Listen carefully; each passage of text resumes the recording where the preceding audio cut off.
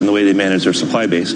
But they don't really have visibility to those sub-suppliers that they didn't source further down the supply chain. Well, and we went to just-in-time some time ago. I think, was it Toyota that led in that, basically, so we didn't have a lot of warehousing of parts.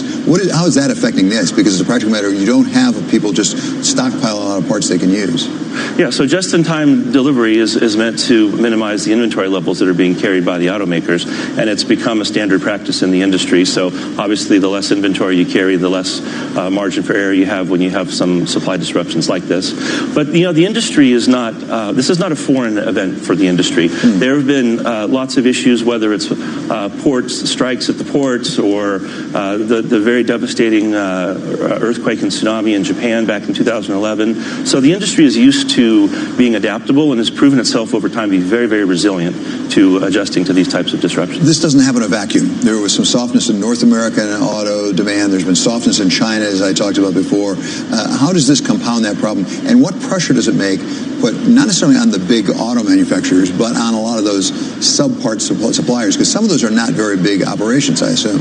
Yeah, we're not seeing, at least in the U.S. market right now, any type of an erosion in the sales volumes and production volumes.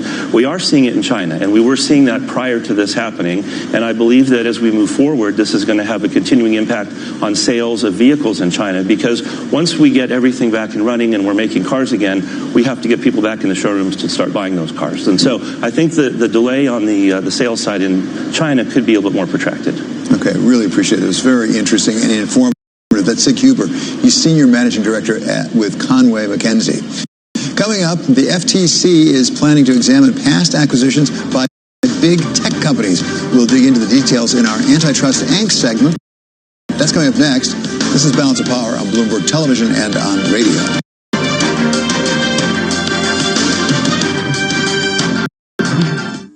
If you promise to cover... Let's get this right, sir. You didn't see three men dressed as clowns take off in a van with a Renaissance painting because you were distracted by, and I quote, a sporty red compact SUV with a bold mesh grille, a sculpted bonnet with sweeping roofline on diamond-cut alloys. And beautiful rear haunches. So, you saw a Jaguar E-Pace. But what about the clowns? What clowns? Jaguar E-Pace. Designed to steal attention. Search Jaguar E-Pace. Whatever job you're searching for, you can find it on LinkedIn. First jobs, flexible jobs, work from home on a Friday jobs, advertising jobs, accounting jobs, HR, PR, even ER jobs, Soho jobs, Shoreditch jobs. Keep me away from the central line jobs. Banking jobs, building jobs, never ever boring jobs. Small jobs, big jobs, lunch in Borough Market jobs, or even voiceover jobs, which is how I ended up recording this ad. Search millions of jobs on LinkedIn and find one meant for you. Switch to 5G on Vodafone. Pre-order the new Samsung Galaxy S20 Ultra 5G by March 8th and get wireless Galaxy Buds Plus for free. With unlimited 5G data, you can post 108 megapixel photos and download videos impossibly fast, all on the UK's best mobile data network. The future is exciting. Ready? Vodafone. 5G subject to coverage in your area. MPerf test awarded Vodafone Best 2019 Mobile Internet Performance. Minimum term applied. See vodafone.co.uk. Suffering from house harassment? At Wix, there's buy one, get one half price on all interior paint, including Dulux. Ends Monday. Terms apply. You could find a fiver, a tenner, a 20, or even a crisp 50 inside the Sun on Sunday. That's right, cash!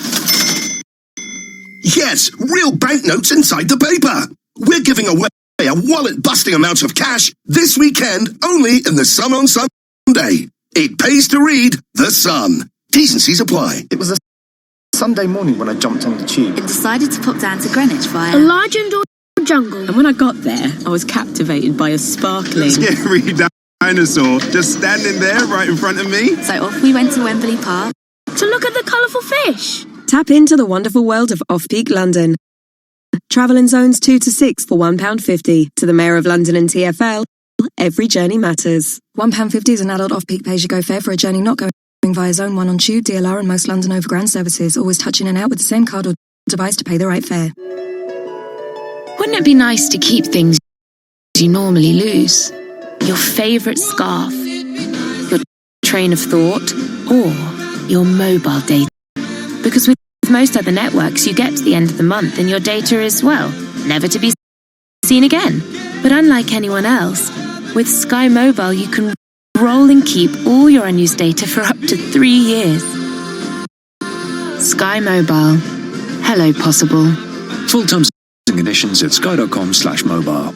One of these days, these boots are gonna walk all over you. Sign up to Walk All Over Cancer with Cancer Research UK. Walk 10,000 steps every day in March, and together we will beat cancer. Are you ready, Boots? Time to get your boots ready. Start walking. Use the 10,000 Steps a Day Challenge to explore London, get fit, and help beat cancer. Come on, search Walk All Over Cancer and sign up now. The puck drops. 12 players face off to win. The suspense is pure torture, but you wouldn't miss this for the world. TuneIn brings you every minute of the NHL season. Listen live to hockey when it matters most on TuneIn. The Iowa caucuses were an epic fail, a fiasco, and an invitation for suspicion.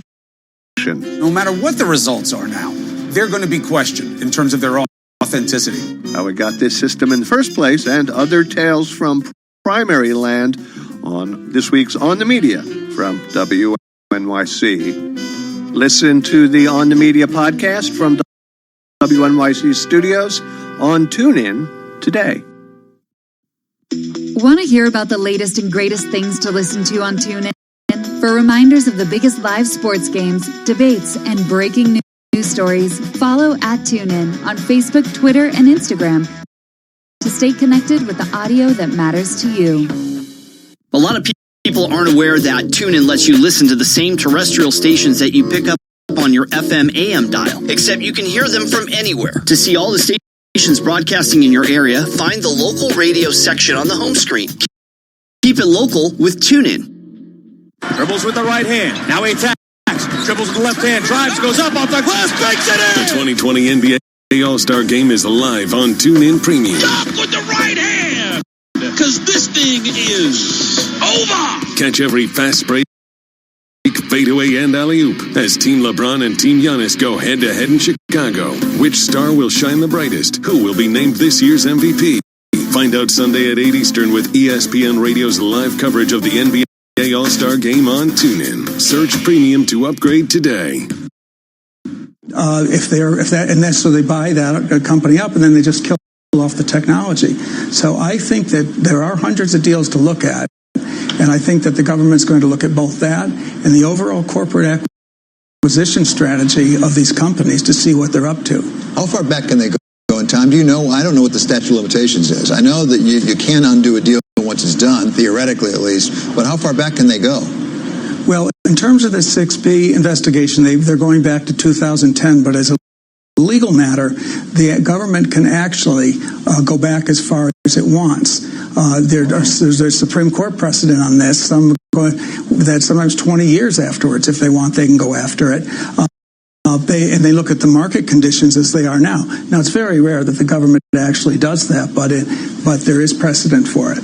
Okay, so Jen, we have to go with the other story that we've gone to again and again, and T-Mobile Sprint. Right. I would say they're finally done, but maybe not quite so much done. Well, they're really there. I mean, they're very close. They have a few small hurdles, which I don't think are going to get in their way of closing. They're still waiting for what's called Tunney Act approval. Yeah. This is where a federal judge has to sign off on the Department of Justice's settlement. That's been pending. That's in D.C. District Court. I don't think they're going to have any problem getting that. That's underway. I would think even in the next month. I believe they still need a California Utility Commission, but I don't think that'll get in the way of closing either. Well, Kevin, to be clear, what they did get is they got a federal judge to say, state attorneys general came in to try to enforce the antitrust laws. Thank you very much, but this is okay. We'll go ahead with it. There could be an appeal from that, right? There could be. I think it would have very low chances of success. What's in it for the states? What the states got out of this was reaffirmation from this judge that they do have the right to act in the special interest, in the public interest, even with respect to national mergers.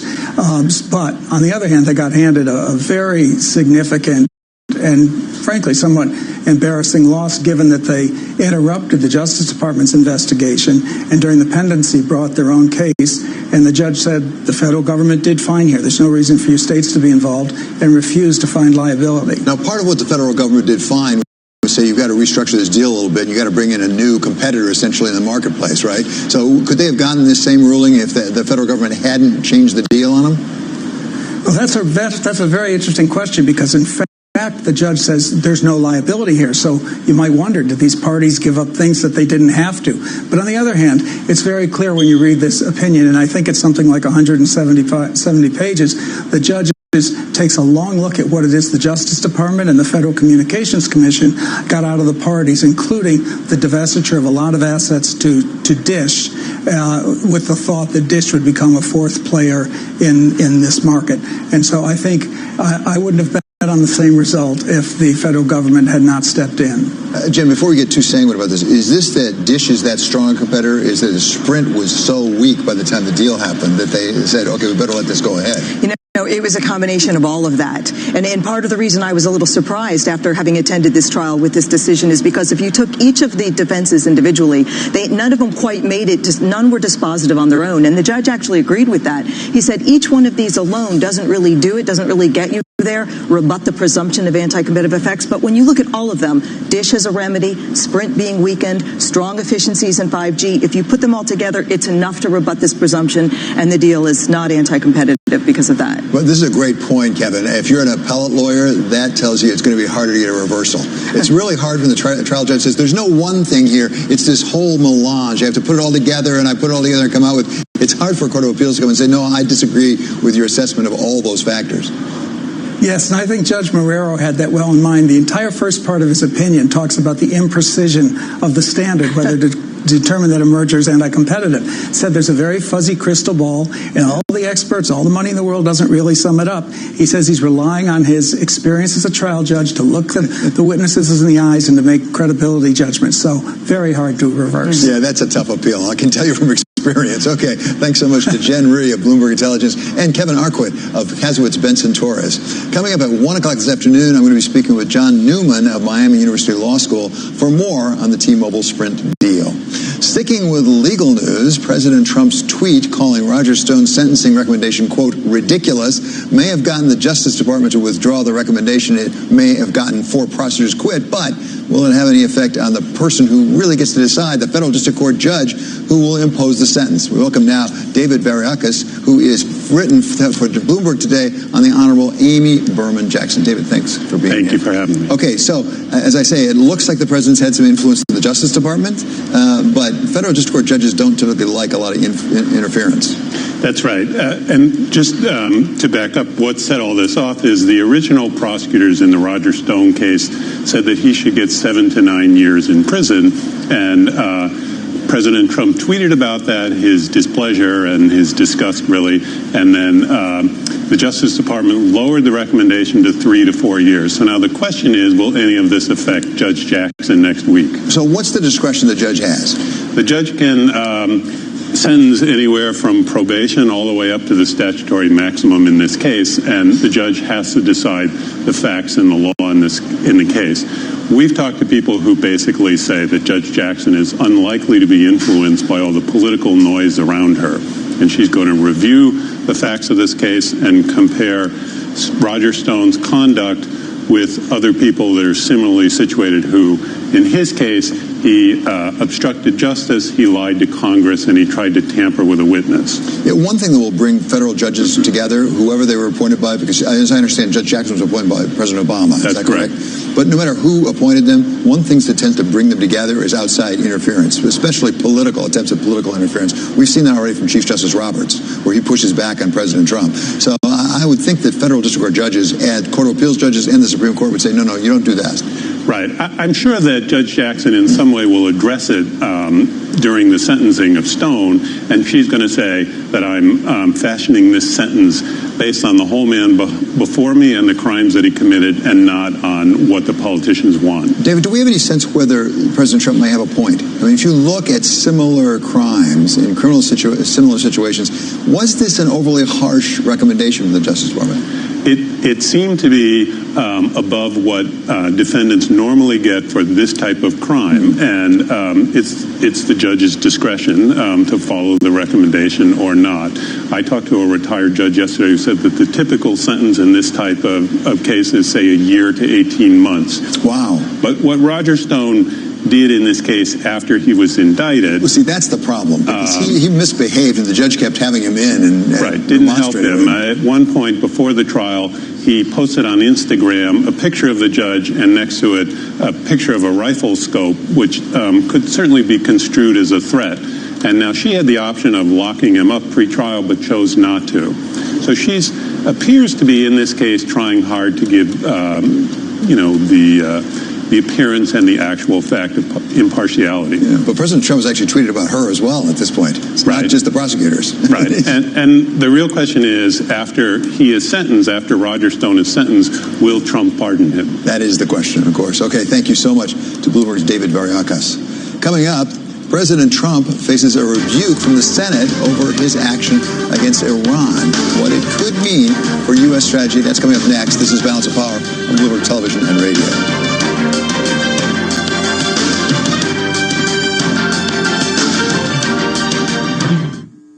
Tom Keene and Jonathan Farrow enjoy each other's company. Most of us don't speak Mandarin. John, do you speak Mandarin? I do not speak Mandarin. I just wanted to check that. Almost as much as they enjoy grilling economic experts. When this is over, do you bounce back, or is there a lasting weakness to it? Which means that you will enjoy listening. If things get worse, we're ready to do more. Bloomberg Surveillance, weekday mornings at 7 Eastern on Bloomberg Radio, the Bloomberg Business app, and BloombergRadio.com. Bloomberg, the world is listening. Tom has been a teacher for over 40 years. One day, I think one of the students had asked the question and he didn't remember the answer. And I also noticed that he was letting his class out earlier than they were supposed to let out. I was really starting to worry. Levi and I talked about how it would change our lives, but he was there beside me. When something feels different, it could be Alzheimer's. Now is the time to talk. Visit alz.org/ourstories to learn more. A message from the Alzheimer's Association and the Ad Council. Business is constantly evolving. Is your financial printer evolving to keep ahead of the curve? At Command Financial, we are redefining financial printing by providing industry-leading expertise, leveraging technology, and honing processes and best practices.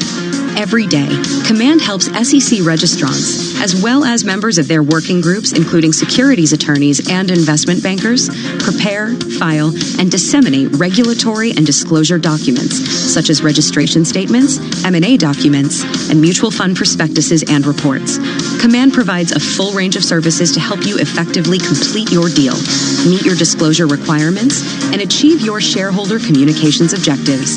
Visit our website at commandfinancial.com and learn how we're evolving, not only with the times, but also with your business requirements. Command Financial, redefining financial printing.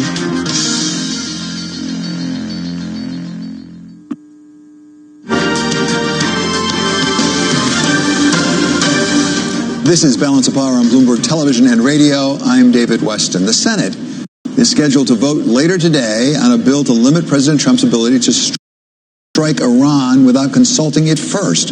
Yesterday, 8 Republicans joined with Democrats on a procedural vote to allow the measure to come to the floor. Joining us now from Washington is Bill Ferries, who heads our national security team at Bloomberg News. So, Bill, welcome. If this goes forward, it could be something of a rebuke to the president. It certainly will be, because, of course, if it passes the Senate, it's going to pass the Senate with some Republican support. And at least 2 Republican senators have signed on as co-sponsors of this legislation. That said, it's not expected to pass with a veto-proof majority, and President Trump is already warning Congress that he thinks passage of the bill is effectively a sign of weakness in front of Iran. Yeah, indeed. Is there a question also about constitutionality? Because presidents historically don't like the War Powers Act much anyway. Exactly. And, yes, I think there is a constitutional issue here. I think the presidents of both parties have long argued that they need the flexibility to make quick decisions and strike against American enemies, sometimes preemptively without having to seek formal approval in Congress. Part of the tussle, the yin and yang, the pulling and pushing back out there. Let's talk about Afghanistan for a moment, because there was a report that crossed that, in fact, Mike Esper, the Secretary of Defense, has now said they've got sort of a tentative 7-day cooling off deal with the Taliban that might lead somewhere else. What do we know about that?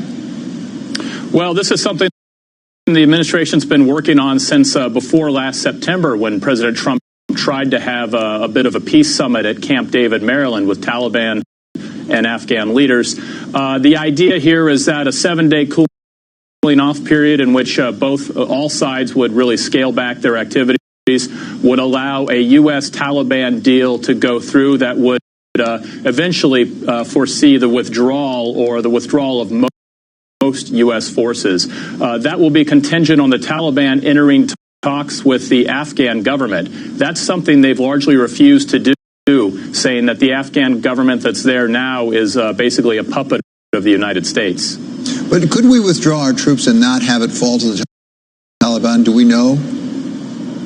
Well, right now, the Taliban are basically at their strongest since they were ousted almost 19 years ago. They contest or control about half of Afghanistan, so it's a pretty large swath of territory, and they have always had an ability to strike in the capital despite the heavy U.S. presence. So there's some doubts about how long the government could survive if it isn't working somehow cooperatively with the Taliban. Bill, as you know so well, we went into Afghanistan originally because Al-Qaeda was using it as a base. It was really to get rid of Al-Qaeda so we couldn't be hit again. What is the situation right now with terrorists basing themselves in Afghanistan, whether it's Al-Qaeda or Islamic State or others? Well, there has been an Islamic State presence, and that's added to some of the chaos there, as both the Afghan government and the Taliban have fought Islamic State Khorasan, which is basically the local branch. The Afghan government says that they've helped push back on that quite a bit, but there is there's a lot of weapons in the country. There's a lot of different leaders who have their own interests at stake that are separate from both the Taliban and the government. So it's still a fairly chaotic situation. Okay, thank you so much to Bill Ferries, who heads our national security team for Bloomberg News in Washington. Coming up, Balance of Power will continue on Bloomberg Radio. In our second hour, we're going to talk with William Reinsch. He's the chair of international business at CSIS. There are reports now that the Trump administration, may be about to fire a warning shot across the bow of the WTO by raising tariffs unilaterally. It could shake our entire international trading order founded after World War II. We're going to talk with William Reinsch about that. This is Balance of Power on Bloomberg Television and on radio.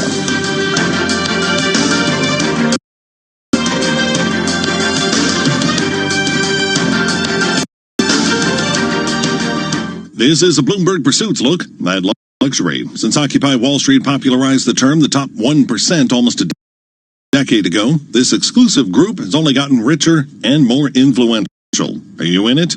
It depends on where you live. To join the group in the oil-rich United Arab Emirates requires more than $900,000, or 12 times more income than in India, a developing market so populous that the top 1% includes more than 13 million souls. In much of the developed world, an income of $200,000 to $300,000 gets you in the top 1%.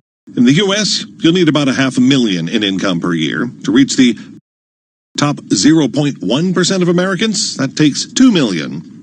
Speaking of billionaires, Steve Cohen's deal to buy the New York Mets may have fallen through, but that doesn't mean they're not still for sale. In fact, they might be pricier. No preconditions regarding control of the team will be attached to the next bid, meaning the Wilpon family may actually reap more than the Major League Baseball record $2.6 billion that Cohen had agreed to pay. My man Girote, Bloomberg Radio. When you put together the puzzle that's today's business and political environment, can you make a call given this swirl of data? Is that already being reflected in the way that they're priced? Make sure you have all the pieces. Which segments of Alphabet's business are most likely to come under scrutiny. They're getting mixed signals from governments. He's failed to gain traction. Will he have to abide by a subpoena? Bloomberg Radio, the Bloomberg Business Radio.com and iHeartRadio apps and BloombergRadio.com. Bloomberg. The world is listening. Okay, kids, Dad's gonna teach you how to dance. First, spread your feet apart. Then, pump your knee, nod your head, shake your hips, and bite your lip ever so slightly. Now, with one hand in the air, point at people with the other hand. I call that the rock star. Dance like a dad. It's a great way to make a moment with your kids. Now, make a face like it just smells something bad. Visit fatherhood.gov. Brought to you by the U.S. Department of Health and Human Services and the Ad Council. Why is delivering the best client experience a top priority at BNY Mellon's Pershing? Michelle Feinstein, Director of Client Engagement, explains. Today's investors want a financial relationship that's on demand, customized, and leverages the latest digital technology. At BNY Mellon's Pershing, helping advisory firms and broker-dealers create great experiences for their clients is our priority. Through our integrated wealth experience, we give you a high-touch service, flexible technology choices, and expert insights, so you can deliver a highly personalized experience to your clients at every step, from onboarding to wealth planning, to performance analysis, and more. And because we're part of BNY Mellon, you'll benefit from more than 230 years of strength and stability. At Pershing, we're personally invested in your success. Visit Pershing.com to learn more about Pershing's integrated wealth experience. Pershing LLC and Pershing Advisor Solutions LLC are both members of FINRA and SIPC. From the financial capital of the world, 24 hours a day at Bloomberg.com, on the Bloomberg Business app, and on Quick Take by Bloomberg. This is Bloomberg Radio. From Bloomberg World Headquarters, I'm Charlie Pellet.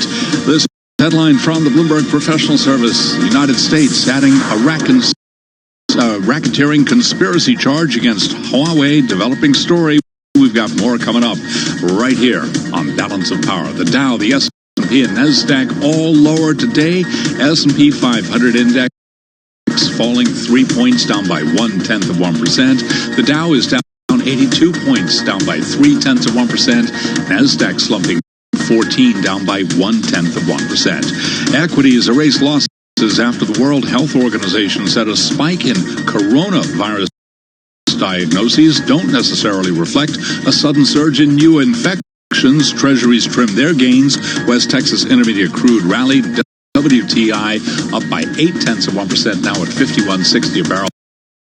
Brent up 1%, $56.35. Well, as for opportunities in the market, Kirk Hartman is Chief Investment Officer at Wells Fargo Asset Management. He was our guest this morning on Bloomberg Television. Well, I think you have to take advantage of dislocations. We're looking at mispriced value, and I think there's a lot of mispriced value in Europe. There clearly is going to be short-term volatility related to coronavirus, but there are definitely opportunities worldwide. And speaking of the coronavirus, car sales in China plunged to fresh lows in January as the deadly coronavirus spread kept buyers away from showrooms, intensifying the gloom hanging over the industry. The China Association of Automobile Manufacturers said sales to dealerships fell 20% to 1.61 million cars last month. That was the biggest monthly drop since January of 2012. After earnings, TripAdvisor down 2.6%. Cisco Systems dropping 5.5%. Kraft lower by 6.9%. 102 on Wall Street. Time now for the Market Drivers Report with a focus on American depository receipts. Here he is, Dave Wilson. Thanks, Charlie. ADRs are falling more than U.S. shares. The S&P ADR index is down 0.7%. The S&P 500 is only lower by 0.1%. Japan SoftBank Group is down 5% in U.S. trading. People familiar with the matter said terms of a deal for the company's Sprint unit may be renegotiated. They said T-Mobile US's majority owner, Deutsche Telekom, wants to cut the price. Argentine bank ADRs are lower after Economy Minister Martin Guzman said bondholders probably will be disappointed with a planned debt restructuring. Banco Macro has lost 4.6%, and Galicia has fallen 8.2%. Germany's Commerzbank has risen 8.6%. The bank's fourth quarter revenue beat analyst average estimate in the Bloomberg survey, while earnings trailed estimates. Commerzbank said it will unveil a cost-cutting program this year. And China's Semiconductor Manufacturing International has gained 6.7%. The chip maker's fourth quarter profits surpassed the highest projection, even though revenue was lower than the average estimate. Charlie? And we thank you very much, Dave Wilson. Following those American depository receipts, a couple more details about the story we told you at the top of the hour. The U.S. adding a charge of racketeering conspiracy against Huawei Technologies, potentially increasing the penalties the Chinese company will face if convicted. Huawei already facing a series of criminal charges for allegedly violating sanctions against Iran and North Korea. Recapping, S&P down by 0.1%. I'm Charlie Pellet. That's a Bloomberg Business Flash. This is Balance of Power. We have the strongest economy by far in the world. We're going to grow our trade relationship. I know what's broken. I know how to fix it. Where the world of politics meets the world of business. They've got the money they need to run a very competitive race. We've got now a real crunch few days for Brexit. We want certainty in the markets. We want certainty in our trading relationships. The administration is trying to create a new divided world. Balance of Power with David Weston on Bloomberg Radio. The coronavirus is worse than China told us, and President Xi puts a new team in place to manage it. President Trump says he wants to plant 1 trillion trees, and the administration may be working on a plan to shake the WTO to its core. From the Bloomberg Interactive Broker Studio, welcome to the second hour of Balance of Power. There are reports that the Trump administration may be planning on a major shakeup of the WTO and the entire multilateral global trade structure put in place after World War II, for that matter.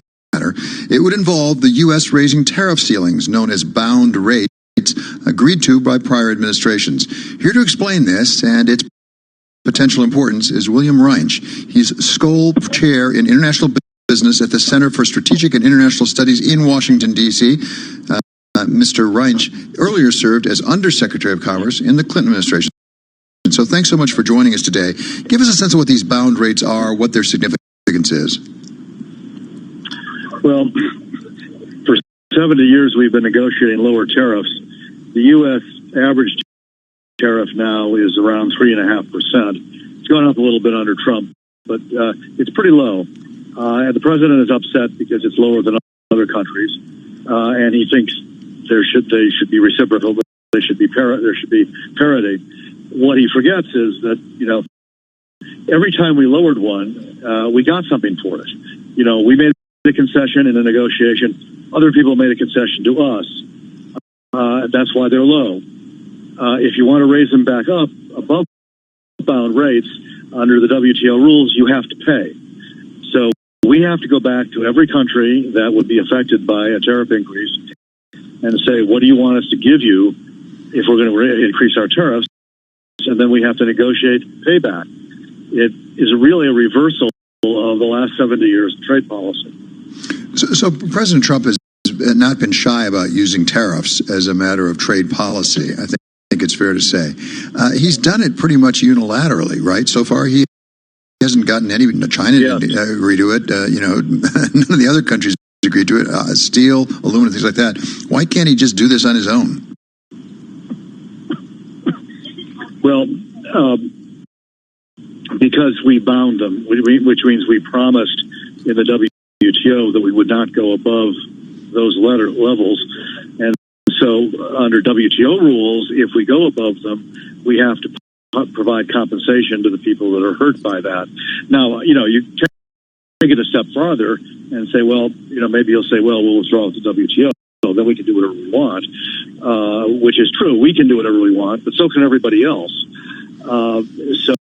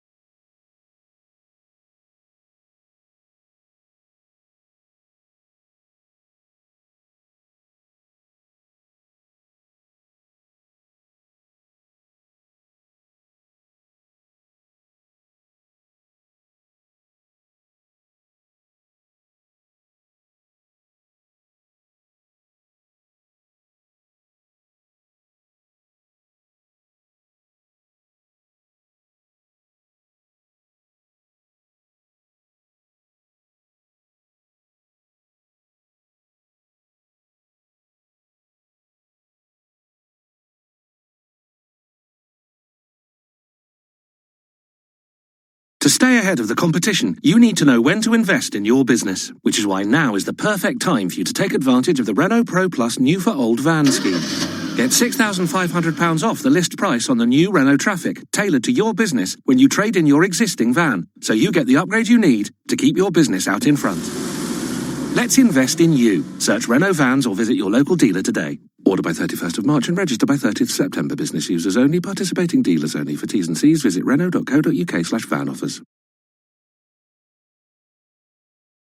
Come and poach if they have any aspirations to scale their business the size of Especially Amazon. if they're, I hate to use the phrase, but direct to consumer. I mean, if the whole idea now is that these companies need to get product in consumers' hands, not by with the help of an Amazon, but bypassing them, that's a pretty tall order. Yeah, it's Amazon's superpower, right? This whole logistics thing. They just switched on the one-day delivery, which is incredible. Yes. I ordered hot sauce last night. It's coming today.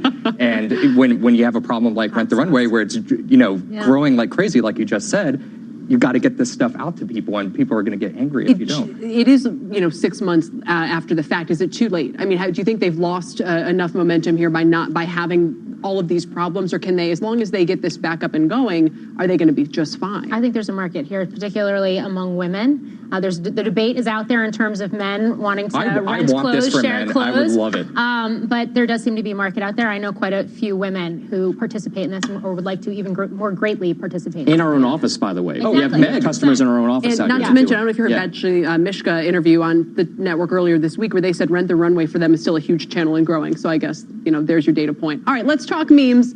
Democratic candidate Mike Bloomberg is taking a new approach in his ad blitz, and he's contracted some of the biggest meme accounts on the internet to post sponsored content like this.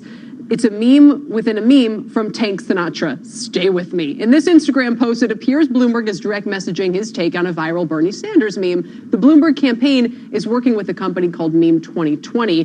Tank Sinatra has 2.3 million followers on Instagram. For more, let's bring in CNBC.com advertising and marketing reporter Meg Graham. Hi. Meg, you've got the inside scoop. Welcome on what Bloomberg's doing here. Does it? Everybody's talking about it. Is that buzz enough? And is it worth the money? Do we know how much he spent on it? Not yet. I've heard that for maybe one of these accounts, like a typical post on one of these Jerry Media accounts would probably run like $50,000 to $100,000 for a post and like an Instagram story. So times that by 20, and you're looking at whatever that do the math. Wow. But we'll see, and he might be doing more of them too. I think it's crazy because we gave President Trump so much credit for how savvy he was on one specific social media platform of choice, right? Twitter. Also with Facebook and his presence Yes. there. But the idea that now you are tapping 2.3 million follower accounts like in Tank Sinatra. By the way, Grape Juice Boys, if you guys haven't checked out that one, 2.7 million followers there, and the content is stuff that resonates with a certain very core group of people. We're not talking about the 50 to 70-year-olds. We are specifically talking about like 13 to like 25-year-olds. Right. So if you're looking for that electorate, that's the place you're going. So I'm not sure if this is going to play out, but it's certainly a very interesting tack that the Bloomberg. And I just love Bloomberg's digital operation. Why is he the only Democratic candidate doing this at this? And that's a key question when it's been It's so crazy. successful for President Trump. I mean, Right. you have the Trump War Room, the memes that the GOP Why weren't party has wasn't been able anyone to else harness. prepared? I don't know. It's a Yeah. good question. Mike Bloomberg, though. Miguel Bloomberg. Miguel You should have Bloomberg. known it was coming Best when we Twitter started account ever. getting reports that they had approached That's right. that Twitter Oh, I account. saw that. Well, it's interesting, I think, because, I feel like this generation, it's like the first time it's so obvious that like they don't watch TV. They're not listening to radio. So I feel like this is maybe the first, campaign, obviously, where they're going to be voting. It's really smart because they're not using traditional media. They're in a different world. How do you think the campaign is measuring if this worked, quote unquote? Because the funny thing is, a lot of it so far has been by the traditional media covering what he's doing, but that doesn't seem to be the goal. The goal seems to be, are those, Gen Zers on Instagram somehow going to walk away from this and think he's worth a vote? Well, I think this is just a total blitz. I think the attention thing right now is probably the short-term goal. Probably later on, they might start to introduce some more specific policy measures. Maybe they're going to start doing some of that. But I think for now, this attention is probably great for them. By the way, just one point. He's tacking Michael Bloomberg, the Super Tuesday Blitz. Those are states with populations that are more geared towards this kind of advertising than, say, Iowa or New Hampshire or South Carolina. Absolutely. I think to Steve's point, I'm surprised more people aren't doing this. And the only final thing I wonder is with all these highly followed Instagram accounts, if they start doing all the sponsored posts from Canada, are they just going to alienate their followers? Well, It's going to be self-defeating. Right. Well, I talked to one who, this is their first time, they run 12 of the accounts, this Doing Things company. They're on 12 of the accounts that ran these. So I kind of said, you haven't done these before. Would you do it again? And they said, sure, we would do these again if the campaign is hitting the right tone, you know? And if they're paying up, I'm sure. And if they're paying enough, yes. Let's not forget that part, right? Exactly. Meg, thank you. And thank you, everybody, today. Meg Graham, Dom Chu, Morgan Brennan, and Steve Kovac. Coming up, Mapping an Outbreak, my next guest company provides the technology to do just that. She'll join us with a look at how it works for things like coronavirus and the agencies relying on it in this outbreak. And let's look at the S&P 500, which just now in trading hit an all-time high. It's reversed higher today. 3382 is your level. We're back in 2.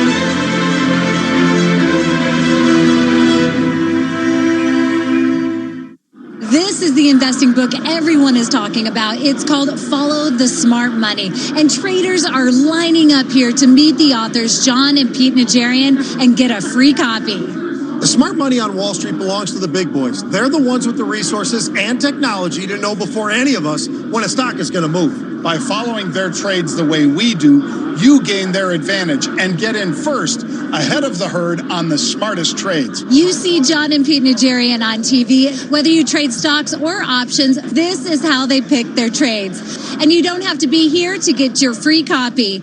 Call or go to followthesmartmoney.com right now. Just take care of delivery and it's yours free. Act quickly and you'll also get this companion DVD for free. Call 800-850-3232 or go to followthesmartmoney.com now. That's 800-850-3232 or followthesmartmoney.com. That's followthesmartmoney.com. Look who's cheap now. You are. And millions more just like you with cheapoair.com. Because when you spend less booking your flight, you're free to do more, see more, live more, and save more. So you can start planning your next adventure. Just download, click, or call and save on the best flights. cheapoair.com. Go ahead, be cheap. Welcome back. This sudden spike in coronavirus cases in China highlights how difficult it is to track the magnitude of this outbreak. One company is helping solve that problem. Its mapping platform helps health officials track the coronavirus in real time, and it's already used by hundreds of companies around the world, including the CDC, the WHO, and Johns Hopkins University. For more, let me bring in Dr. Esty Garrity. She's the Chief Medical Officer for technology firm Esri. Welcome. It's great to have you, Doctor. And first of all, what is your map telling us right now about coronavirus? Very glad to be here. Thank you. Well, right now, I think the map is telling us what we've been hearing all along, that this is an epidemic mainly based in China, and that the number of cases continue to grow every day. We did see a big spike yesterday, and I think that's been well explained through the media, indicating that there are new methods of diagnosing cases. But basically, we're seeing how this spreads, and we're doing it in near real time. Are you relying on authorities to report this information, or are you able to somehow crowdsource it? There's a little bit of both, but I would say mostly the information is coming from authorities. And that, to me, marks a major transition in this particular outbreak, that we're seeing a lot more sharing of data and information so that everybody can be made aware. But how can you trust it, in a way with something, I guess, because this one's centered in China, and as we understand, many doctors think the Chinese are doing everything they can, to get the right information out there. But in the early stages of this, and the Chinese people themselves are a little more skeptical of whether they're getting the straight story. Is there any way for you to confirm or verify or use additional sources to, kind of reinforce whether what they're telling you is in fact what's happening? Well, I think that a number of organizations are using multiple sources.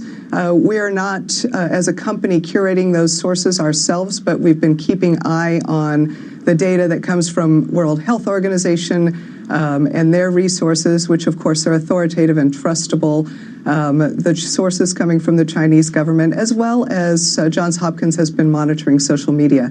So I think together, we always know that data can be flawed, but I think we're getting the best possible picture. Yeah, you, as I understand it, left your medical practice to join this company, and because you're so excited about the technology. What is it that you see as potential in either being used in coronavirus or in future outbreaks? Honestly, I think that this technology can be transformational. Like you mentioned, I did leave medical practice so that I could work here full time and promote the value of a geographic perspective. I think that geography has been a part of our data for decades or longer, but we haven't been using it to the extent possible. And we can make smarter, better decisions when we do. So I'm very excited about all of the potential of geographic perspectives. You have a lot of corporate customers, including John Deere, FedEx, Fruit of the Loom. What are they doing with this mapping data, this geographic information that they didn't previously have? Sure. I think a lot of businesses are using it differently. Some use it for site selection for their retail locations. Others use it for market analysis to reach the different market segments that are appropriate to their business.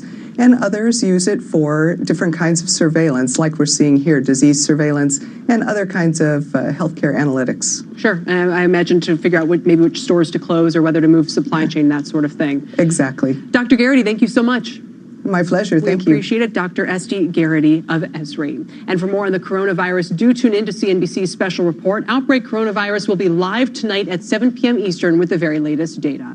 Coming up, Casper's lackluster IPO, SoftBank's brand list going under, a deal blocked by the FTC for Harry's. Things are looking pretty bleak for direct-to-consumer startups lately. We'll look at why and who stands to lose. Plus, some good news for savers. The exchange will have that when we come back in Suits. Turn on my TV and boom, it's got all my favorite shows right there. I wish my trading platform worked like that. Well, have you tried Thinkorswim? This is totally customizable, so you focus only on what you want. Okay, it's got screeners and watch lists. You can even see how your predictions might affect the value of the stocks you're interested in. Now, this is what I'm talking about. Yeah, it'll free up more time for your true crime shows. British baking competitions. Didn't peg you for a crumpet guy. Focus on what matters to you with Thinkorswim.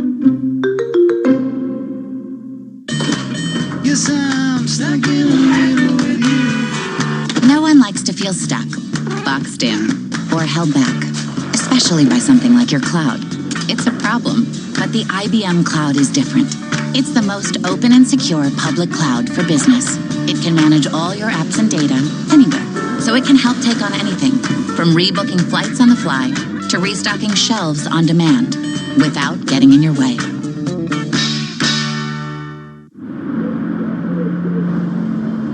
Tomorrow is just waiting to be created, to be reinvented and redefined. And it's those who dare to push the world forward, discover and reshape markets, and embrace the possibilities of data that will reimagine our potential and transform society as we know it. With new ideas and new technology, get there with NASDAQ. Next on Squawk Box, NASDAQ targeting 10,000. Which companies could help it hit the mark and bring opportunities for investors? Squawk Box tomorrow, 6 a.m. Eastern. Watch or listen live on the CNBC app. Whatever job you're searching for, you can find it on LinkedIn. First jobs, flexible jobs, work from home on a Friday jobs, advertising jobs, accounting jobs, HR, PR, even ER jobs, Soho jobs, Shoreditch jobs. Keep me away from the central line jobs. Banking jobs, building jobs, never ever boring jobs. Small jobs, big jobs, lunch in Borough Market jobs, or even voiceover jobs, which is how I ended up recording this ad. Search millions of jobs on LinkedIn and find one meant for you. You could find a $5, a $10, a $20, or even a crisp 50 inside the Sun on Sunday. That's right, cash. Yes, real banknotes inside the paper. We're giving away a wallet-busting amount of cash this weekend only in the Sun on Sunday. It pays to read The Sun. T's and C's apply.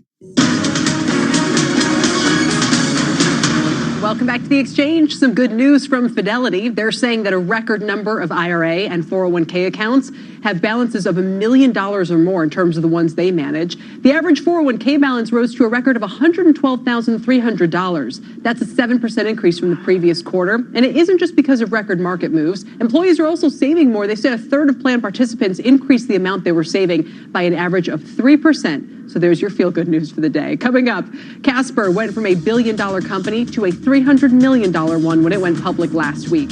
It's just the latest example of direct-to-consumer brands falling out of favor. So what has changed for consumers and investors? That's next.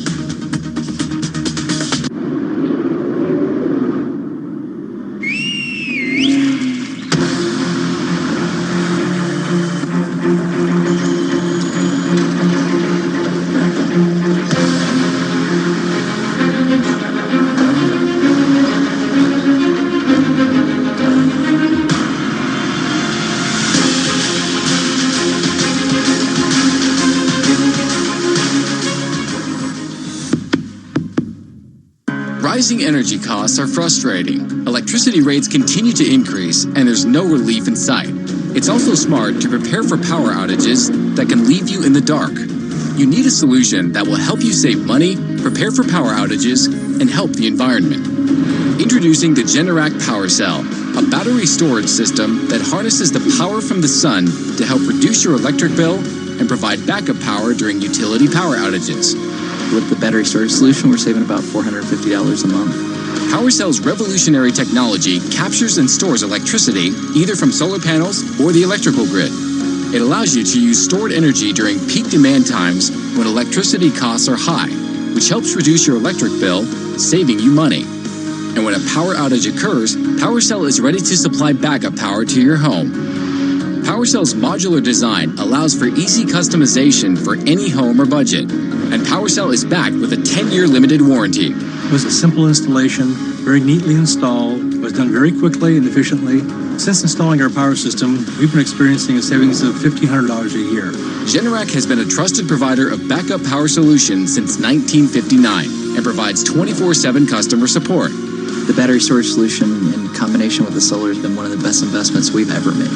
Special financing is available with low monthly payment options. You will likely qualify for tax credits and energy rebates, which could save you up to 30%, adding to the savings you'll enjoy over time with PowerCell. Call now to schedule a free in-home assessment. The call is free, the assessment is free, and there's no obligation to buy. Act now to receive PowerView, Generac's home energy monitoring system, a $300 value. With PowerView, easily keep tabs on your energy consumption, monitor your battery usage, and track your savings. Don't wait. Call or go online now. PowerCell, savings powered by the sun. Can the American food industry survive without immigrants? We feed America. We feed you. What's happening right now? It doesn't work. I'm tackling the issue of immigration on the premiere episode of What's Eating America.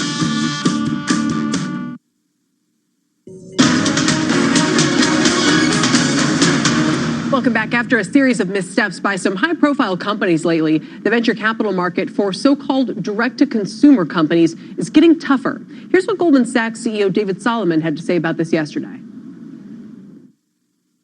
Well, there's no question that the market is shifting in terms of looking for earnings and looking for sustainable earnings as we bring IPOs to market. I also think direct-to-consumer, omnichannel businesses have a much, much tougher slog. And that's a very, very competitive space. Kate Rooney joins me now with more. Kate, why has the slog gotten tougher all of a sudden? That's right. Hey, Kelly, direct-to-consumer brands were once the hottest thing in Silicon Valley. Why? They promised to eliminate the middleman and engage directly with consumers. But investors are realizing that customer engagement is expensive. And interestingly, doesn't decrease as these companies scale. They end up paying Google or Facebook or even podcasts to get those website views. Some are even going back to brick and mortar like the ones behind me here. The group raised a record $4.3 billion in funding in 2017. A few recent signs the tide is turning, though. First, Casper. That went from a $1 billion private company to a $400 million public company. Harry's deal with the maker of Schick razors also fell apart after the FTC stepped in, and SoftBank-backed Brandless recently went under. One high-profile VC telling me those who can't show solid margins will end up, quote, getting burned in 2020. Kelly? So who's the winner? Amazon and the shopping mall? There's a few themes that they say. There will be some winners here, those who can show high margins or margins at all, and those who are not valued like a tech company. If you're valued like a retail company, it does seem like there's still an appetite. And some with subscription revenue. That recurring revenue is a little bit more predictable, according to some investors. Good point, like the razor companies. Kate, thanks so much. Kate Rooney there. We appreciate it. That does it for the exchange. Thanks, everybody. I'll go join Tyler for Power Lunch. See you there. And Kelly, we will see you in just a moment. Welcome, everybody. I'm Tyler Matheson. Here's what's new at 2 on Power Lunch. Stocks making a comeback after starting the day lower, shaking off the virus fears as 15,000 new coronavirus cases were confirmed overnight. Is there anything, though, that can stop what appears to be a record rally, even though the Dow is down right now? Plus, as the virus spreads, the global travel crackdown increases. The founder of Priceline will be here to tell us how bad things might get. And later, Tesla shares defying gravity, the stock reversing into higher territory even after the company announced a $2 billion stock offering. We will hear from a former Tesla board member on the rally in Tesla. Power Lunch starts right now.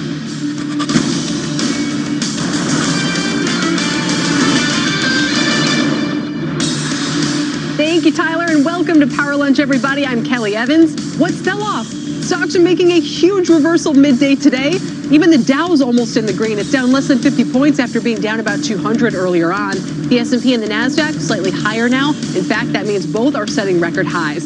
Check out some of the chip stocks, which are also hitting new highs. Applied Materials and AMD, both at all-time highs. NVIDIA at a 2-year high ahead of its earnings report after the bell today. We'll have more on that a little bit later on. Ty? Thank you very much, Cal. We begin with the latest developments on the coronavirus. The CDC confirming now a 15th case of this illness in the United States. China changing the way it counts cases, leading to a big jump in new cases overnight. There are now nearly 60,000 confirmed cases. And today, a White House official saying the U.S. doesn't have high confidence in the information coming out of China about this outbreak. But after a drop this morning, stocks have shaken off the latest corona fears. Bob Pisani is at the New York Stock Exchange with more on the action up to the minute. Bob. Definitely a more defensive tilt to the market, but not much. The market is still acting like somehow we're going to get past this fairly quickly. Just look here, semiconductors, utilities, REITs doing a little bit better. This is the defensive end of the market. And of course, energy and industrials, which reflect cyclical aspects, a bit weaker, but not a lot, not dramatic differences here. We do have some new highs, and we have the usual mix of utilities and REITs hitting new highs recently. Duke, great report. Avalon Bay had a great report last week and good guidance. So these all have nice yields and have been hitting 52-week highs recently. The usual confusing headlines on coronavirus. Alibaba said big impact on the Chinese economy, but didn't quantify it. Ralph Lauren, 2/3 of their stores in China are closed. Nestle talked about they're resuming operations, but at a reduced rate. And finally, Nu Skin, which gets 1/3 of their sales directly in mainland China, they talked about drops of 20 to 25% in sales. You see, they're down 15%. That's a big impact. Finally, my stock of the year so far, not one you would expect. Just keep pointing out, Virgin Galactic just keeps going up every day here, 200% in year to date. And the guys, the important thing here is space exploration, hot topic, but there's not a lot to buy. That's what's driving it up. Back to you. All right, Bob, thank you very much. So the safety trade catching a bid today, despite the comeback. So is it time to play some defense as the uncertainty around the coronavirus continues to loom heavily on investors' minds? Here with more are Michael Cugino. He is of the Permanent Family of Funds, and Sandy Villery of Villery and Company. Welcome to both of you. Michael, let me start with you and Thanks, to the specific thought about the safety trade. One of the areas that you like is typically associated with safety trade, and that would be REITs. Why do you like them here? Yeah, I think low interest rates, good economic growth, stable capital, an ability to grow, and an ability to raise rents in a number of different subsectors all make sense. Total return, dividend yields in excess of comparable bond yields. So if you're a long-term investor looking to take a little bit of risk off the table and looking for a good total return number, going out for a while, REITs are attractive here in a number of different subsectors. Tell me about the subsectors you favor right now, because there are REITs and then there are REITs. Yeah, and one of the factors, you mentioned the coronavirus, but there are many REITs that are U.S., primarily U.S.-centric. So you take away the international risk of the coronavirus spreading, in a much worse way globally than in the U.S. We would look at apartment REITs, good economic conditions. People need to find places to live. Avalon Bay Communities, Essex Properties are a couple that we own there. Warehousing, retail, medical office space, general office space. So, I would say diversify. So let me turn to you, Sandy, and get you to explain your thinking here a little bit. My notes tell me that you are urging people to comb through their portfolios, look for overvalued securities, stocks, mutual funds, whatever, and look to take some profits. And yet, at the same time, you point out that there is no irrational exuberance that you can see. There is a lot of cash on the sidelines. There isn't a sense of euphoria that often accompanies a big market turn, so you remain bullish. So on the one hand, you're saying take profits. On the other hand, you seem to be saying, I'm bullish, keep money at work. Yeah, I mean, we're always going to be, I'd say 80 to 85% invested. For us, we've got about 15 or 20% in cash, which is really record levels for us. But I do think it's an opportunity with the market at all-time highs for people to go through and look at your portfolio and find those names that maybe you don't have high conviction in, that maybe they've gotten a little bit stretched on valuation, and go ahead and take some profits here. I think that's a prudent thing to do with the market at all-time highs. Sandy, I know you typically look at some of the smaller and mid-sized companies, but in this day and age, there's plenty of large caps that you could argue are attractive or value names, however you want to describe it. And we were talking about this upgrade in Caterpillar last hour. Would you be willing to kind of take a look at some parts of the market that have been left behind here? Yeah, we're always looking for, little dislocations in the market. And if the coronavirus continues to, get beyond 1,300, deaths and that starts to spook the market, then we're going to certainly look at that as an opportunity to buy. We had great opportunities even a couple months ago to buy a little bit, and certainly December of 18 was an opportunity to buy, kind of whatever you wanted. So for the most part, we're going to buy younger, growthier, small cap companies. We love El Dorado Resorts right now, not only because they don't have exposure to coronavirus, but doing some good things with their acquisition of Caesars right now. And we think it's one of these deals where management is really under-promised and they should over-deliver. So, Michael, where does coronavirus fit into your investing practice or thesis right now? It obviously is going to have some effect on global GDP, it would seem. How do you factor it in? It's a risk factor as being an uncertain factor. I mean, presently the flu is a lot more dangerous than the coronavirus. But the coronavirus is new. We're trying to quantify how bad it's going to be and what impact it's going to have globally. And until we get some of those data points figured out, it's going to be difficult to predict. And because of that, you're subject to overreaction potentially, to be cautious. And that makes sense. But we've got a lot of good economic activity, a lot of good economic indicators, data points, et cetera. And so, this is one that could begin to change that story if it turns out to be much worse than expected. But at the moment, the flu is a worse thing to get this winter than the coronavirus. All right, folks, thank you very much. Michael Cugino and Sandy Villery, we appreciate your time. Thanks. Thanks, Tyler. You bet.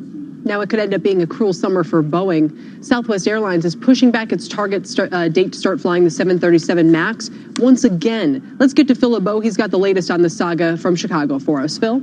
And Kelly, this would be the second straight summer that Southwest would not have the 737 MAX. And remember, summertime, that's when the airlines make their money. As you mentioned, Southwest pushing back the date that it expects to put the MAX back into service. They are now going from June back to August 11th. That's when they expect it to be back in the schedule. So when you look at the three U.S. carriers that fly the MAX, you've got Southwest pushing back to August, but you still have American and United expecting to return it to service in early June. It'll be interesting to see if they also move back their dates for return to service. Typically, these guys have been moving in conjunction, roughly speaking, in terms of when they expect the MAX to come back. Take a look at shares of Southwest. Remember, they have approximately 9,700 737 pilots who will also be flying the MAX. That will have to go through simulator training because that's expected as part of the condition for the MAX being ungrounded. Take a look at shares of Boeing versus Airbus. And the reason we're showing you this is just the divergence in the shares over the last year as Airbus has been able to continue deliveries, had record deliveries last year. They reported earnings early this morning in Europe, and they said, guys, they're expecting to deliver about 880 aircraft this year. That would be a new record. But the CEO told CNBC there's no room just to ramp up further production. They are constrained right now. That's the issue with the whole aviation industry. It's at its max capacity, separate from what's going on with the 737 MAX. All right, Phil, thank you very much. Phil LeBeau in Chicago. Coming up, Michael Bloomberg wants to be president, and money apparently is no object. He is paying big bucks now to social media influencers to generate memes and buzz. Will it work with younger voters? Will it work with any voters? Plus, Tesla's wild ride continuing. The stock initially taking a dive after the company announces a $2 billion stock offering. But now look at it, higher again. A former Tesla board member will join us coming up.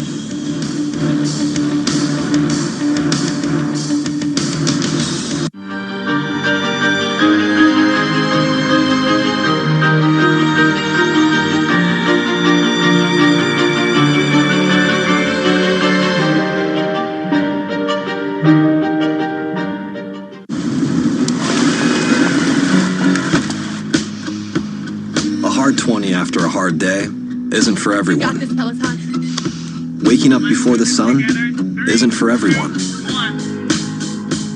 You're almost there. Stay with me. This isn't for everyone. Peloton, let's go.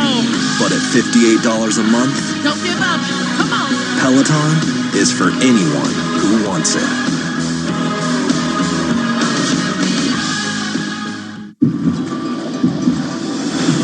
Born from discipline. Consistency rewards. Columbia Threadneedle Investments. Ask Alexa to talk to CNBC for pre-markets, extended hours pricing, market cap, and more. Alexa, open CNBC.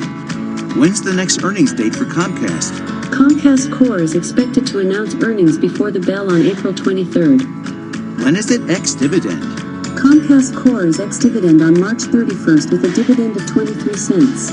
Now get more on the CNBC Alexa skill. What else can I help you with?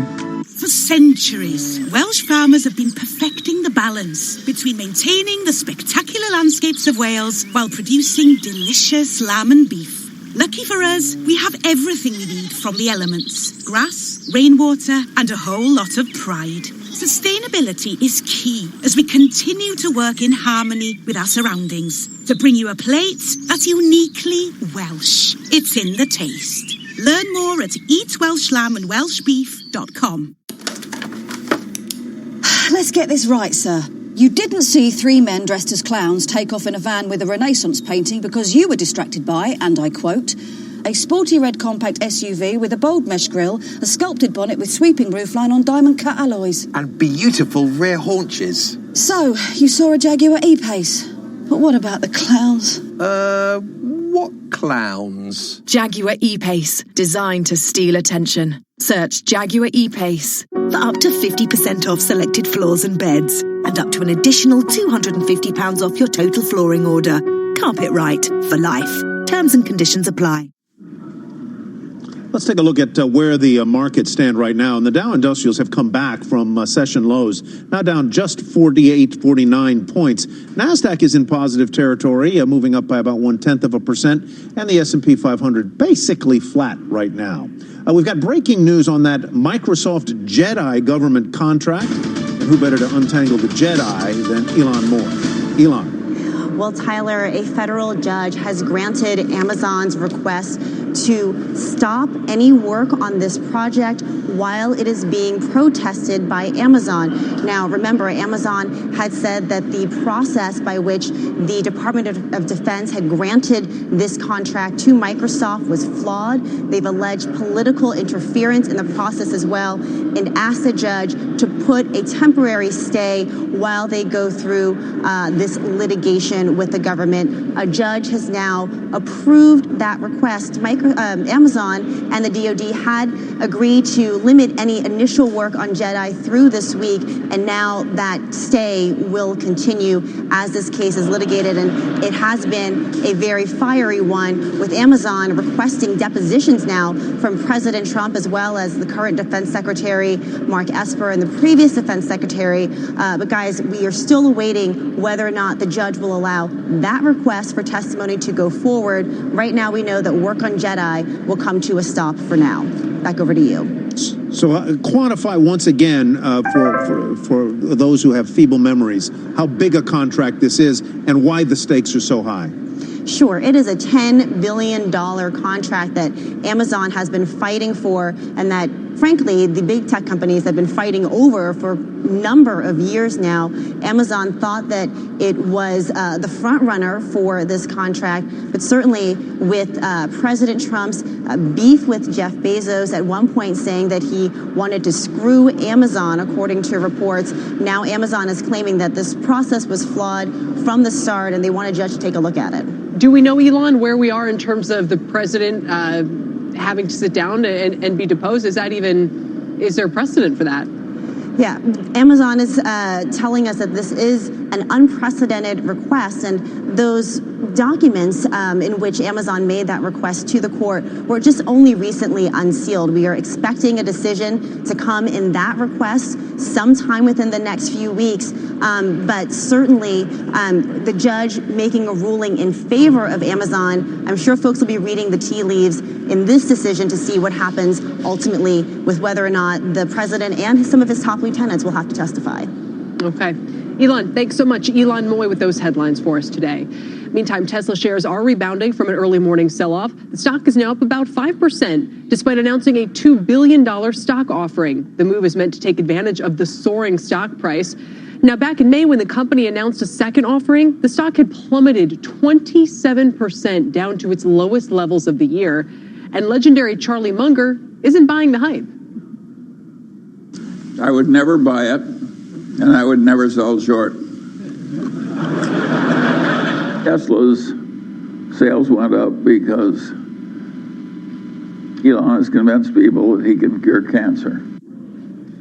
Joining us now is Steve Wesley. He's a former Tesla board member. He's also founder and managing partner of the Wesley Group. So, Steve, Charlie Munger is suggesting this is kind of the cult of Elon type of stock. What do you think is going on here? And are you surprised that it's held up this well in light of the what do you call it, a tertiary at this point? Well, look, I'm not surprised at all. Charlie Munger is a brilliant investor, but I think he has an old world perspective. But even with Charlie's perspective, and I taught on the faculty at Stanford's Graduate School of Business for a number of years, car companies and every other company get valued on three things: the rate of growth, the profitability, and the power of their brand. And it's hard to deny that Tesla is not a leader in all of those spaces. They're growing faster than virtually any other car company in the world. They have just posted their second profitable quarter, and it looks like that will continue. And they have a powerful brand. But those are the old world metrics, and they're doing awfully well in all three. Yeah, Steve, I was just going to say, no matter what the case is for Tesla's stock price at a point in time, surely you've seen enough stock charts that look like that to know that it's a pretty risky bet to be at the top end of that parabola. Well, look, at $808, that is a pretty darn high price by any standard. But I think the real issue here is, will car companies be valued like car companies in the future? And many people are making the bet that car companies are turning into technology companies. Cars may become your primary digital device in the future, and that's what a lot of people are betting on. But look, Tesla's moving faster internationally than virtually anyone. They're now developing a full fleet of vehicles. They're putting the Model Y, the crossover vehicle, on the market this summer, Tesla semi-trucks later in the year, and they're at the pole position for a lot of the new trends in the auto industry: electrification, ride-hailing, autonomous vehicles. Tesla's moving awfully quick, and I think it's put the fear of God into a lot of auto companies. Why is it moving so quick on this capital raise, number one, Steve? And number two, you know Elon Musk, and I gather as recently as a couple of weeks ago, he indicated that Tesla didn't need and wasn't planning to raise capital. Why the turnaround? Why so quick, and why the turnaround? When your shares are trading at $808, there's no better time to raise capital. So Elon is either lucky, brilliant, or both. But here's the real issue. There are 3 transformational changes going on in the auto industry all at once. It's one of the most turbulent times anybody has ever seen. And what's going on is virtually every auto company in the world is going all electric. We're moving quickly to ride-hailing, which means you're selling fewer units. You must develop subsidiary services to sell, much like Apple has figured out how to sell other things in addition to the phone. And the third thing is we're moving to autonomous vehicles. All 3 of these things cost a lot of money. Again, Tesla is just fortunate that with share price that high, it's a no-brainer to raise the capital they need now to invest in future plants like the facility in Germany and new technologies.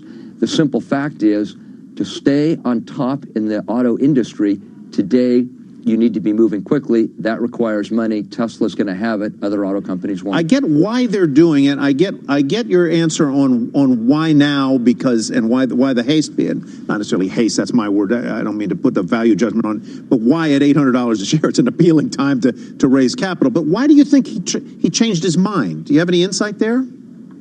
Well, look, I can never project what Elon is going to think or say. I will just say from a traditional financial standpoint, if your shares are trading at $808, you've got a market cap heading toward or beyond $150 billion, that is just a great time to raise capital. And if you look at what's happening at Ford and the other auto companies, their stock price is going the other way at precisely the time they do need to raise capital to build the new electric assembly lines, to bring lithium-ion battery storage in-house. Everybody else, frankly, wants to be doing the things that Tesla is doing. The simple fact is Tesla is just moving faster and has the pole position in these new technology areas. It looks to me like their share price will continue to do well for some time to come. All right. Steve, thanks for your time today.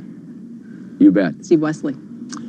Well, coronavirus fears do weigh on the market these days, especially on the travel stocks. Booking holdings down 6% over the past month. So is this a temporary disruption or a bigger, deeper problem? Up next, we'll talk to the person who founded the company back when that company was called Priceline. And chip stocks are soaring. The ETF tracking that group up 10% so far in the month of February. And we're not even, well, we are halfway through, or basically. Key Component reports results after the bell. Can NVIDIA deliver, or should you get out right now? Power Lunch will be right back. Yeah, I'm looking at the numbers now. You sure I can do this? Yeah, it's what we've been planning for. Thank you. Hey, boy. Hey, you know how I said I've been working on something big, right? Sure. This house is officially yours. You own it. At U.S. Bank, we believe hard work works. That's the look. And our integrated approach to wealth management helps make sure your money keeps working as hard as you do.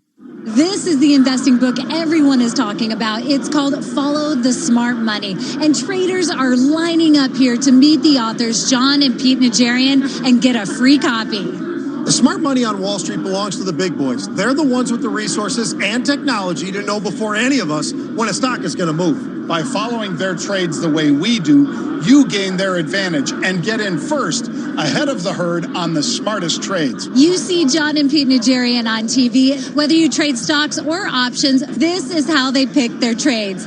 And you don't have to be here to get your free copy.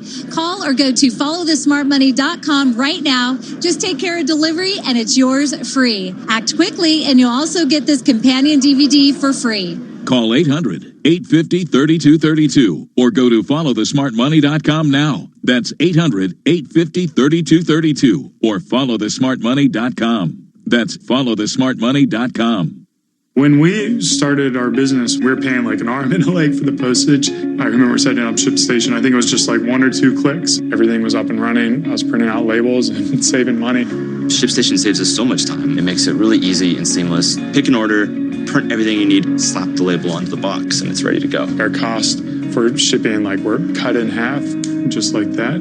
ShipStation, the #1 choice of online sellers. Go to shipstation.com/TV and get 2 months free. 1 in 5 Americans have left a job due to toxic work culture. SHRM research shows almost half of the workforce has been treated unfairly due to age. People with disabilities are twice as likely to be unemployed. Nearly 700,000 of the formerly incarcerated will remain unemployed for over a year, and more than 50% of veterans have trouble finding work.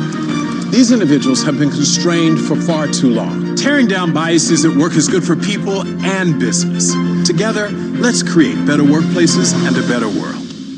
Trump's tariffs brought the Chinese to the table for a Phase 1 trade deal that opened the door for U.S. companies that want to compete fairly over there. If you read the 100-page agreement, you'll see many opportunities for our businesses that could help balance our trade deficit. Watch or listen live on the CNBC app.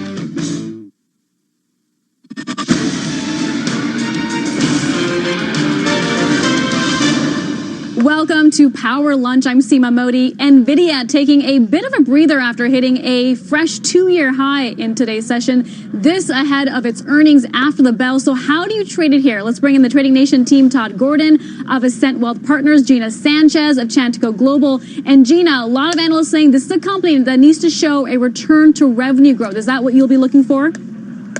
Yes, but we're also looking for some guidance on whether or not coronavirus will have any effect on their supply chain. If you look at sort of the return to revenue growth story, that has already been seen. We're seeing evidence of that. We have seen a resurgence of their gaming and their data center business. That's over 3/4 of their revenues. And we've seen them defend very well against the AMD launch. They have plans to launch a new chip that will be 50% higher performance, lower power consumption, big for the gaming industry, huge moves into their data center business with potentially as much as 75% uptick in performance. Those are all very positive. The problem is they're very highly priced now. They're trading at over almost twice their normal PE if you look historically. That's the challenge. Yeah, absolutely. And Todd, when you look at the stock, it gained about 77% last year. Do you think all the good news is already priced in?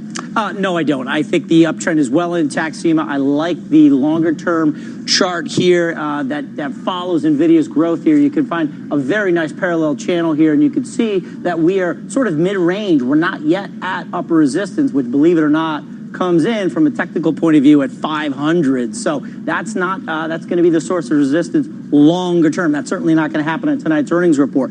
Drilling it down to a smaller time frame here, this is the daily. We're within a stone's throw of the old high around 297. As Gina mentioned, it's done extremely well against AMD's launch here. I think this is a hold. I am long the stock personally. I'd like to continue it through those highs. All right, we'll watch for earnings after the bell. Todd and Gina, thank you, and thanks for watching Trading Nation. Head to our website and follow us on Twitter for more action at Trading Nation. Kelly? All right, Seema, thank you.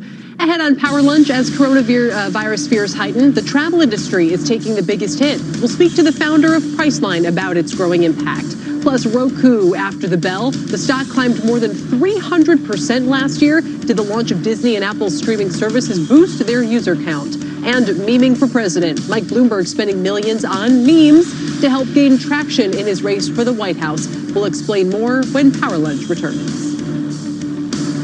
And now, the latest from tradingnation.cnbc.com and a word from our sponsor.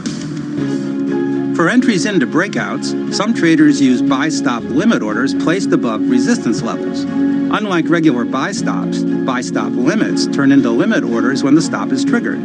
Thus, if a stock closes below the stop price one day and opens far above the limit price the next, a trader will not buy the stock. I'm Lee Bohl, and Schwab is the better place for traders. You could think getting commission-free trades is as good as it gets, but you know better. At Schwab, free means more. You get commission-free online trades, plus quality trade executions on our powerful platform. All from the only firm that offers a satisfaction guarantee. Expect more from your firm. Trade up to Schwab, the better place for traders. What is your lotion wish? Coconut oil? Cocoa butter, shea butter. Gold Bond Radiance Renewal. Exfoliates, then our triple blend of moisturizers helps prevent dry skin. Now, try new Radiance Renewal Oil-Infused Cream and Whipped Shea Butter for 24-hour moisturization. Grubhub and No Kid Hungry are feeding the 1 in 7 kids who live with hunger. Join us, round up your change, and donate with every Grubhub order. Order and donate today. Tomorrow is just waiting to be created, to be reinvented and redefined. And it's those who dare to push the world forward, discover and reshape markets, and embrace the possibilities of data that will reimagine our potential and transform society as we know it. With new ideas and new technology, get there with NASDAQ. Read. Read yourself past the millions and millions of stories uploaded each day, past the endless memes, past all the social media that's making your head feel like. Read yourself better. Whatever job you're searching for, you can find it on LinkedIn. First jobs, flexible jobs, work from home on a Friday jobs, advertising jobs, accounting jobs, HR, PR, even ER jobs, Soho jobs, Shoreditch jobs. Keep me away from the central line jobs. Banking jobs, building jobs, never ever boring jobs. Small jobs, big jobs, lunch in Borough Market jobs, or even voiceover jobs, which is how I ended up recording this ad. Search millions of jobs on LinkedIn and find one meant for you. This is our story. The Birds of Prey. Yeah. Roman is building an army. He's after all of us. We gotta clean the city from the inside out. Critics are saying Margot Robbie is brilliant as Harley Quinn. Hi, boys. A fantastic assault on the senses. An irresistible riot of popcorn fun. Woo! Brilliantly acted and very funny. 4 stars. Birds of Prey. In cinemas now. Certificate 15. Welcome back, everyone. I'm Sue Herrera. Here's your CNBC News update at this hour. Mexico's mighty El Popo volcano erupted today. Lava flew from its crater and an ash column rose about 5,000 feet into the air. The 17,802-foot tall volcano is the second highest mountain in Mexico, and it is the 5th highest in North America. The price of face masks has spiked to nearly 10 times the normal cost in Indonesia, triggered, of course, by fears over the spread of the deadly coronavirus. A consumer group is urging authorities to step in to regulate the growing prices. One seller said he sells a box of 50 masks for $20, compared to the approximately $2 he charged before the outbreak. And scientists have found a new fossil of a huge turtle that lived millions of years ago in northern South America. The giant turtle grew to 13 feet long. It weighed over a ton, but it's not the largest in history. The biggest is the saltwater Archelon turtle that grew to about 15 feet long. And get ready to say, aw, look at that little guy or girl. Check this out. It's a cute 4-month-old polar bear cub who went on his first trip outdoors at a zoo in Vienna, Austria today. No name yet, but wow. you can. I know, so cute, right? Yeah, love that. You can go on the Schönbrunn social media accounts. That's the zoo if you want to name the polar bear. Okay, thank you, Sue. You got it. Tyler's already on the website. Come on, connect.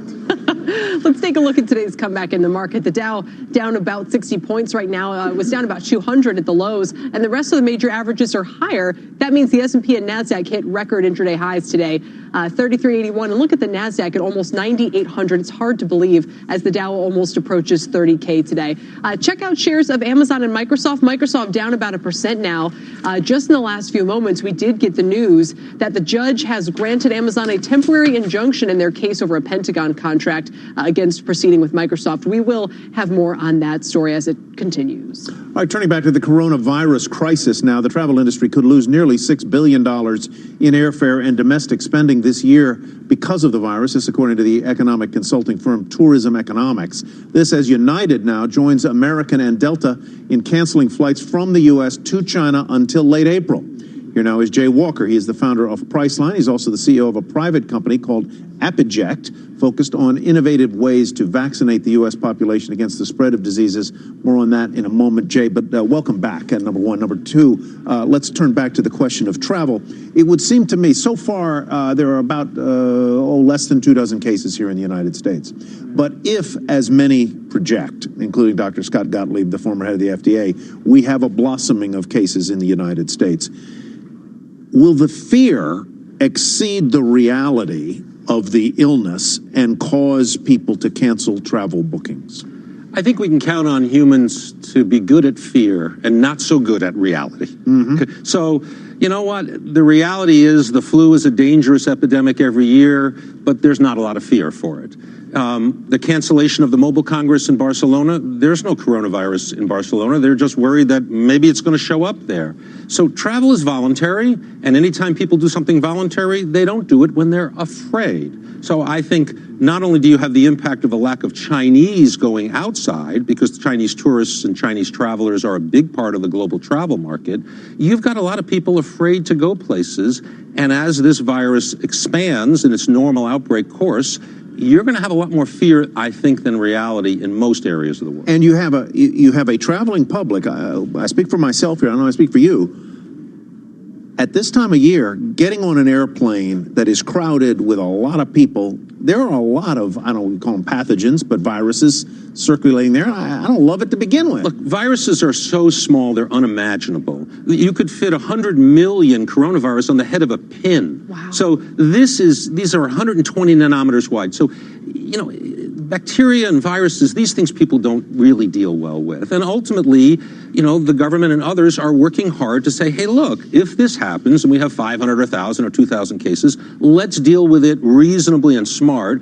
You know, but if you go to Seoul, South Korea, which has 28 cases in the whole of the country, the restaurants are all empty in South Korea. They're just empty. Fear is a powerful thing. Fear. You know, you're not going to send your kids to school if there's a 1 in 200 chance that they may get sick or become a carrier and kill an elderly person. So this is a big challenge for the government. And Secretary Azar and Kadlik, you know, Dr. Kadlik, who's the Assistant Secretary for Preparedness and Response, those guys get it, right? They understand we need to be transparent with the American people. We need to tell the truth at all times. We need to be sort of the opposite of what's happened so far. And we need to trust people to understand, hey, we're going to do some things differently. We're going to adapt. This is not Ebola. We can deal with this. Well, it's interesting for people who aren't aware. You have a ton of other companies, Priceline just being one of dozens that you've founded. You have dozens of patents as well. And one of them is for something that you brought with us today. You've done work on pandemics, and you think there's innovation here that can kind of help when it comes to quelling the spread of these outbreaks. Well, the U.S. government is looking outside the box here for new solutions, and I and a team have been working for the last several years on just such a thing. You know, it's one thing to say, wow, I can create a drug, but it's another thing to figure out how to put it in a glass vial and get a syringe. For something like a vaccine, for instance, against something like coronavirus. Yeah, so ultimately, you're going to need something like this. So this is how your eye drops come, right? This is made in just seconds and filled aseptically. We have invented a way to fill a vaccine and have the needle all in one, high speed, super low cost at population scale. And we've been talking to the U.S. government and others globally about how this could make a giant difference in vaccinating people safely all around the world, because vaccinations or shots, reused needles kill over 1 million people a year. And that's absolutely legitimate and then a separate issue. In this case, for coronavirus specifically, the best, I guess, scientific estimate right now is it could take 6 months to a year to come up with a vaccine. It's going to take us time, though we may have therapies sooner, and if we have effective therapies, maybe we can go much faster to get those out. This device, which is a medical device, is it pending in front of the federal government? You've got to get approval on it, right? Well, in an emergency, the federal government can move quite fast, and this government really understands that an epidemic is about speed and volume. It's about moving quickly and having enough people in enough places.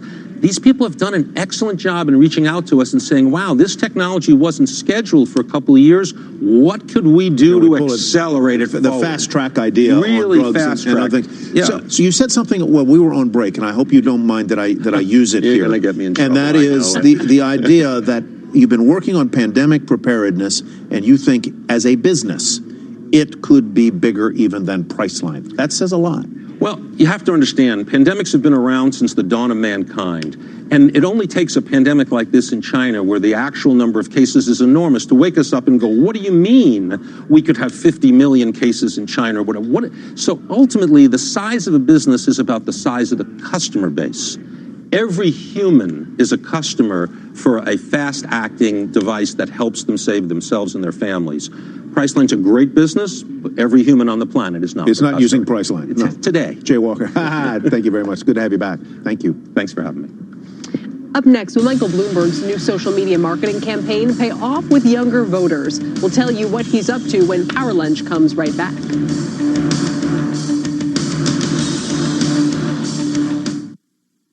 The Bond Report is sponsored by PIMCO. When I lost my sight, my biggest fear was losing my independence.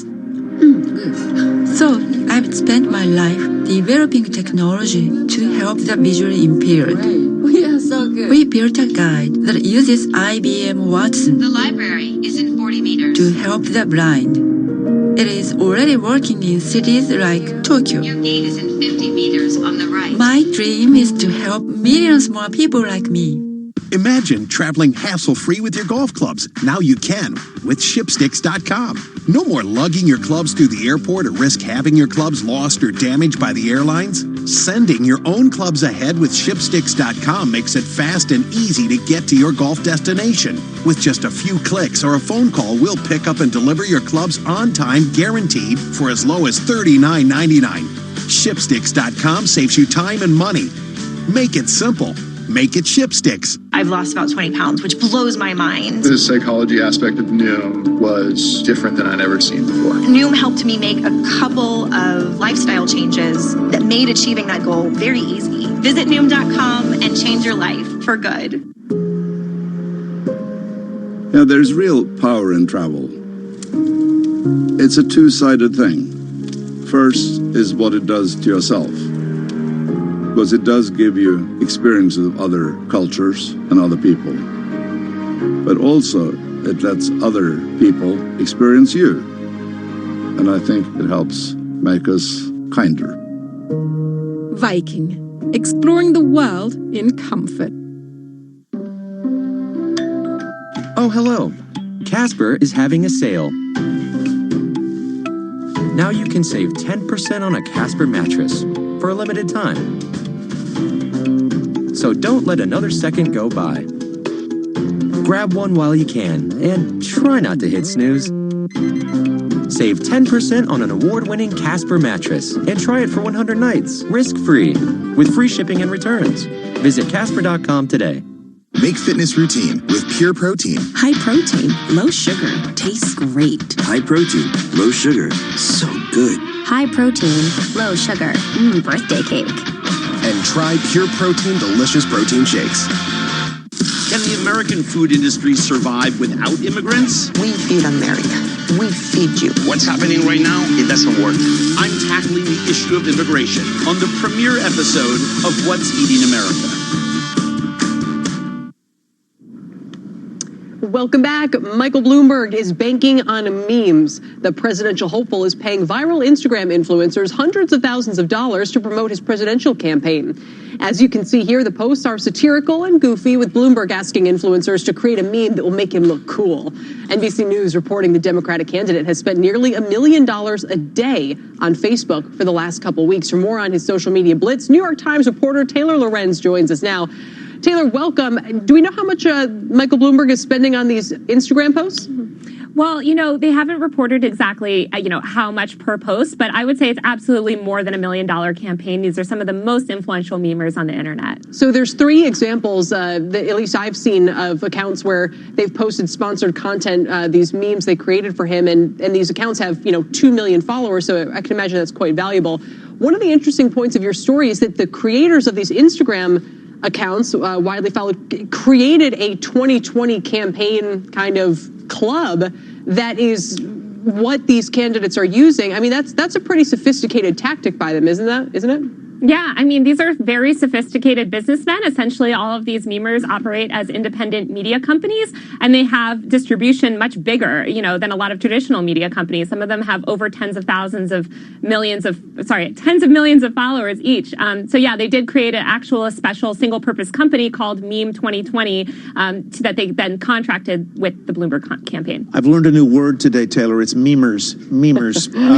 Let me ask you though this: is it clear that these memes and the content is paid for by Mike Bloomberg? I'm Mike Bloomberg and I support this message. Is it clear that these are ads for him? Yeah, well, so, all of these paid advertisements on Instagram are noted as sponsored content. The issue is that a lot of these memers constantly post satirical and humorous content. So, a lot of followers, when they saw it, they thought, oh, that's funny. That's just a spoof. These memes take the form of fake text messages. So, a lot of people weren't really sure if it was real or not, even though the disclosure was there. The disclosure is there. It is printed on the meme somewhere, right? It's in the caption. It's in the caption. It's in the caption. I'm not sure I can see it there because I'm too old to look at memes, clearly. But anyhow. Well, I'm curious as well, Taylor, if the audience of these influencers is going to push back because we raised the question earlier, why are more candidates doing this? I mean, it does seem pretty obvious in retrospect. So if they start flooding the zone on Instagram, is that actually going to alienate Instagram users? Well, it won't alienate Instagram users. I mean, if you look at even just Trump, organically, so much of his messaging is spread through these meme accounts. And meme accounts are a large sort of way that also there's been sort of Russian disinformation distributed. So meme accounts are very powerful. There's been a lot of organic support from the meme community for actually Bernie Sanders. So I think now you're going to see, those two communities potentially clash here. Bloomberg's taking a more paid strategy. Right. I guess my question on that is more specifically about the followers of these, big accounts. Are they going to be like, look, it's one thing to see a genuine ad on Instagram. It's another for the person that I'm following to get paid a ton of money to crank out these memes that I'm kind of sick of seeing. And I saw some of the comments for these posters. They're saying, how do you feel about selling your soul? Mm-hmm. Well, this has been the ongoing debate of Instagram stars and influencers posting sponsored content. You do sort of eventually alienate your audience if you cash out for the wrong brand. I think what these memers are banking on is that they have enough of a sort of moderate following that, might actually be amenable to Bloomberg's messaging. Could you make me an influencer, Taylor? And how much would it cost? Well, probably a lot more than you're willing to spend. Yeah, I'll tap into Bloomberg. Taylor, thank you so much for joining us today. Thank you. Taylor Lorenz of the New York Times. Up next, I will be influencing. 4 stocks, 2 choices, 1 man. Steve Grasso, the great, will tell us whether to buy or sell Alibaba, Cisco, Shake Shack, and or Roku. Stay with us. We'll get to all of them, I promise.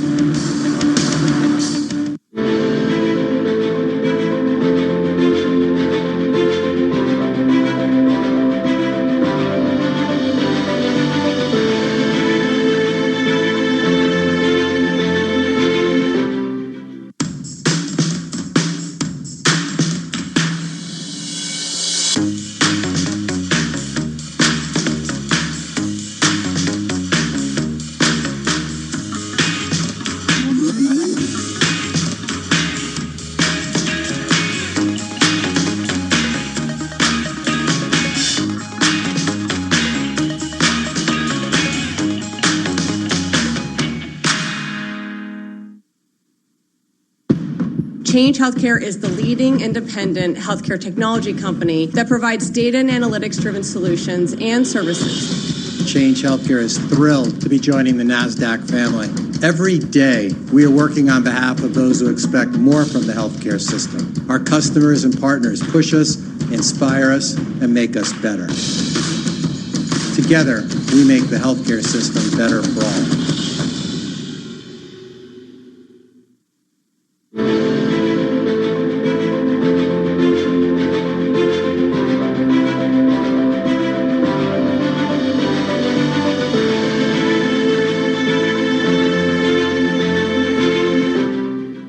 Global threat of coronavirus. CNBC team coverage on the outbreak. We're tracking the spread and the fear of the growing pandemic as it threatens the United States. A special report tonight, 7 p.m. Eastern. Whatever job you're searching for, you can find it on LinkedIn. First jobs, flexible jobs, work from home on a Friday jobs, advertising jobs, accounting jobs, HR, PR, even ER jobs, Soho jobs, Shoreditch jobs. Keep me away from the central line jobs. Banking jobs, building jobs, never ever boring jobs. Small jobs, big jobs, lunch in Borough Market jobs, or even voiceover jobs, which is how I ended up recording this ad. Search millions of jobs on LinkedIn and find one meant for you. This is our story. The Birds of Prey. Yeah. Roman is building an army. He's after all of us. We gotta clean the city from the inside out. critics are saying Margot Robbie is brilliant as Harley Quinn. Hi, boys. A fantastic assault on the senses. An irresistible riot of popcorn fun. Brilliantly acted and very funny. 4 stars. Birds of Prey. In cinemas now. Certificate 15. Did you know your favorite radio stations are in your pocket? Yes, the TuneIn app lets you listen to the same radio stations you pick up on your home or car radio anywhere you want. To see all the stations broadcasting in your area, find the local radio section on the home screen. Keep it local with TuneIn. Welcome back, everybody. It's time for a very special edition of Power Movers. Joining us now from the NYSE is CNBC Fast Money trader and director of institutional sales at Stuart Frankel, Steve Grasso. We're going to run through, Steve, a few stocks, and you're going to tell us whether to buy or sell. Let's begin with Alibaba. The e-commerce giant beat top and bottom line estimates, but is lower after saying it's being hurt, obviously, by coronavirus. What do you think? So Tyler, let's start off. This is going to be a buy for me. And if I told you that Alibaba, with trade war headlines, with coronavirus headlines, is in eye shot of an all-time high, you would say I was crazy, wouldn't you? Yes, I would. It is. And it is an eye shot. I think you have to use 214, your 50-day moving average. That's your exit if the stock really breaks down. I'm a buyer. I think there's blue skies from here. On to Cisco, reporting a beat, but warning about a revenue drop. Shares are down 5%. What do I do with Cisco? This is one I'm going to say sell on. If you listen to the CEO, didn't sound extremely positive, believes that 5G, he's going to benefit on the back end, not the front end. You're going to see the semiconductors, they'll benefit from the front end, not Cisco. I'm going to say sell here. All right, let's move on to Shake Shack, the restaurant name set to report later this month, having a solid start to the year. Do I want to hold the mayo, add the ketchup, what? I'm long this stock, and this stock is based on a technical filling of a gap. So let me just see if you show. Yep, you're showing that chart there. Go back a couple of months. Off the table based on the Grubhub news. This one's going to fill the gap. You have about 10 to 15% upside from here still. I'm in the name. I'm staying long the name. You might even have more than that. You might even have 20% if you go out further. Mind the gap, fill the gap. And a bonus, Roku set to report after the bell. It is the only real pure play streaming stock out there, soaring more than 300% last year. What do you think of Roku? So Roku for me is a buy. And if you look at where you're at, you're in the high 130s in the stock. The 50-day moving average is right around 135. You go back in the chart, you had a high of about 176 or so, a low of about 100. What's interesting is that the 50-day is right between those two prices. So right around 135, that's the crucial bull-bear barometer for this name. Who better to benefit? You have Apple coming on, Disney coming on. All those came on in November. They're going to benefit. They're going to profit share. They're going to revenue share. Roku is a buy. All right, Steve, thank you very much. Great to see you as always. Steve Grasso. Good to see you. You bet. Well, he says Roku's a buy. Let's get more on their earnings, shall we? Here with what to expect is Jason Helfstein. He's an analyst at Oppenheimer. Jason, you know, there's one thing that's been on my mind ever since they had this dispute with Fox before the Super Bowl, which is, can we count on Roku to continue to be a pure play, sort of agnostic streaming provider or not? Yes, and I think what's very interesting is we're actually having this conversation. You know, I think 2 years ago, the idea that Roku could sit at the table with a Fox and negotiate something, I think would have been a surprise to people. So the company has evolved itself into an important platform, right? You know, the largest streaming platform right now in the U.S. And now the question is the evolution of the business model and how do they get paid for helping programmers get distribution. Right, and as we understand it, you know, their way that they're placing ads and trying to increase the ad load is a big piece of this. But I just want to stay on this for one more moment. If they are going to be bogged down in negotiations with carriers going forward, how do you expect that to shake out in terms of pricing? I mean, Roku might have a seat at the table, but do they have a lot of power? We'll see. I mean, there's different negotiations and economics for different services. So we believe that they are saying if you have a pure AVOD, so meaning a free service where they're just advertising, they are saying we will only provide you distribution if you give us a certain % of the ads, okay, or if you let us sell and share the revenue. However, if you're a hybrid service, meaning like a CBS All Access where there's a subscription and then ads, that gets a little more complicated. So they may say, okay, as long as we get a cut of the subscription revenue, that suffices, and we don't need the ads. And so given, the point about the number of services coming, Peacock, I think I saw some research that said that the average U.S. household won't subscribe to more than 4 of these services at a time. So there's going to be a constant war. Something new comes, what do I drop? Well, then does that publisher want to kind of go to Roku and say, what can we do to try to juice our audience to offset those lost subscribers? And that flywheel is really just getting started now. Yeah, and so to your point, Roku kind of wants to be a toll booth operator where it's getting some cut of everything that runs across its platform, whether it's, maybe the upfront cost of it or that ad share that you mentioned. That's super interesting. So you have a $155 price target on the stock. That's about $15 higher than where we are right now. What do you need to hear in both seeing the earnings and here on the call today? Sure. So a few metrics people will focus on. One is the number of users. Last quarter, they grew users, or they call them active accounts, 36%. We're at 33. I think kind of the buy side's probably looking a little bit higher than that, but we feel pretty good about that. And then really it comes down to there's going to be some noise around streaming hours because they made a feature so that they won't count hours that you may not actually be sitting there. So there'll be some noise on that, and people know that. Then it's platform revenue, which is that amalgamation of all of the different ways they get paid.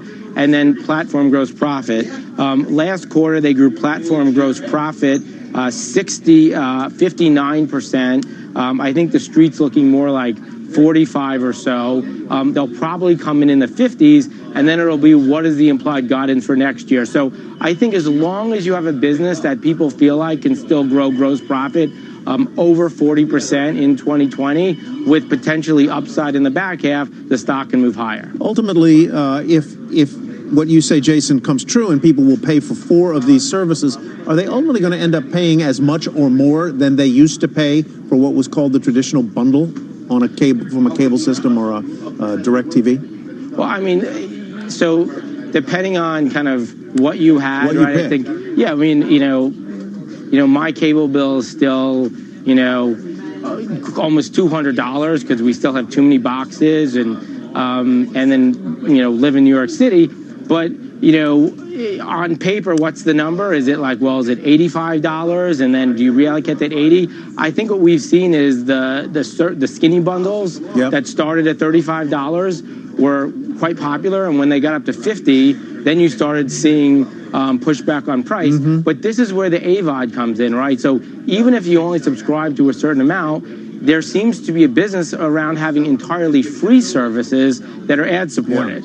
Right? And you could argue, like, in a way, that is what YouTube provided consumers, right? A way to get kind of totally free video, but this will be with professional content. So again, it's early and consumers are still trying to find out, I have this, I know I don't really want to pay for it, I don't use it, but what is next? Boy, I hear what you're saying about too many boxes around that. Thank goodness I work for Comcast and get the friends and family. Jason, thanks so much. We appreciate it. Thank you. Bet. Check Please is next, and don't forget you can always, always watch or listen to us live on the go on the CNBC app. We'll be right back.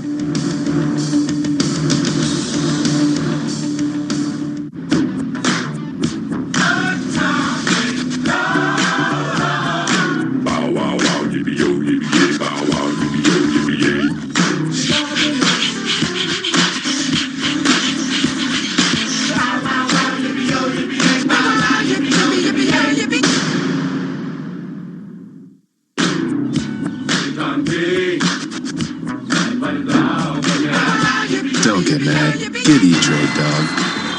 Your mom just texted. She's on her way to our house. What? I got it. Alexa, start Roomba. The Lexus ES. Eagerly prepared for the unexpected. Lease the 2020 ES 350 for $389 a month for 36 months. Experience amazing at your Lexus dealer. Yeah, I consulted with your grandmother's doctor. We can do the screening at her house. Hi. This is the man who's going to check your eyes, Grandma. Cognizant AI solutions are helping healthcare companies advance diagnostics and prevent blindness in patients with diabetes. Everything looks good. You have beautiful eyes.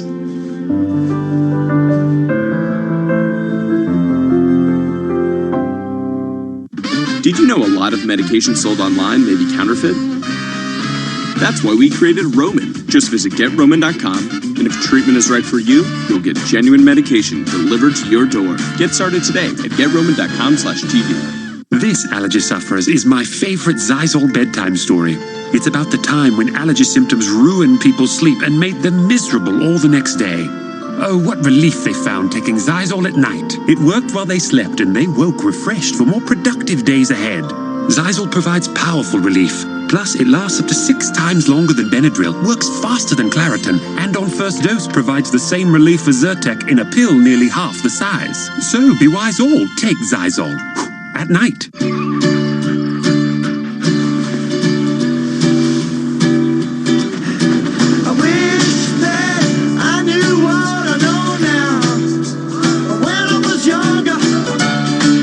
Plan to retire, plan to live. An annuity helps cover your essential monthly expenses, so you're free to live the life you want. Find out how an annuity can give you lifetime income at protectedincome.org. Welcome back. Take a look at Amazon and Microsoft. Earlier this hour, a judge granted Amazon a temporary injunction at its request in the case of a $10 billion contract Microsoft won with the Pentagon. Microsoft shares fractionally lower, so are Amazon. Lots of records, NASDAQ and S&P 500. Dow is down, but off its lows of the day. But look at where it sits there at 29,516. Do you have any doubt in your mind that but for coronavirus, Dow would be above 30,000? That's a good point. We're 2% from that level. Now, that could be one headline away. And look at the NASDAQ, which is just about 200 points under 10,000. Yeah. That's still my benchmark level for the records. Dow. And records. Right. But there you see the Dow at 29.5, just a hair away. Yeah. 30 grand. And that's with it being lower on the session, as Ty mentioned. S&P and NASDAQ setting intraday record highs today. All righty. Thanks for watching Power Lunch, everyone. Yes, closing bell starts right now. We will hope to see you right back here. Come on.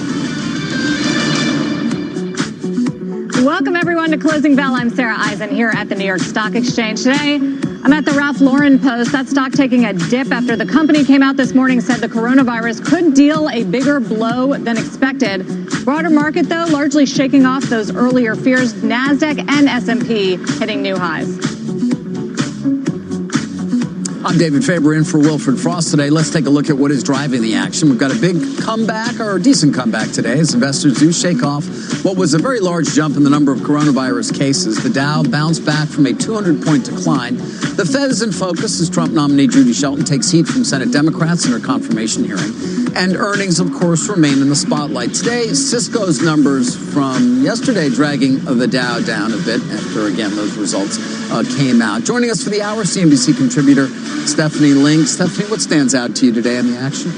The virus, and it's like ongoing, right? I think the big question we have to ask ourselves is, do we think the virus, is it going to lead to a global recession or not? And I'm of the camp that it's not, because there's just too much stimulus in the system. We've seen how quickly China has been able to react with stimulus. It started a couple of weeks ago in terms of accelerating the stimulus, and they've already been putting a ton of stimulus into the system over the last 1.5 years. So I think you're going to see slower growth, certainly, and I'm starting to see some economists lower numbers for global growth for 2020 by 0.2% to 2.5%. But at the same time, they're raising to that 2021 by 0.1%, so to 2.8%. So that's not recession in my book.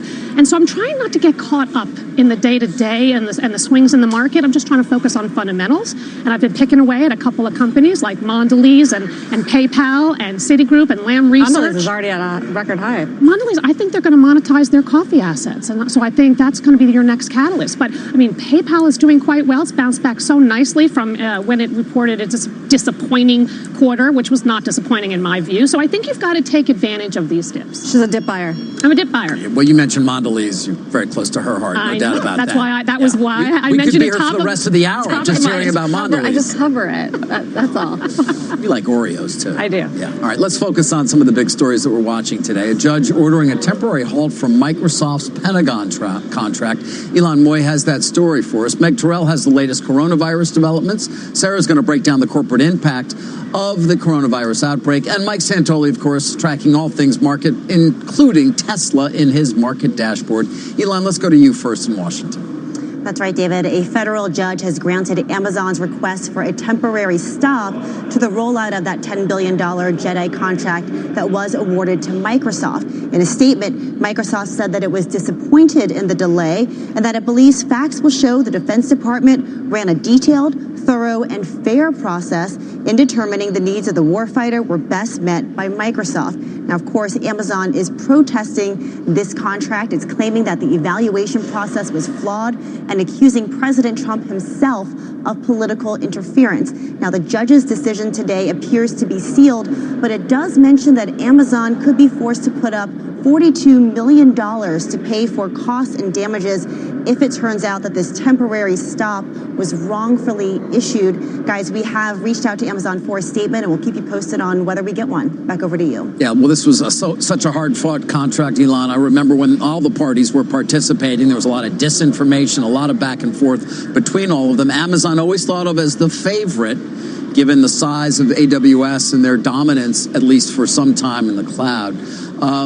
This goes back to, though, their assertion that there was bias because Donald Trump doesn't like the Washington Post and its owner, Jeff Bezos. That's exactly right. So they're really making two claims. They're saying that there are 8 points on which this contract was evaluated. They're saying that 6 of those points and 6 of those processes were not done correctly. And then separately from that, they're saying that there was political interference in this matter, not just from President Trump, as we mentioned, but also from the current defense secretary and potentially from the former defense secretary as well. So they are looking for testimony from all of those potential witnesses. The judge has not yet ruled in that case and on that request, but at least today, Amazon can notch a win in saying that it has a hold on any further work on this project for now. Elon, thank you. Let's turn now to the latest on the coronavirus outbreak. Total confirmed cases now topping 60,000. The total death toll is more than 1,300. Let's get to Meg Terrell for the latest. Meg. Hi, Sarah. Well, the CDC confirmed today a 15th case in the United States in Texas. That was a person among the Americans who were evacuated from Wuhan, China, who are currently in quarantine. Meanwhile, those numbers from China look like they took a massive spike higher, but that's actually due to a change in the way China is confirming some cases. So instead of using a lab test for each person, they're now counting some cases by clinical diagnosis, using chest imaging to detect pneumonia. Many public health experts are now looking elsewhere for patterns of spread, including in Singapore, which now has more than 50 cases, to see if we see increased human-to-human transmission outside China, guys. So, Meg, the new methodology that's used in China, is that being used worldwide as well, or do some of those numbers get called into question? No, this is unique to China and even unique to the epicenter of the outbreak, really, Sarah. Hubei province has started to clinically diagnose these cases. They don't have enough tests to be able to test everybody. So that also reflects a big backlog of people that they could now confirm based on the chest imaging. Meg Terrell, thanks. More U.S.-listed companies are issuing warnings about the coronavirus outbreak. For instance, Alibaba shares took a hit today after the company reported quarterly results and warned that stalling operations in China may slow that company's growth. Ralph Lauren stock moving lower as well after the company said the virus could cut into fourth quarter sales by up to $70 million. The luxury retailer has closed about 2/3 of its stores in China over the past week. And United Airlines announcing it will suspend flights to Hong Kong and China now through late April. That stock also falling today. United had previously planned to resume flying to Hong Kong next week. Meantime, Citigroup out with a new note saying the coronavirus may alter growth projections for 2020. While U.S. growth was previously expected to underperform the rest of the world, Citi notes, quote, the U.S. could continue to do relatively better if it proves to be more insulated to the ongoing risks surrounding or clouding the global outlook. Interesting, Stephanie, the market is investors obviously paying very close attention to these headlines because we actually saw a comeback after the WHO came out saying it doesn't look like the virus is actually getting worse, that the reason the numbers spiked up was because of the change in the way they were testing. Because of the change. And so that's why you have to take advantage of some of these companies that have actually tried to quantify it as best they can, right?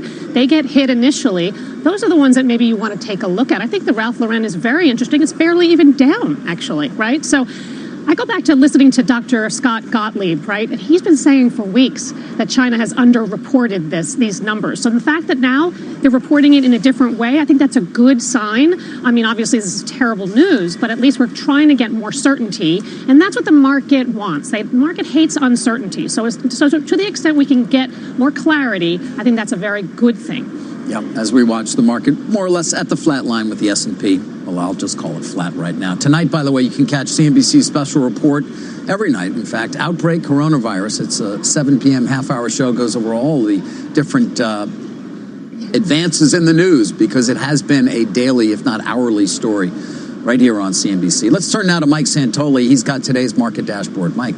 I do, David. Thank you very much. I'm going to start with Feed the Ducks. That's what Tesla's doing with its stock offering. I'll look at past offerings and what that's meant for the stock. Is 30 the new 20? The Dow approaching 30,000. Take a look at a longer-term context of those major milestones. And then wants or needs, consumer discretionary versus staples. Hasn't been much of a performance difference in the past year. Explore why, perhaps. And then claims settled. Some good news on the jobless claims front. So first of all, there's an old saying on Wall Street, when the ducks quack, feed them. It means, if investors want your stock, you should give them more of it. That's what Tesla is doing. An expected $2 billion equity offering, as was announced this morning by Tesla. The stock has rebounded intraday. It's now up because $2 billion, by the way, is not a big bite. It's a $140 billion market cap right now. Here are the dates of past equity offerings, secondary offerings that Tesla has done. Now, there's no real rule in terms of what the stock does before or after, but there have been times when you've seen a big jump in the stock and the company has decided to offer some, but it didn't really necessarily mean that it was a time to either buy it or sell it in retrospect. As you can see, some of these times the stock did flatten out or go down for a while after these offerings. But again, hard to make a rule. That was one there in May of 2019. I think what you can say is it's a smart corporate finance move for Tesla to get some $2 billion worth of new equity at this very high valuation. Some might ask, why not ask for more? Maybe the market will give them more than that $2 billion in this bite. But also, it's also very interesting that there was some sensitivity about what the impact might be on the stock price, right? Talking about Elon Musk going to buy some of those shares. And there was a test this morning. The knee-jerk reaction was to sell the stock, but obviously that's been well absorbed over the course of the day. This stock trades, as I've talked about many times, tens of billions of dollars worth of shares every day pretty much these days. Yeah, I mean, why not, Mike, right? Yeah. And you made the point, $2 billion off a $140 billion market cap. It's a lot different when they were looking to raise money and debt and were not making any money, had no history of profitability, and had a market cap that was in the single digits. What it is, though, David, is you keep in mind, if you have a $140 billion company and $2 billion in cash is still very material to its balance sheet and its operations. I can think of only Netflix that is in something of a similar situation like that, where they have a very, very high market cap above $150 billion, and yet they're still consuming capital and have to raise more. There was some regulatory scrutiny out today, the SEC investigation. There's a recall that Reuters reported of some Tesla SUVs, and the stock is up 5%. It is shaking off any sign of bad news. It is incredible. I think that there's a chance that they get a ratings upgrade, don't you think? I mean, that's what the speculation is today. It's equity, right? Yeah, it's adding cash to the balance sheet. And you're going from a liquidity crunch, like you said, to something more like products. That we're talking about products. We're talking about geographies and where they're going to grow and that kind of thing. It's a total change. It's a total, complete change. Add ESG onto it, and you can. I don't understand You're not on the that price. bandwagon, I'm not. I don't understand the price action. I can't get through the valuation, but I get the move to some degree. Okay, well, coming up, high-end cooler maker Yeti. It is a bit higher today on earnings. That is the stock, which, by the way, is nearly a double from when the company went public in 2018. We're going to speak to the CEO about the results. Also talk about the coronavirus impact on his supply chain. Up next, Fed nominee Judy Shelton facing some pressure during her confirmation hearing today on Capitol Hill. We'll bring you the highlights, including the question that prompted this response. I pledge to be independent in my decision-making, and frankly, no one tells me what to do. What gives me confidence about investment decisions?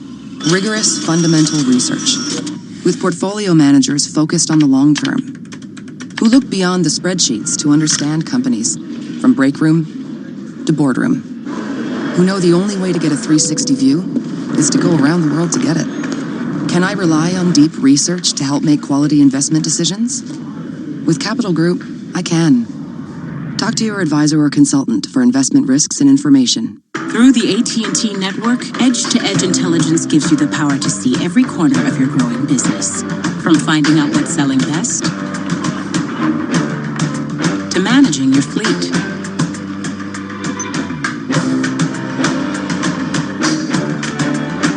To collaborating remotely with your teams, giving you a nice big edge over your competition. That's the power of edge-to-edge intelligence. Okay. Bounced a trade idea off my firm. Same old lines. I mean, show me some technical indicators, proprietary research, something. That's why I like Schwab. They help look out for your blind spots. Come on, Johnny, you got this, buddy. Speaking of blind spots. It's time to trade up. Schwab helps you see the full picture with powerful intel and trading specialists who get it. Plus, get commission-free online stock, ETF, and options trades. Schwab, the better place for traders. Next on Squawk Box, NASDAQ targeting 10,000. Which companies could help it hit the mark and bring opportunities for investors? Squawk Box, tomorrow, 6 a.m. Eastern.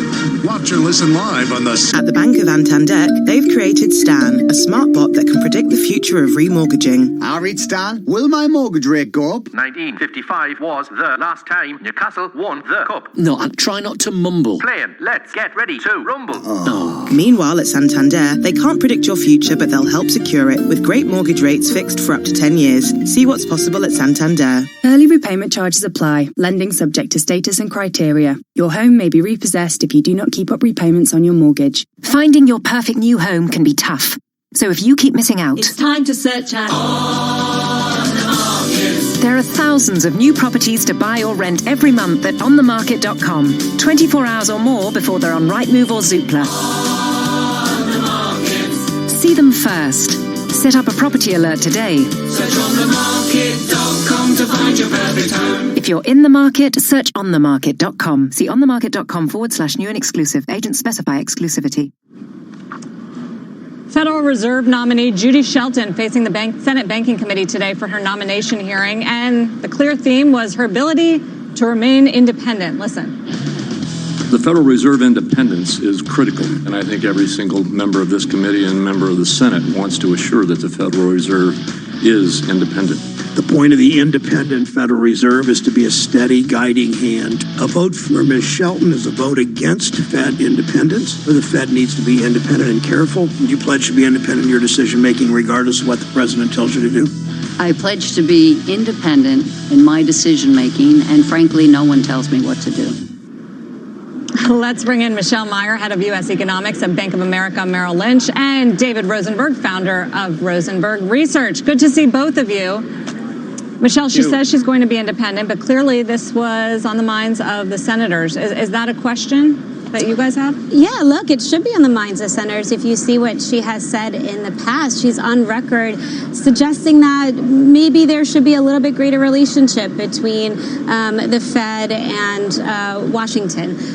She's also questioned whether or not, and actually advocated at times for the gold standard. So in the past, a lot of what she had said on record is questionable and unconventional when it comes to monetary policy in the Federal Reserve. And I think that's what the testimony showed today.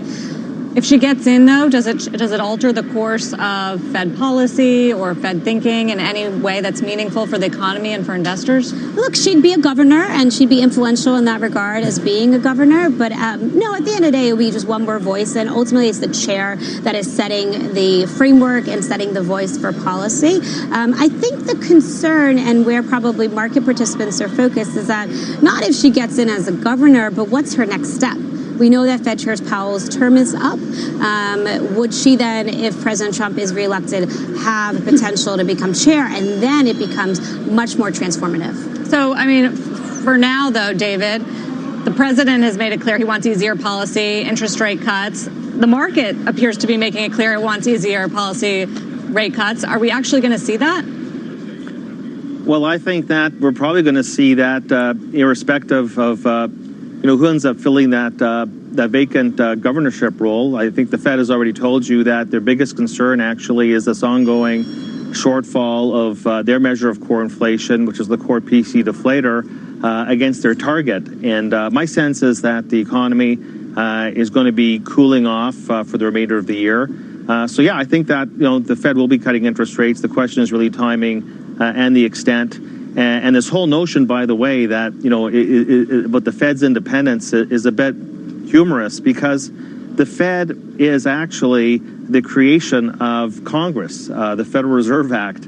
And so it's a bit strange to think that the Fed is completely independent. So this whole debate is actually, I think, a rather moot point. I think the biggest, the most controversial Fed chairman of all time was Alan Greenspan. When you think about it, when he got appointed in 1987, he was a big gold bug, and then after he became chairman, he never looked at gold again. And there's other examples as well. So I think, as Michelle said, it's really what you do once you become a member of the team, as opposed to your previous views. So you said a number of things there, but one of them you said is that the economy looks like it's cooling off. What are you seeing that other people are not seeing? Because the expectation now is 2% growth, still low unemployment, and we've continued to see better data, mostly out of the U.S. Well, the answer to the question is this. We just came off a year where corporate profits were negative for 4 quarters in a row.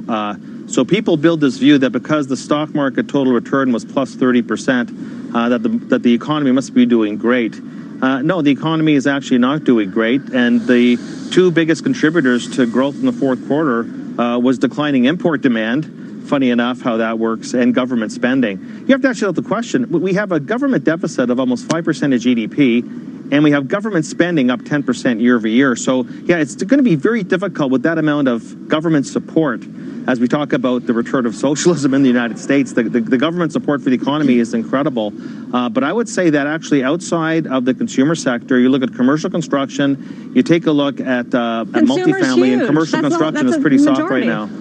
Sorry? Outside the consumer sector, that's the biggest part of the economy. Hey, David. I understand that, but there'll be lags. But we have a 3-quarter capital spending recession in the United States. The question for this year will be whether that morphs into an erosion in consumer spending. To me, that's the really big issue more than anything else.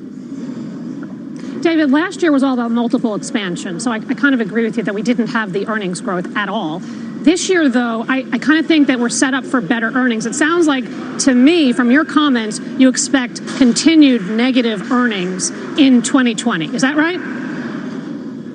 I'm not so sure we're going to have negative earnings. I just don't think that we're going to have the, call it 8 to 10% that's priced in. You mentioned earlier about whether we should be debating if we're going to have a recession or not. I mean, that's a debate we probably should have had in the 4th quarter of 2018 when the market was down 20%. I mean, the market is really priced for an earnings boom. I mean, we have, on a reported basis, the multiple is getting up towards 25, unreported, not operating, reported, actual GAAP earnings. So the market's priced. I don't even have to have a recession view to have a very cautious view in the stock market, except if the Fed cuts interest rates, provides ongoing liquidity, and we get this ongoing share buyback boom, which is the principal source of demand for the stock market.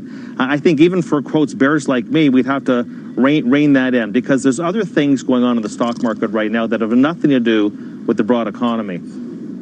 Michelle, take the other side. You guys are not nearly negative like this. Yeah, so with by all means, with all due respect to David, and I think he raises important points about risks. I would say as our baseline forecast, we think the economy actually is set to accelerate a bit into the second half of the year. So Q1, I think, is tracking weak. We're looking for only 1% GDP growth, and a lot of that has to do with the continued uncertainty from 2019 weighing on business investment. There's a whole lot of lags there. You have the Boeing hit, which is a factor. You have this reversal around imports that David talked about. But if you look at the fundamentals in the economy, it's hard to tell a negative story right now. You have job growth that accelerated, jobless claims that continue to come in at low levels. Consumer confidence has held in. We'll see what retail sales show tomorrow. That's going to be critical. As you mentioned, the consumers are a really big part of the story. And I think the consumer probably will show up tomorrow, and we will see further spending. So to me, it's not a gangbusters economy. We're not going to see a considerable acceleration. But I do think that we should see the economy. What if China prints zero? on GDP this quarter. I mean, the economy is stopped. Yeah, sure. What if that spills over into Europe, which is more vulnerable, right? And already tracking very low growth, to Japan, which also has some economic problems. Yeah. How vulnerable is the U.S.? So look, I mean, the economy, the global economy is linked, and we've seen that time and again in this cycle. We saw it in 2019, right, in terms of the trade shock, and we had weakening in China, considerable weakening in Europe, and we saw that through financial conditions. We saw that through terms of trade. So part of the optimism that people have had so far this year has been green shoots that are developing largely in the global economy, particularly in parts of Asia. So that is a big part of it. Manufacturing to rebound will be a function of global growth improving. So if China ends up being considerably weaker, then of course that will bleed into the U.S. and that recovery will take a bit longer. But just based off of the domestic economy, the fundamentals in the U.S. economy, they look pretty favorable in my view. Depends on the bounce back. Right? And if you get 1 or 0 or 1 in the first quarter, maybe people look through it because you can actually do a little bit better in the second quarter or second half.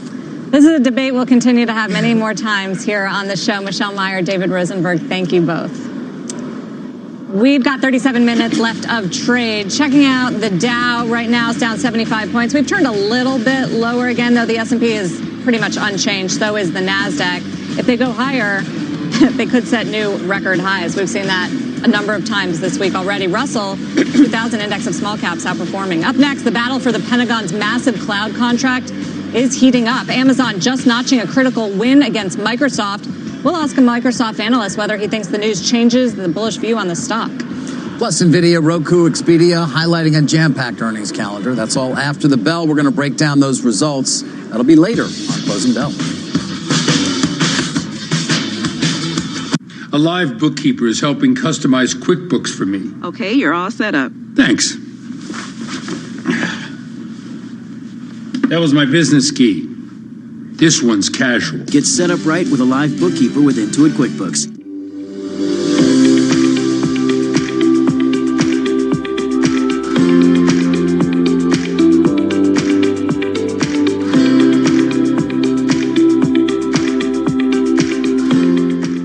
Selling a home is expensive and stressful, so we set out to create a better home selling experience with a network of the most successful real estate agents in America that'll sell your home for as little as a 2% commission. The icing on the cake with the Ideal Agent was that we saved $12,000 in commission. They were so stress-free. The whole process was amazing, and I would definitely recommend them. We are not a discount brokerage. These are top local agents that'll get you the best results. About 2-3 weeks into Noom, I saw a commercial on TV. I go, Noom should have me on the commercial because I eat candy and ice cream all day. Noom is made for the real world. I'm a third-generation candy maker. It's so sustainable, and I don't have to deprive myself. It corrected all of the bad habits that I had fallen into. From a both physical and mental standpoint, he's just healthier. I taste candy every day for a living, and if I can lose weight on Noom, so can you. Visit Noom.com and change your life for good. At Angie's List, we help you feel confident about hiring pros for home projects. You can check their ratings, read verified reviews, and easily request multiple quotes. Find all the pros you need to know at angieslist.com. In a changing environment, consistency keeps us on track. Columbia Threadneedle Investments. From Brooklyn, New York, the most influential voices disrupting the next decade of work. April 1st and 2nd, CNBC's At Work Summit presents insight from top business leaders, helping you empower the modern workforce, boosting productivity and the bottom line. To register now, go to cnbcevents.com/work. I have an absolute passion for small business. We have a deal! Yay! The Profit, all new, Tuesdays 10 Eastern. CNBC, get yours. 34 minutes left of trade, and we've got a pretty flattish market. But if you look by sector, obviously a divergence. Cisco is the biggest weight on the Dow. P&G is the biggest winner. In terms of which other industries are doing well, utilities, real estate, communication services, and financials, all green. So about half of them, industrials, energy, and healthcare, bringing up the rear. Well, breaking news in the last hour, a judge ordering a temporary block on the $10 billion JEDI contract that Microsoft had won from the Department of Defense. Amazon filing a motion protesting the Pentagon's decision to award the contract to Microsoft. Let's bring in Jay Fleischauer. He's from Griffin Securities. He has a buy rating on Microsoft. Sometimes, Jay, there are stories that are very important, but don't necessarily have a huge impact on the stocks. Microsoft's Azure business, its cloud business, going gangbusters. Is this of importance to that business in a real way if they were not to get the contract at the end? Well, we estimate that if Microsoft were to get to the presumed average annual spend rate of $1 billion a year over the course of 10 years, and certainly not right away to that level, that would represent less than 5% of the Azure revenues we estimate for next year. We're looking for total Azure revenues of $30 billion in calendar 21, and growing from there, of course. So even at the $1 billion, if it gets to that level within the next couple of years, that would still represent a small percent of total Azure. It's not unimportant, obviously, but we do need to keep it in some perspective. Yeah, that does put in some perspective. That said, the battle over this contract was fierce, and it continues right now. I mean, it is one of the largest single contracts ever awarded, and one would assume it could get larger over time. It could lead to others as well with the U.S. government in other areas. That's true, though when you read the language of the award from the DoD website from a few months ago, it did lay out what the amount was, the limitation was, and clearly that this would not ramp up to that average immediately. I don't doubt that Microsoft is more than qualified to do the work. I think that's very clear. I'm not going to take a position on Amazon's claims about the process or the duration or outcome of this injunction. That process will have to play out. But Microsoft is, in my mind, clearly qualified to do this and commercial work. In the meantime, they've not been getting ahead of themselves on the cost side. We know that they're recruiting people to do work, people with security clearances and the like. But even that number is a relatively small number of their total recruiting. So obviously they need people to do the work, but it's a pretty small portion of the total headcount they're looking to add corporate-wide. It sort of highlights, Jay, the fierce competition just between the two companies over cloud in general, not just for this contract. I mean, how ugly is that getting? How competitive is it getting as they both continue to show double-digit growth rates?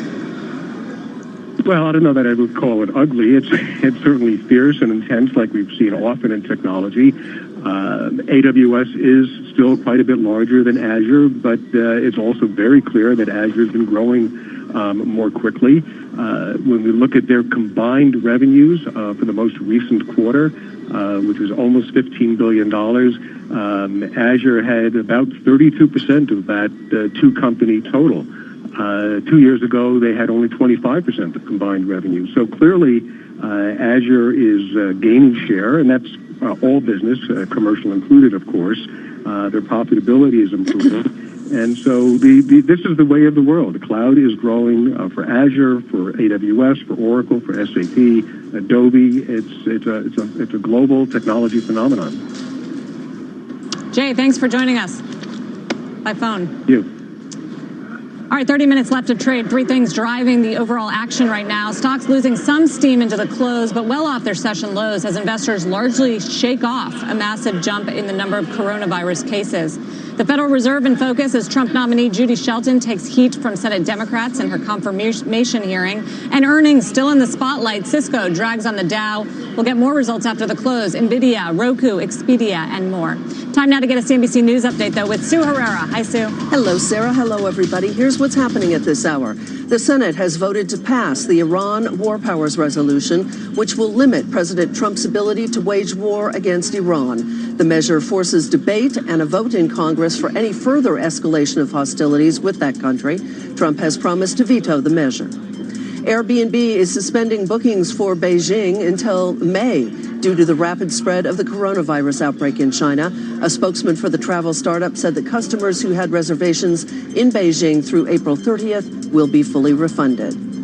And the Houston Astros players apologizing today for their roles in a sign-stealing scandal that has rocked baseball and called the team's recent championships into question. Second baseman Jose Altuve and third baseman Alex Bregman made brief statements to reporters at the team's spring training headquarters in West Palm Beach, Florida. And McClatchy, the publisher of the Miami Herald, the Kansas City Star, and dozens of other newspapers across the country, is filing for bankruptcy protection. The company said it will continue to run normally as it pursues approval of its restructuring plan under Chapter 11. That is the news update this hour. Guys, I'll send it back downtown to you, David. Okay, thank you, Sue. Well, coming up, we've got your last chance trade, and Stephanie's going to pick a biotech name that's up double digits just over the last week. Her call's straight ahead. Plus, Mike Santoli will tell us why this decade-long look at the Dow could spell trouble for the bulls. And as we had to break, a quick check on bonds for you. Treasury yields ticking lower today. Take a look at the 10-year yield right now, 161. So still over that 160 level. Two-year note popping positive. Closing bell will be right back. Dow's down 100.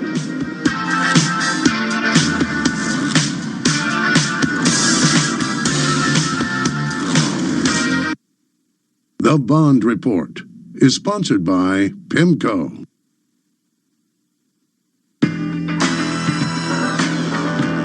This is the age of expression. Everyone has something to say.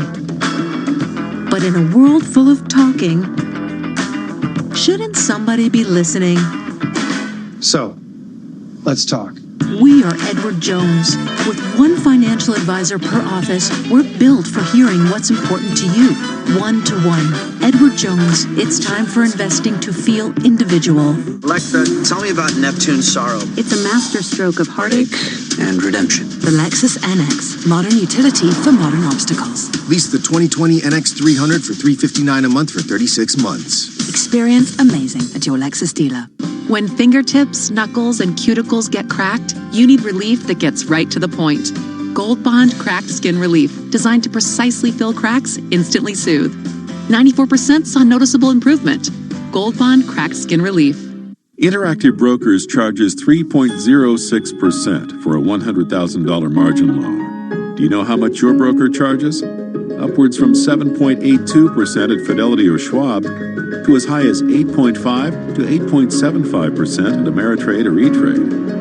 Move your account to Interactive Brokers and save at least $4,700 or much more if you're trading big bucks.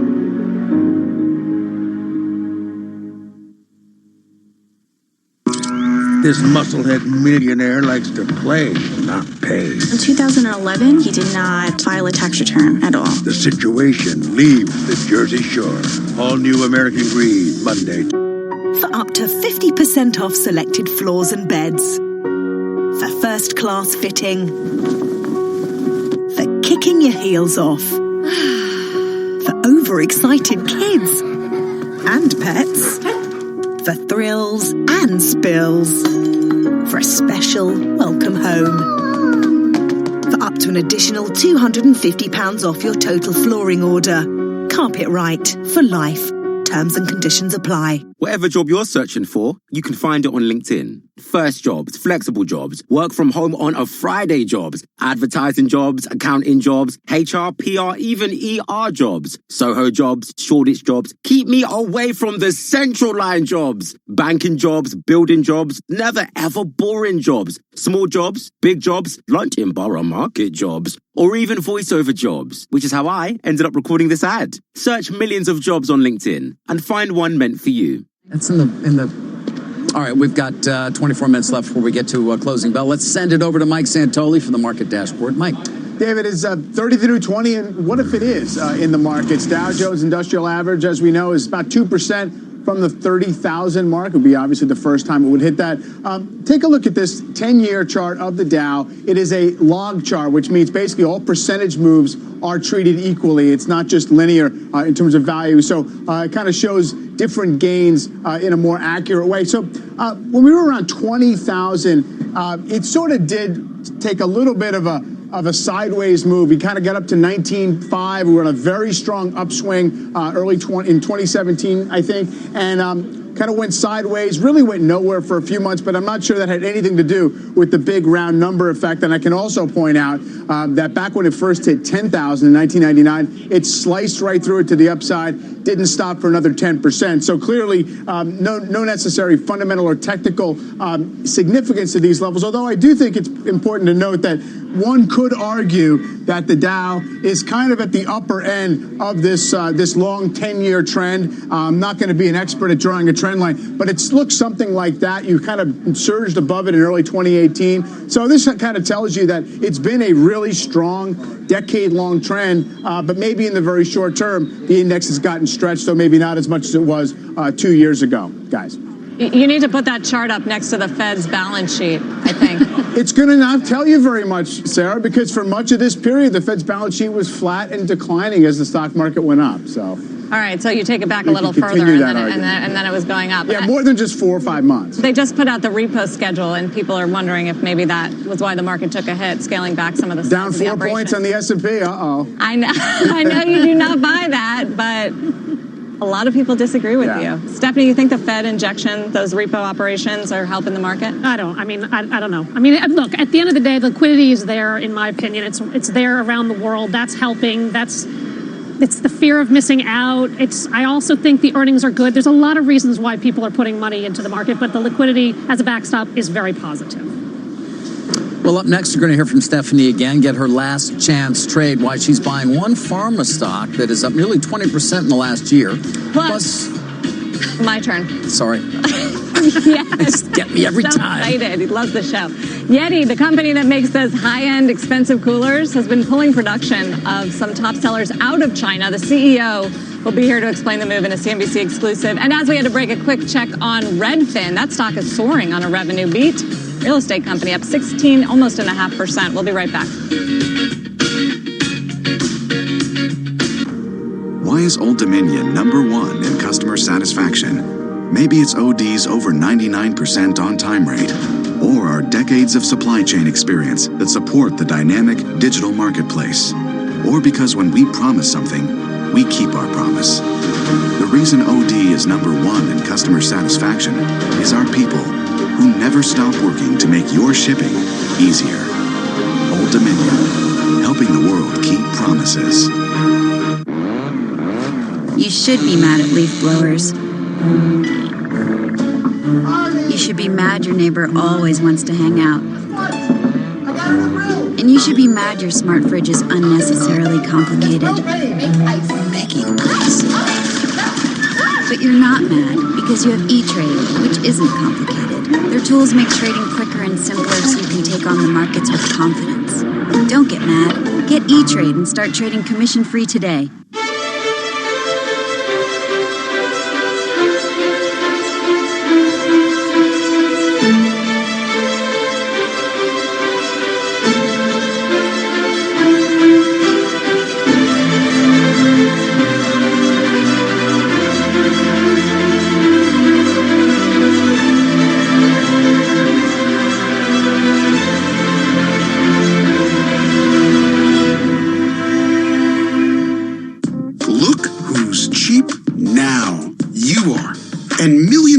Just like you with cheapoair.com. Because when you spend less booking your flight, you're free to do more, see more, live more, and save more. So you can start planning your next adventure. Just download, click, or call and save on the best flights. cheapoair.com. Go ahead, be cheap.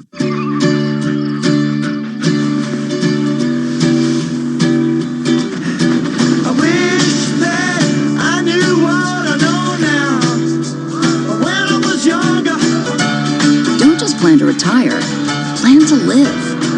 An annuity helps cover your essential monthly expenses, so you're free to live the life you want. Find out how an annuity can give you lifetime income at protectedincome.org. Can the American food industry survive without immigrants? We feed America. We feed you. What's happening right now? It doesn't work. I'm tackling the issue of immigration on the premiere episode of What's Eating America.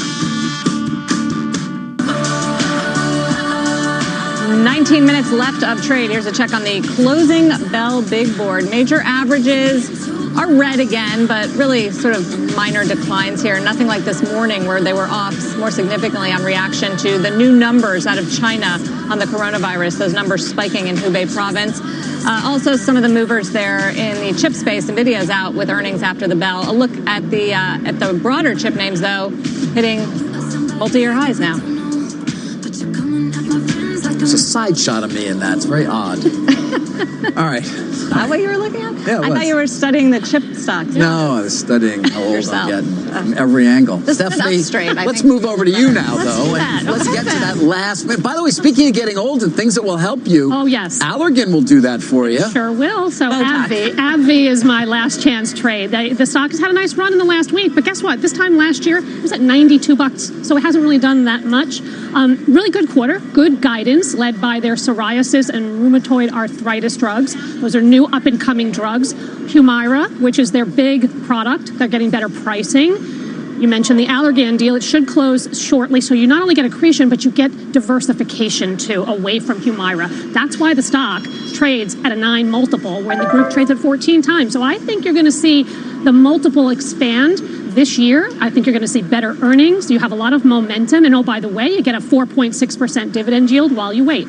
Humira loses U.S. exclusivity in 2023. I guess that's been a controversial part of the name. And that's exactly why it trades at the multiple does. And that's why the Allergan deal was so important for them to get diversification. And then they have better uptake on some of their other pipeline drugs, which was a surprise to a lot of people, which is why the stock rallied so much last week. Biggest selling drug in the world. Yes. Botox for old age. No, Humira is. Yeah, I know. Yeah. Botox, thinking maybe. of all the takeaways that we've learned. Maybe Botox when it's under AbbVie, because it'd be better managed, maybe. Up next, shares of Kraft Heinz under pressure today on weak fourth quarter sales. Should you buy or sell before the closing bell? We'll bring you uninterrupted coverage of the final minutes of trade when we go inside the market zone. David, get ready. Oh boy, I'm going to strap on my seatbelt. All right, as a reminder, you can always watch or listen to us live on the go. It's the CNBC app. Download it today. Closing bell will be right back.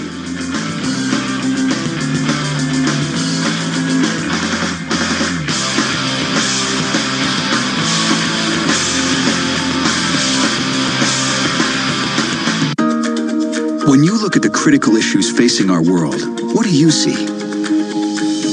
We see breakthrough medicines getting to patients in record time.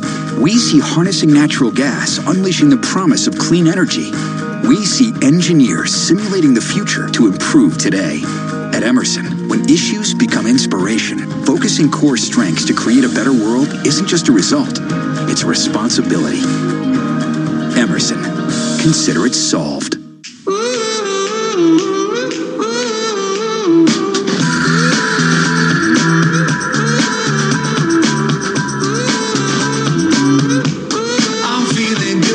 However you take your business card, make the most of it with more shapes, stocks, and finishes from Vistaprint. And now get free shipping on all business cards, any style, any quantity, with promo code VCNOW. Own the now with Vistaprint. CNBC's elite list of disruptive innovators is back. It's a big moment for Indigo, obviously, but it's a big moment for agriculture. Nominate your company for CNBC's Disruptor 50. Go to cnbc.com/disruptors. Major League Baseball is back.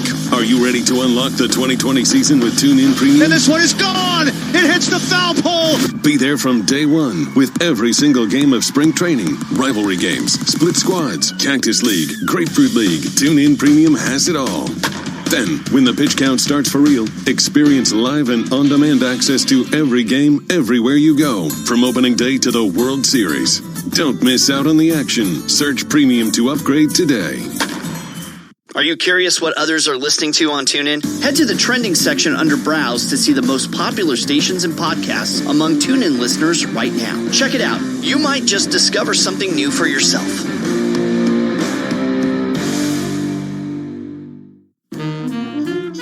The Iowa caucuses were an epic fail, a fiasco, and an invitation for suspicion. No matter what the results are now, they're going to be questioned in terms of their authenticity.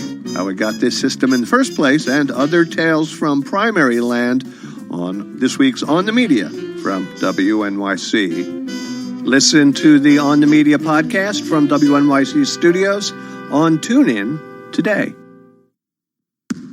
The 2020 NBA All-Star Game is live on TuneIn Premium. Catch every fast break, fadeaway, and alley-oop as Team LeBron and Team Giannis go head-to-head in Chicago. Deep three, and in! Oh, man!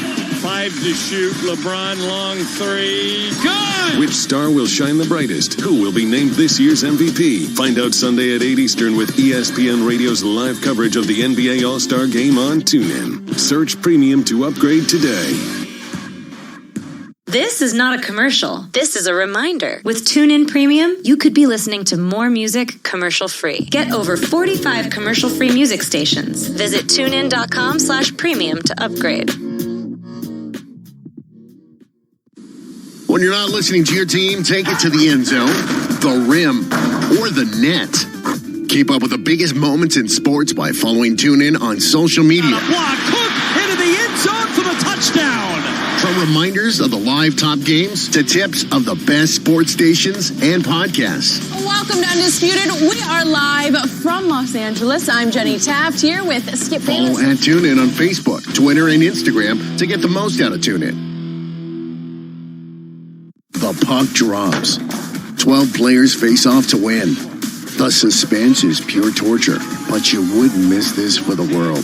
TuneIn brings you every minute of the NHL season. Listen live to hockey when it matters most on TuneIn. Don't get mad. Get E-Trade and start trading today. The Market Zone is sponsored by E-Trade. Get $100 on us when you deposit $5,000. We got 12 minutes left in the trading day. We are now in the closing bell market zone. Commercial-free coverage of all the action heading into the close. CNBC senior markets commentator Mike Santoli here to break down these crucial moments of the trading day. And today we've also got CNBC contributor Stephanie Link here as well. We'll kick it off with Tesla, the company announcing an offering of common stock. Phil LeBeau with more details. Phil. Sarah, it's not often you have a secondary offering and the stock moves higher, substantially higher, but that's what's happened this afternoon. Here's the $2 billion stock offering from Tesla. As I mentioned, it's $2 billion of common stock. The dilution rate, really small, just 1.5% share dilution there. Elon Musk, the CEO, is going to be buying $10 million worth of stock. Remember, it was just 2 weeks ago after Tesla reported fourth quarter earnings. He was asked point blank by an analyst, well, are you going to raise some capital? He said, no, we don't really need to raise capital right now.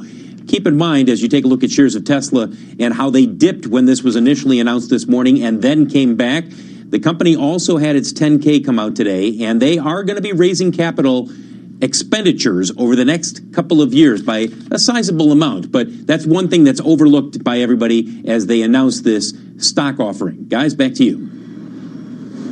Phil, thank you. Mike, what do you make of the action in the stock? Doing well after that It news. is. And some other news, like the recalls I mentioned, SEC.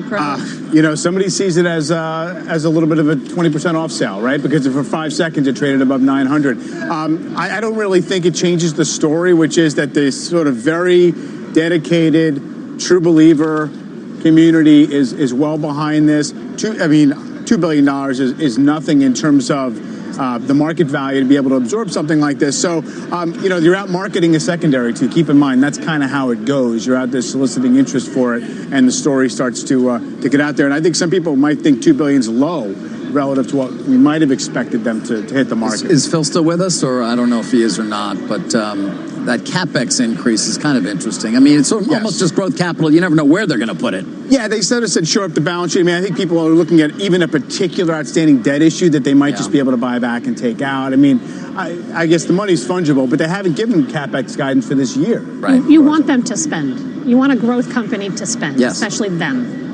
It was one of the knocks against them that they were paring that back. All right, a couple of consumer names reporting results today to mention. Kraft Heinz plunging after the company reported a miss on revenue estimates. The company disclosing $666 million of impairment charges and says it's pushing back the unveiling of its turnaround plan from March until May. Meantime, PepsiCo is flat after releasing weaker than expected 2020 guidance. The company, though, beat on both the top and bottom lines for the quarter, boosted by strong performance in North America. We spoke earlier to PepsiCo CFO and Vice Chairman Hugh Johnston about any potential impact from the coronavirus. that may have on the company, since Pepsi does have a plant in Wuhan. Here's what he said. Distribution is a little bit of a challenge, but we feel like we're getting ourselves back. That said, it'll have something of an impact on the China business. For PepsiCo overall, China is less than 2% of our overall company, so it shouldn't be material based on everything we know right now. Johnson was optimistic about the U.S. economy, saying the growth environment has been healthy, driven by the consumer guys. And as it relates to that guidance that came in a little bit lower than expected, I talked to Hugh Johnston. He said, we are typically prudent about our guidance, which is translation for they always lowball it, and they always end up beating it, especially in this quarter. But I think the Pepsi Kraft Heinz juxtaposition shows what happens when you have a company investing behind its brands and innovation. I ate a half bag of these new Cheetos flavored popcorn that came out from Frito-Lay. And it's an example of, I mean, they're doing this flaming hot thing on everything, which is selling out. And so they're able to keep prices up, innovation strong. And a number of other consumer companies this quarter have done that as well. And it's not just Mondelez, which has done well, but really a lot of them. So Kraft Heinz is really a notable exception to that end. It's been busy cutting costs. I thought the Pepsi call and with Hugh Johnson was really good. I thought it was really positive about the consumer. I felt better. I think he absolutely is being conservative, his track record of doing so. I think the reason the stock is weak is because Coke actually outgrew them, right? I mean, they had a 5% organic growth guidance versus Pepsi at 4%. And last year, it really was all Pepsi. Coke lagged tremendously. That so I think you think this year? I mean, it's already. It's already outperformed, but I still think the growth is really, I think it's positioned to continue to see 5-6% kind of organic. They did just do a 6% organic, Coke did, in their quarter. So I think that one is, I prefer that one, especially since it lagged last year. How bad does Kraft Heinz have to get before? For what? I mean, I know. They did seem to indicate, if you take a look at the second half of last year, it was certainly better than the first. They, as you said, pushing out the plan in terms of the turnaround and more specific metrics that we can judge them by until May. You and I have talked often about the product portfolio, the lack of innovation that you were sort of Nobody referencing. Wants it. Kraft mac and cheese, Oscar Mayer. I don't know, Planters peanuts, Crystal Light. Apparently, Stephanie. The new CEO said that drinks Crystal Light. Apparently, the new CEO says he's got his team in place. He's got the talent he wants now, Sarah. That's what he said on the call. Similar things were said about Campbell Soup. Now, I'm not saying that they're like shooting out the lights, but these stocks can get cheap enough, and people can get down enough on the brands that who knows if even modest improvement has a big. They did have a Super Bowl ad. That is, Kraft did. But the Planters nuts, we actually talked about it with Gary Vaynerchuk. And so they are starting to spend again, which is a very different mindset than the zero-based budgeting, cut. Because eventually you do have to grow these brands. Yep. And don't forget, Barron's had a positive article on this stock over the weekend. So I think people had expectations that it was going to be a little bit better, or it could be. So obviously not so much. Another disappointment, yeah. Yeah, not quite at the 52-week low. 5.77% dividend, and they are not cutting it, at least. It's got that going for you. All right, Snapchat is testing a redesign. Let's get to Julia Borson. She has a look for us. Julia. David, Snap shares are up about 1% today on news that it's testing a new way to navigate the app and its features, such as maps. They're testing out a new toolbar that aims to enable users to shift between 5 different sections, such as discovery and chats. These images were obtained by CNBC. Now, Snap is also experimenting with a new Happening Now section to feature news headlines. Now, almost 2 years ago, Snap overhauled its app design, losing millions of users amid widespread criticism. Take a look at the stock's decline, but it ultimately walked back many of those changes. Now, that's why there's intense scrutiny of anything that could threaten its growth. Snap did add 31 million users last year. Guys, back over to you. Julia, thank you. I wonder if the Jenners approved. Remember when they got criticized by one of the Jenners, Kylie, maybe, for the redesign, and the stock dropped after that, and that was a tell. It was Kim Kardashian. Huh? It wasn't Kim Kardashian? Maybe it was Kim Kardashian. It's someone in the family. What do you do with Snap? I mean, they had a really good quarter. Gen Y, Gen Z uses this product just like, they use Instagram. These are the two mediums that they use. And I thought the quarter was really good in terms of DAUs. So I don't own it. I own Twitter. But I can see, the stock moving higher over time. It was Kylie, Mike. You're right. Don't argue with me. I'm sorry. Hey, at least I knew that they were in the same family. hate when she's right. All right. After the bell, we're going to get earnings results from NVIDIA. Josh Lipton has that key metric to watch for us. What is it, Josh? So, David, here's what we're going to expect after the bell. Q4 EPS of $1.67 on revenue of $2.97 billion. That stock actually did hit a fresh all-time high today. It has rallied more than 100% since its June 2019 lows. RBC's Mitch Steve says the number one metric to watch, revenue for the data center segment, because those chips do carry higher gross margins. He's looking for close to $900 million in the quarter. Steve also wants to hear more about what management has to say about the coronavirus and how that is impacting the supply chain in China. Guys, back to you.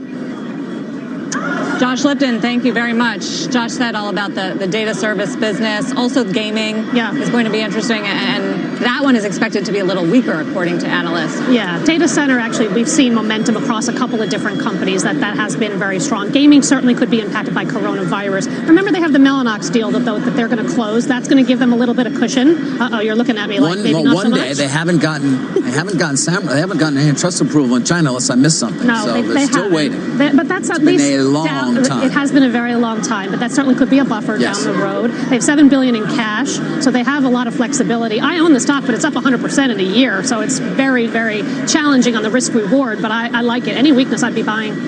Mike, what are you seeing in the market internals today? A little bit soggy and defensive, actually. If you look at the up versus down volume on the New York Stock Exchange today, obviously decidedly to the negative side. The indexes did start the day, obviously, with some pretty significant losses. Often breadth has a hard time coming back from that. And then if you look at the utilities against the industrials, S&P sectors, very much a utilities type day, up almost 1% as yields remain tame and people kind of do huddle in some of the safer areas of the market. And then the volatility index, it has been such a slow bleed for the kind of juice to come out of the VIX. The index hedging has been active, whereas in individual stocks, everyone wants to buy upside exposure. Right now, you see it hovering in the 14s. Still not what I would call a perfect all clear, but I'm not sure we're going to get one on this run. All right, 2 minutes to go till we end trading for the day. Let's get to Rick Santelli for a check on bonds. Rick.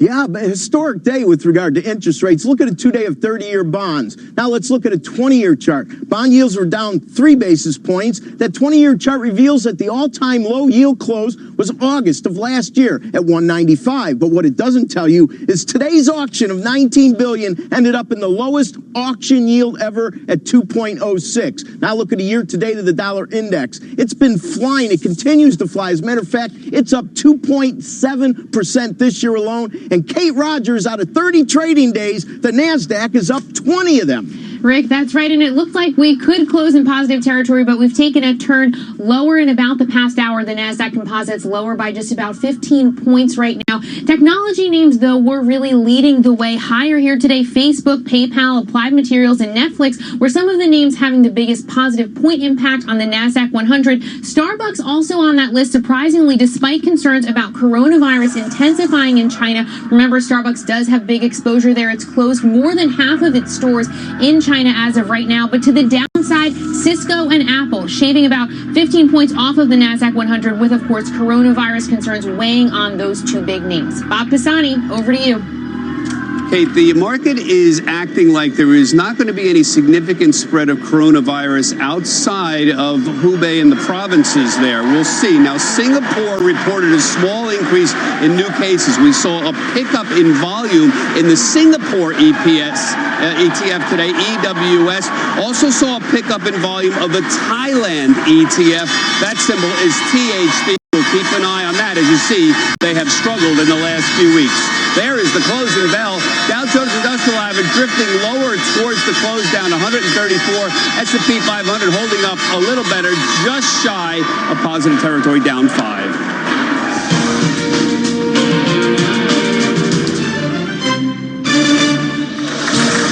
Welcome, everyone, to Closing Bell. I'm Sarah Eisen. And I'm David Faber, in for Wilfred Frost, along with Mike Santoli, CNBC senior markets commentator. Take a look at how stocks finished up the day. Lower across the board, but off the worst levels of the session. There's the Dow intraday. We were lower all day.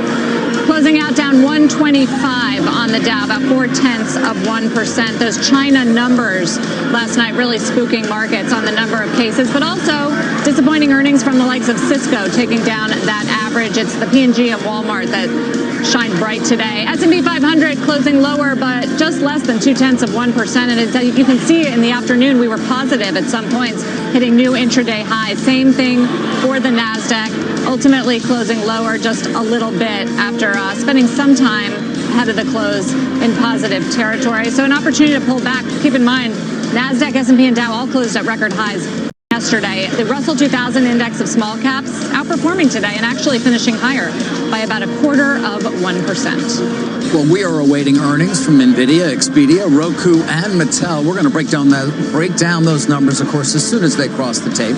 Plus, 86% of analysts say Yeti stock is a buy. This company CEO will break down the key things driving performance there coming up this hour as well. But first, joining us to talk about the market today, Jeremy Schwartz, Director of Research at Wisdom Tree Asset Management, is here. Still with us, Stephanie Link, CNBC contributor. But first to you, Mike Santoli, on what you think drove the action. I mean, obviously, resilience in coming off the lows from before the market opened. I mean, I do think there's still this kind of muscle memory that says when the world is scary and we're not sure of the outlook, U.S. stocks are worth a bit, and there's a global flow in this direction. That being said, kind of gave back part of yesterday's gains. This market has not been able to withstand Microsoft, Apple, Amazon being down on a given day, as well as some earnings disappointment. So, I don't think the market owes you much of anything in the short term, but at this point, I think it's held together fine near the highs on basically no new fundamental news except for good stuff on jobless claims. Jeremy, clearly coronavirus still front and center in terms of the headlines. What do you make of this idea that the market is just assuming a swift recovery of the Chinese global economy?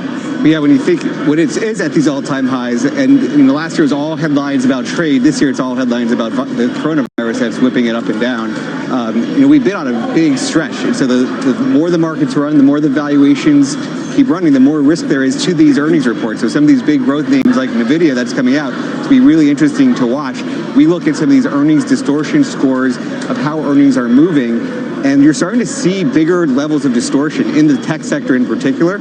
And so it'll be interesting when NVIDIA comes out, if that's going to be one of the signs. But valuations are getting more stretched on some of those measures. Distortion being what? Just to find that for our viewers. So when you think about, in terms of how much more are the reported earnings versus operating earnings, and sort of what we look at as core earnings of the market. And usually core earnings is higher than reported. Right now they're coming in below reported. And so the last time you saw that was 2007, before that 99. And that means people are being a little bit more aggressive with some of the accounting. So adjustments. All the things that we talk about. A lot of it's in expenses, down revenue. EBITDA, but yeah. Okay. So the bottom line is they're not as good as they look? We're looking at the S&P today around 20 times on GAAP, and this core measure that we track is around 24 times. So it is higher on these core earnings metrics. Stephanie, we're waiting Roku results just starting to hit the tape. We'll get that to you in just a moment. But Roku, NVIDIA, kind of good examples of what we're hearing about, these growth names that have done very well. Yeah, growth has done well because the global growth has actually slowed, and you need global growth acceleration for value to work. I did think it was interesting, though, that small caps outperformed, but yet cyclicals underperformed today. That's a disconnect. Usually they trade in lockstep. So it's really virus versus earnings, better economic data, and liquidity. And the latter three are winning out, quite frankly. And I actually am of the mindset that this quarter is probably going to be the worst of the year. Maybe next quarter, kind of similar, but I think you are going to see a trajectory that improves throughout the year, and I think it's underappreciated. How much is the bond market action defining what's happening with stocks when you look at the outperformance today of utilities and staples and lower bond yields? I think today and in general, bond yields and the Treasury level looks very stuck. Corporate bond yields also very low. Spreads are tight.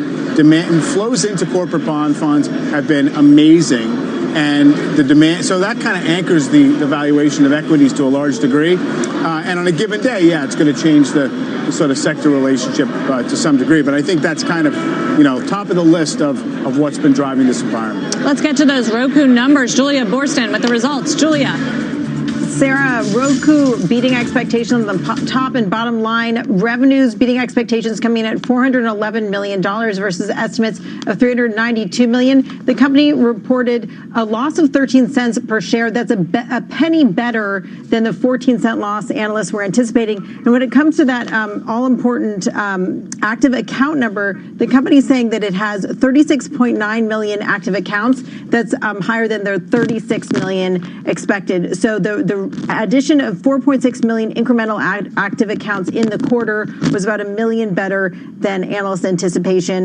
They also say that there was a 10% decrease in average sales price, but that does not seem to be hurting the stock at all. It's now up 6% on that top and bottom line beat, as well as that better than expected growth in users. Back over to you. Julia, thanks. Stock popping 6% after hours. Tomorrow, Roku CEO will be joining Squawk Alley to talk about these results. 11:45 a.m. Eastern Time. Mike, interesting note from Tom Forte this week about Roku. Vulnerable on the supply chain out of China, right, coronavirus fears, but may get a nice tailwind from people staying home and streaming because they don't want to go out in public. Yeah, I mean, you'd rather have that, right? So the demand is strengthening, and the supply chain, which should be temporary, is maybe interrupted a little bit. I mean, I think if before you thought, as many people do, that Roku, is this play on the general move to, internet television, and it's this kind of third way and a synthesizer of all these different services, these results do nothing to change that story. It's a question of what you pay for it and how durable the franchise is going to be.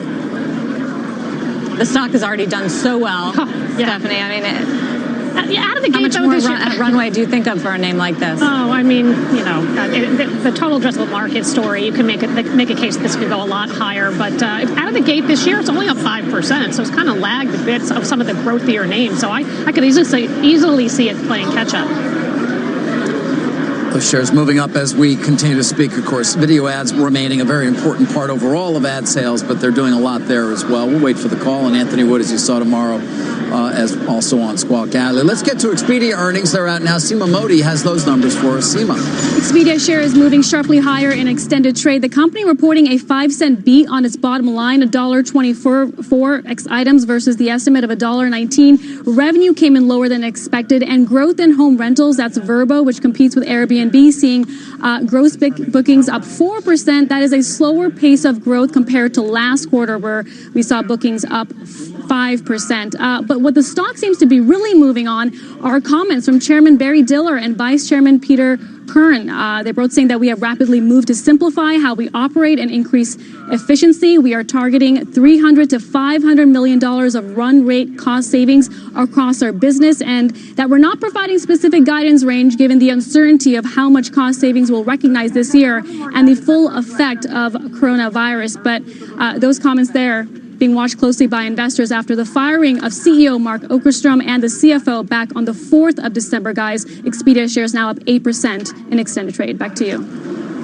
Yeah, they've been through a lot, Seema, of course. So the change in the Google algorithm at one point, the use of travelers going direct to the providers' websites as opposed to using Expedia. And as you said, I mean, Barry Diller kind of running this company right now, isn't he? Yeah, he is, and that the search is on for a CEO. Big question is, will they look internally at Expedia or find someone outside of Expedia to take over the online travel operator, which, as you said, is dealing with a number of different challenges and headwinds. One is Google's search practices, which former CEO Mark Okerstrom has been very vocal about. And the other big challenge has been Airbnb. They've been really investing in home rentals and the booking of short-term rentals with Vrbo, but as we've seen in the past, a slower pace of growth in that division.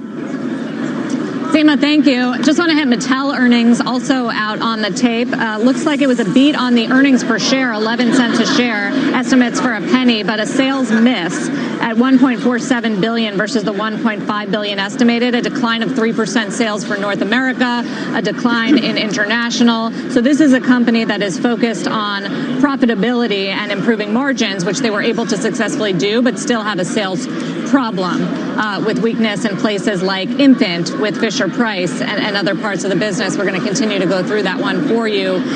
This was supposed to be a turnaround story, Stephanie. It's taken a long time to get there. You have the newish CEO, Yonon Kreins, who came in and wanted to do movie deals and sell IP rights. But when it comes down to it, Mattel is a manufacturing company. Absolutely. And so they've had to do things like sell off factories, compared to Hasbro, which does not manufacture most of its products like Mattel does, and that's where some of the problems lie. Right. I mean, it's old school and it's mismanaged at the same time. So, I mean, that's a really bad combination. You have no confidence in the E, so the stock could look attractive on a trough valuation and earnings power story, but I don't really have a lot of confidence in terms of where they're going to get that E from, because the top line is so constrained. So this is not one that I am involved in, nor would I be.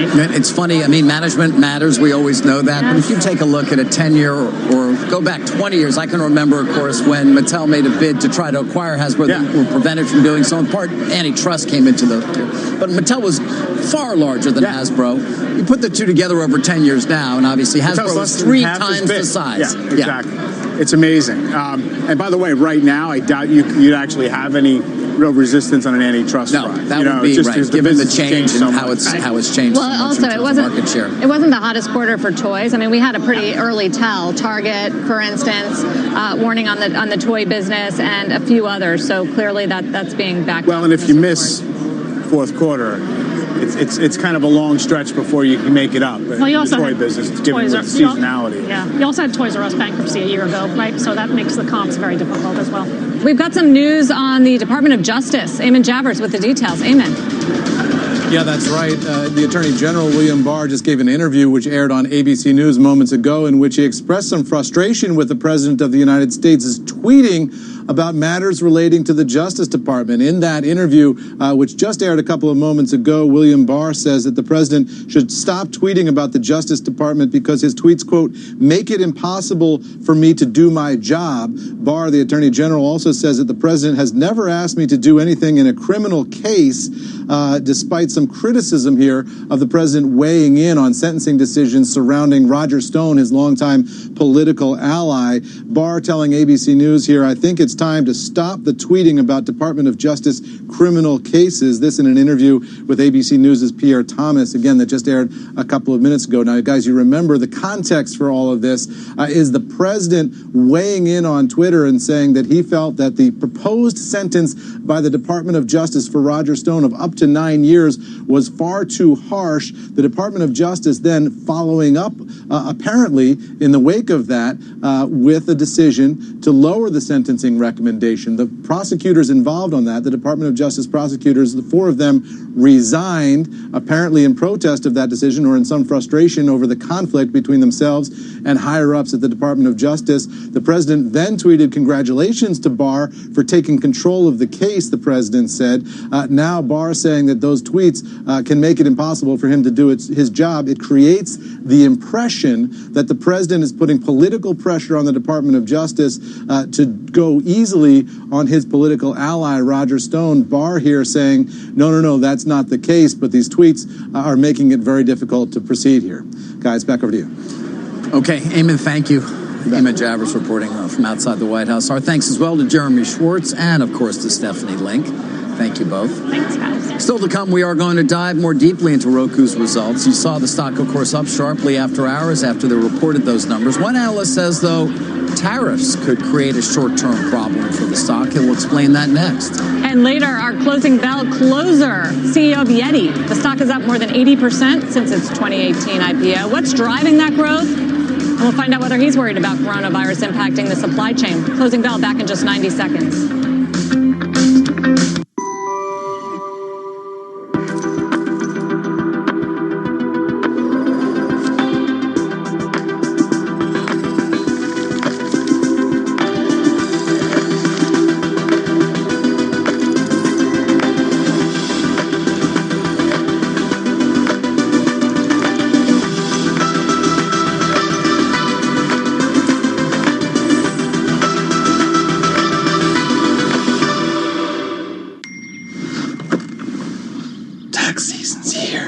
Snap a photo of your W-2 and see only the sections you need to file.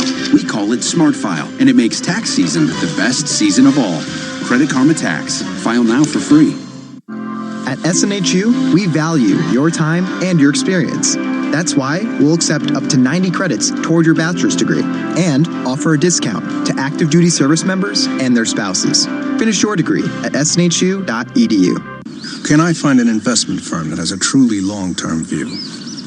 It begins by being privately owned, with more than 85 years of experience over multiple market cycles.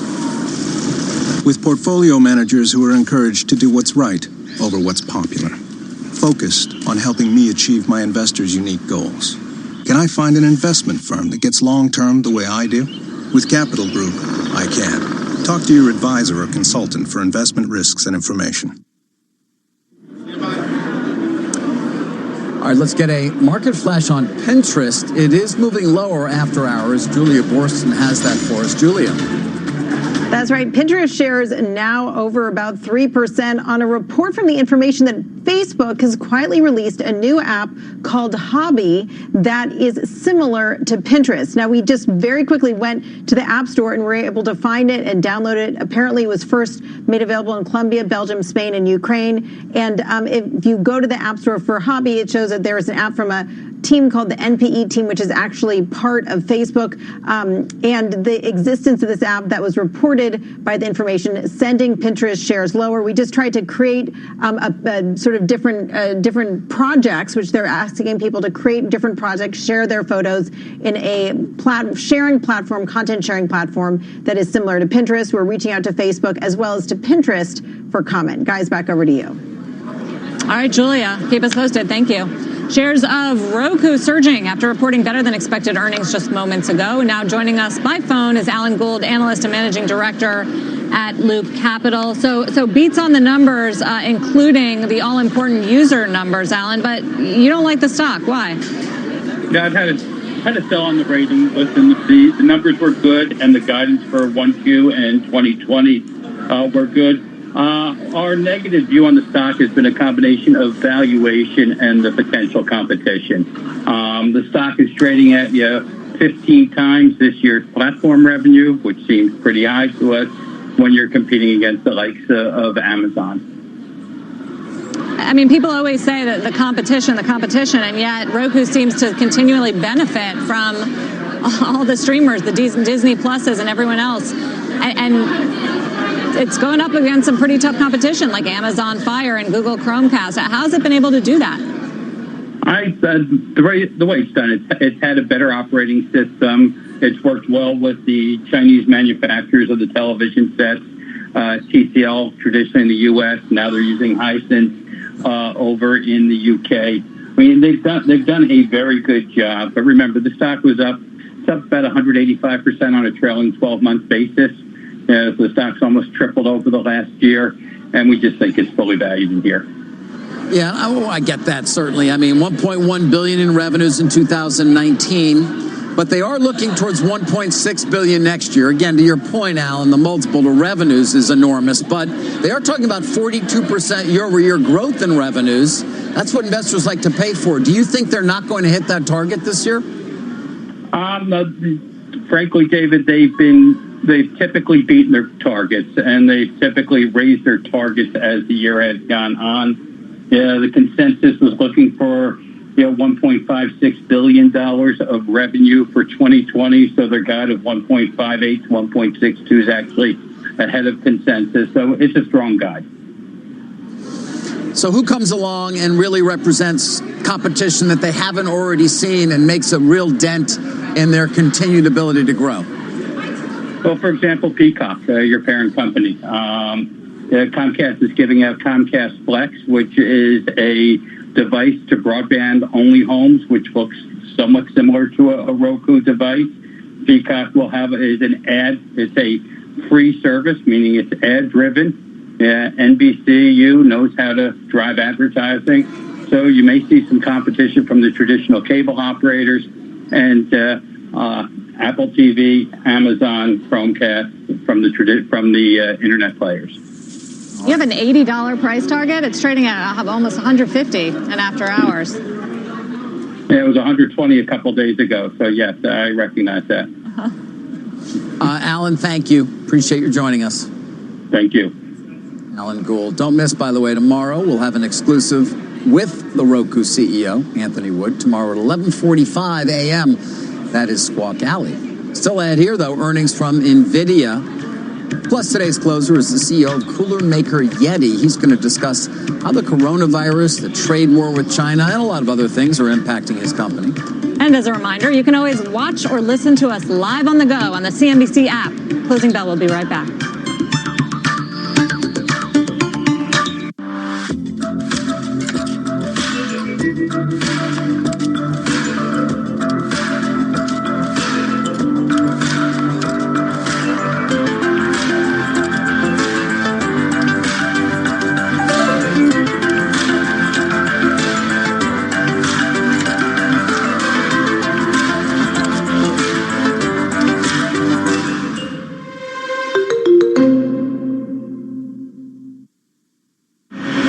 Everywhere I look, I see light and shape. And some shapes are just more beautiful than others. I think about lots of things when I drive. The cost of scheduled maintenance certainly isn't one of them. The F-Pace. How Jaguar makes an SUV. For great offers, visit your Jaguar retailer during impeccable timing sales event.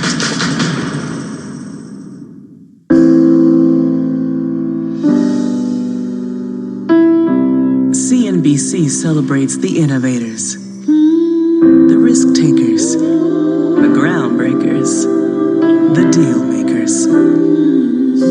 We encourage you to keep doing your thing because the world is watching. CNBC celebrates Black History Month. For up to 50% off selected floors and beds, and up to an additional £250 off your total flooring order. Carpet Right for life. Terms and conditions apply. The global threat of coronavirus. CNBC team coverage on the outbreak. We're tracking the spread and the fear of the growing pandemic as it threatens the United States. A special report tonight, 7 p.m. Eastern. Watch or listen live on the CNBC app. NVIDIA earnings are out. Let's get to Josh Lipton with those numbers. Josh. Sarah, NVIDIA reporting Q4 EPS here of $1.89. The street was at $1.67. Revenue does beat as well, $3.11 billion. The street had expected $2.97 billion. As for that Q1 revenue outlook, they do reduce the outlook by about $100 million due to the coronavirus, but at $3 billion plus or minus 2%, that also beats what the street was looking for. Analysts were closer to $2.85 billion. CEO Jensen Huang here saying in a statement that adoption of NVIDIA accelerated computing drove excellent results. Says they had record data center revenue in the quarter. We are well positioned, he says, for the greatest technology trends of our time. The conference call starts at 5:30 Eastern, and we'll be on it. Guys, back to you.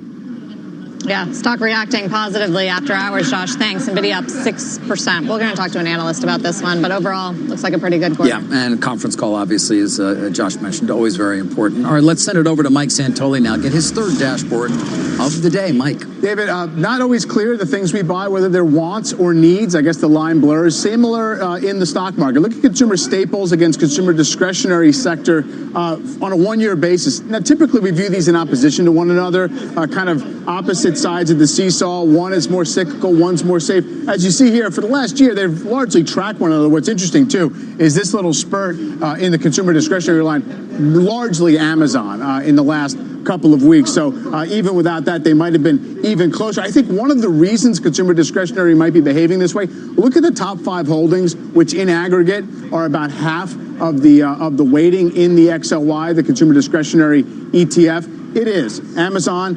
26% of the sector right now. Home Depot, McDonald's, Nike, Starbucks. So with the exception perhaps of Home Depot, you don't look at these companies and say they're deeply cyclical. They really roll with, the fortunes of every wiggle in GDP. So they're not as much as what we used to think of, I think, in consumer discretionary when it would have been the auto stocks or even the home builders that were big forces in this sector. And of course, Amazon kind of overtaking things here as a secular growth story. So I think that probably explains why maybe the read on what the XLY is telling us isn't as clear as it might have been. Well, it's the all-stars. I mean, it's the companies that have done very well. And this market in general is valuing the secular winners and the steadier companies much more highly, and that's reflected here. Absolutely. Up next, NVIDIA shares spiking here after an earnings beat. Up next, we will discuss the results with an analyst who's got a buy rating on that stock. It's up 6% in after hours.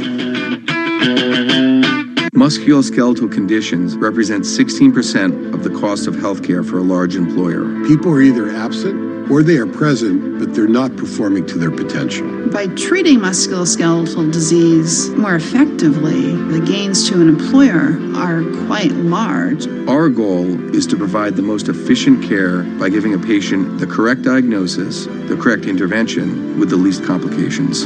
We think that's the most efficient way to deliver care. Apps are used everywhere except work. Why is that? Is it because people love filling out forms? Maybe they like checking with their supervisor to see how much vacation time they have. Or sending corporate their expense reports?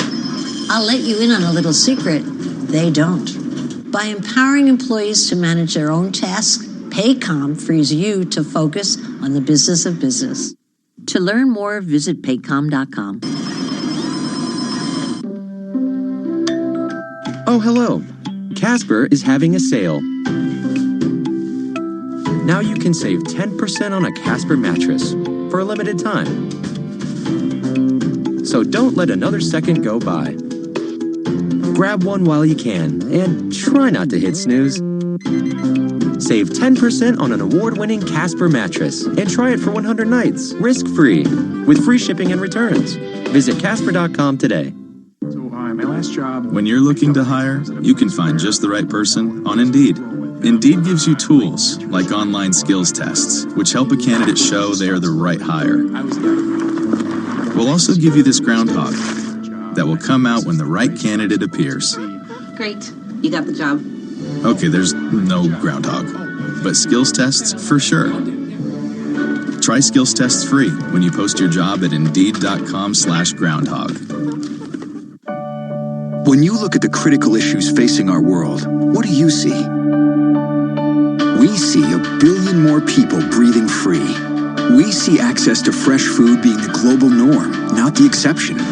We see homes staying cooler without the planet getting warmer. At Emerson, when issues become inspiration, focusing core strengths to create a better world isn't just a result, it's a responsibility. Emerson, consider it solved. Let's get to a news update now with Sue Herrera. Sue. Thank you, David. Here's what's happening at this hour, everyone. Joe Biden is set to host more than 250 Wall Street and big money donors Thursday at a pair of fundraisers in New York. Despite his campaign's recent struggles, the campaign is expected to raise at least $1 million between the two gatherings. A federal judge granting Amazon's request for a temporary stop to the rollout of the $10 billion Jedi Cloud contract intended to modernize the Pentagon's IT operations. That contract was awarded to Microsoft in October. Microsoft says it is disappointed in the delay. The Earth had its hottest January in recorded history last month. That's according to the National Oceanic and Atmospheric Administration. Russia, Scandinavia, and eastern Canada experienced the most dramatic warmer than usual conditions last month. And the British street artist Banksy is thought to have given a Valentine's Day gift to his hometown of Bristol. A new mural showing a small girl with a catapult and a splatter of red flowers appeared overnight in the artist's usual stencil style. You're up to date. That's the news update this hour. Sarah, back downtown to you. All right, Sue, thank you. Federal prosecutors hitting Chinese telecom equipment manufacturer Huawei with new charges today. Eamon Javers has more for us. Eamon. Yeah, Sarah, that's right. This is what they call a superseding indictment, when they add additional charges onto what they already had charged Huawei with just about a year ago now, in early 2019. These new additional charges, according to the Department of Justice today, one is conspiracy to violate RICO. That's the Organized Crime Act that's often used in those kinds of cases. And then also conspiracy to steal trade secrets from American companies. What they're saying here, that Huawei allegedly stole from these firms trade secret information, copyrighted works such as source code, user manuals for internet routers, antenna technology, and robot testing technology. The Department of Justice here also saying that Huawei allegedly violated U.S. sanctions in terms of North Korea and Iran, and that in fact kept a secret code internally with codes for some of those countries that were on the U.S. sanctions list, A2 or A9, rather than referring to those countries because the U.S. says they were aware of the sensitivity of selling goods in those prohibited countries. So we'll see what Huawei's response is here and whether this case goes anywhere over time. Guys, back over to you. Eamon, thank you. You bet. Shares of chipmaker NVIDIA are up this after the company reported earnings a few moments ago. Let's bring in Matthew Bryson of Wedbush Securities. Joins us now on the phone. Matthew, give me your first take on the quarter, what you're reading here. It was a great quarter. In particular, they put up a really strong number in data center, which helps pull up their gross margins. So they reported better gross margin. They gave a relatively strong guide, so ahead of both where I was and where the street was. Really not much to pick at. Yeah, $100 million, I guess, reduction in terms of their estimate for guidance, but it's still higher, as Josh Lipton reported, due to the coronavirus, so that $100 million. Anything on the call that you're particularly interested in management answering? Yeah, I'd like to know more specifics around what they're seeing in terms of the coronavirus. Also, with regards to their data center business, obviously that's where the beat came in Q4. I really want to see what they have to say there about that business continuing to expand, because in my mind, that and gaming are the two pillars of the NVIDIA story. And then lastly, just around Mellanox, in the release, they said they were confident that they were getting close to an acquisition there. I see that as another positive for the company. So any additional color they can provide there would be nice as well. So the data center performance was better than even expected, because wasn't it going in? Wasn't it expected to be good after commentary we got from Intel and Mellanox and some of the others? Yeah, certainly Mellanox had a strong quarter. Intel in particular saw really nice data center numbers, as did the memory vendors. Having said that, you never know exactly how things will flow through.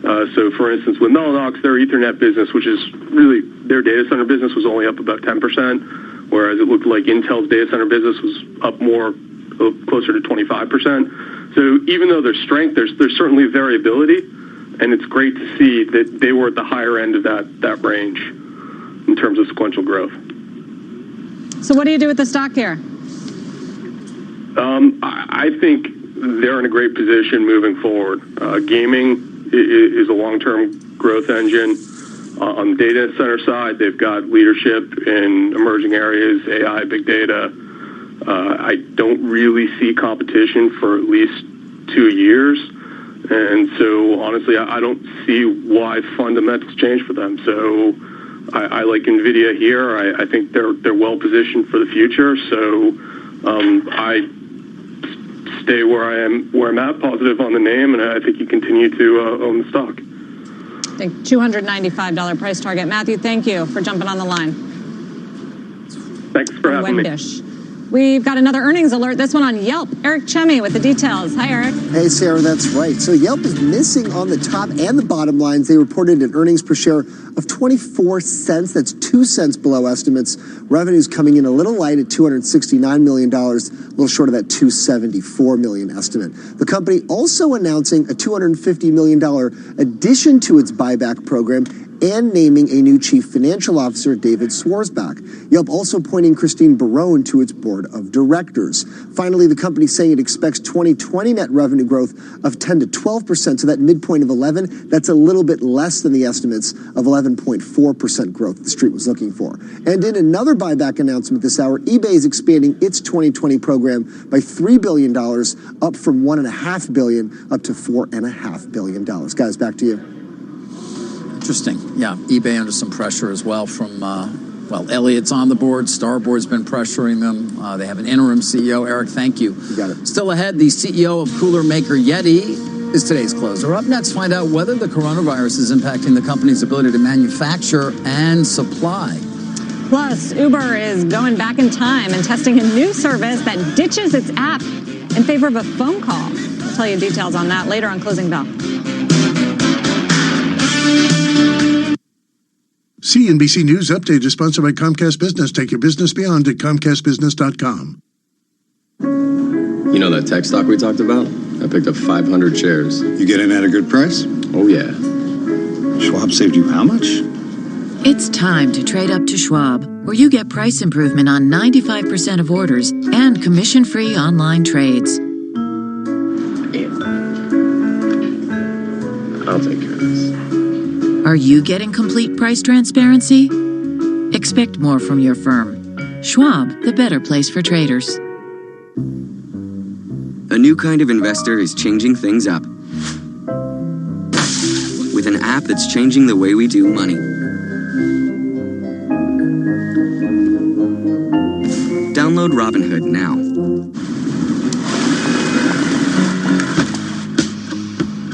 A hard 20 after a hard day isn't for everyone. Got this, Peloton. Waking up before the sun isn't for everyone. You're almost there. Stay with me. Stay This with me. isn't for everyone. Peloton, let's go. But at $58 a month, Don't give up. Come on. Peloton is for anyone who wants it. Do you have concerns about mild memory loss related to aging? Prevagen is the #1 pharmacist-recommended memory support brand. You can find it in the vitamin aisle in stores everywhere. Prevagen, healthier brain, better life. CNBC's elite list of disruptive innovators is back. We're trying to build the Amazon Prime of rental. Nominate your company for CNBC's Disruptor 50. Go to cnbc.com/disruptors. The deadline's Friday. Nominate now. Is your credit card debt stressing you out? Take control.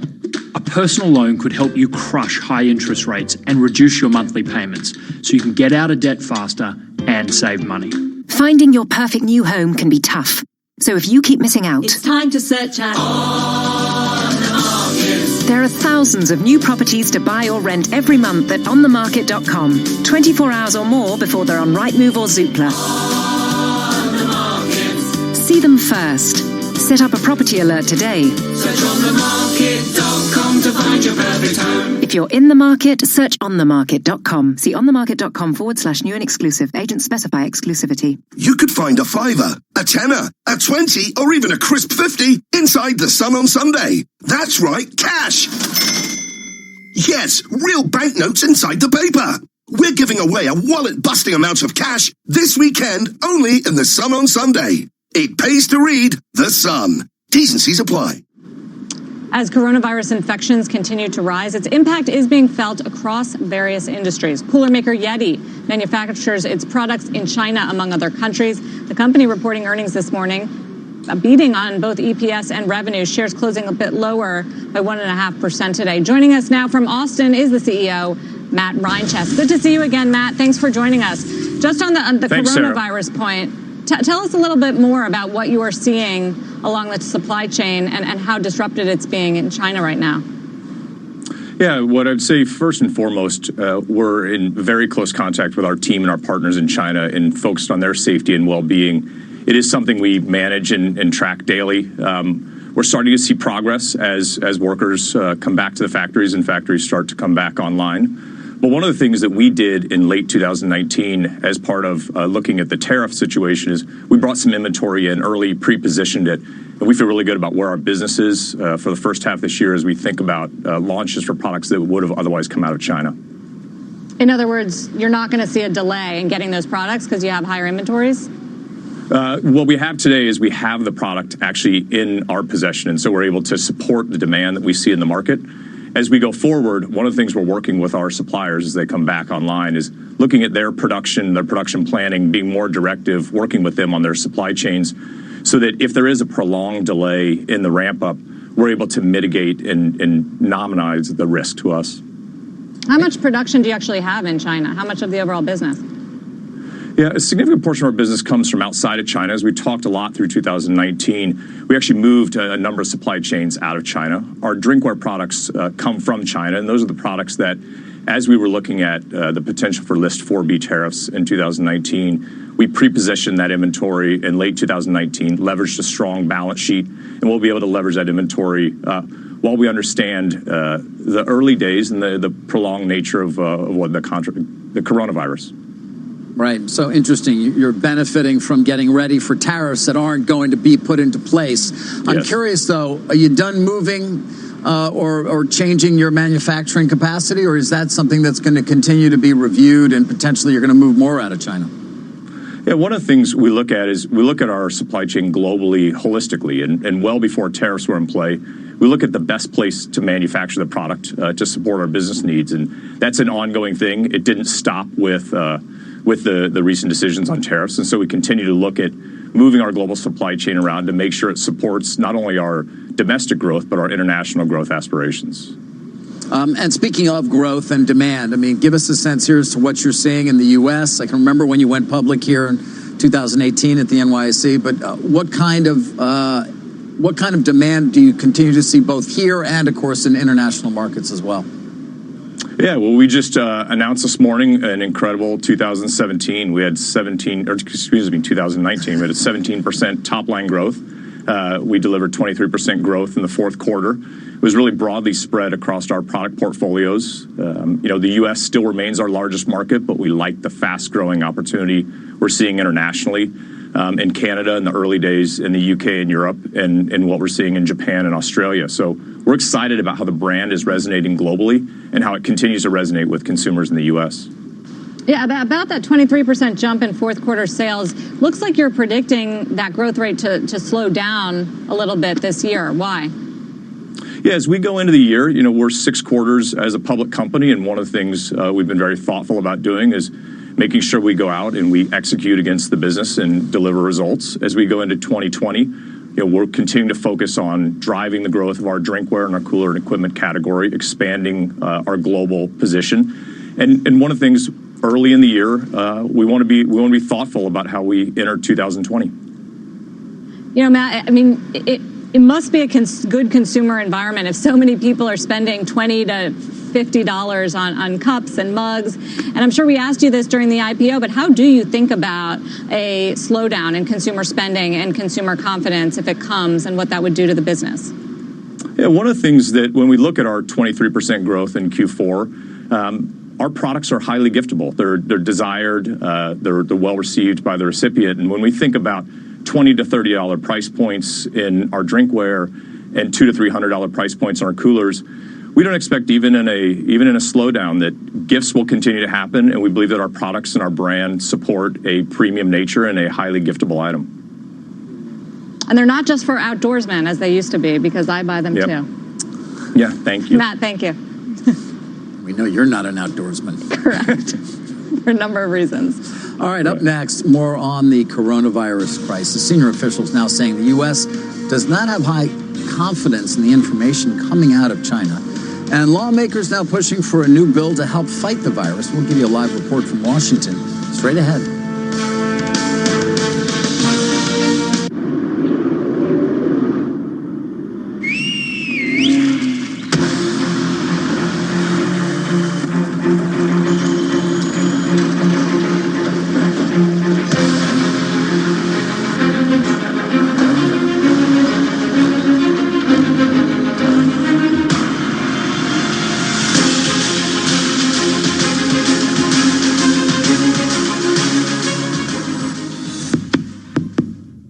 Sometimes the pressures of today's world can make it tough to take care of yourself, but Nature's Bounty has innovative ways to help you maintain balance and help keep you active and well-rested. Because, hey, tomorrow's coming up fast. Nature's Bounty, because you're better off healthy. We tried 2 different real estate agents who both promised great results, but after almost a year on the market, we still hadn't sold our house. Then we found HomeLight, which promised to get us in touch with the top agents in our area.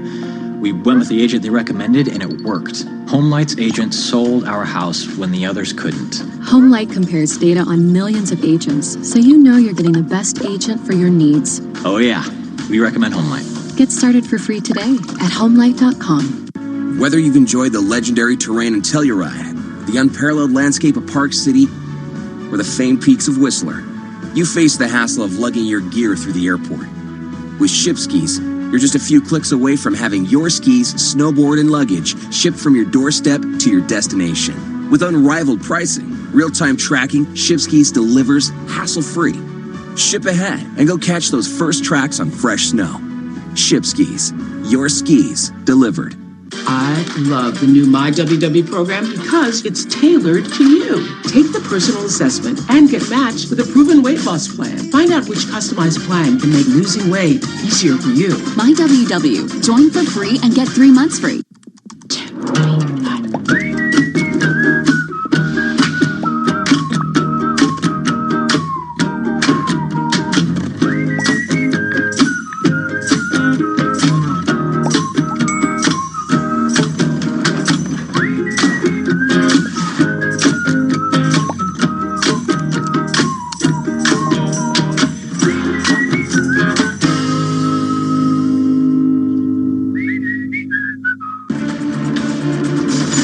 Another busy after-hours earnings session for you, mostly positive. NVIDIA shares are rallying on strong earnings and first-quarter sales guidance. Expedia beating on the bottom line, missing on sales estimates, though.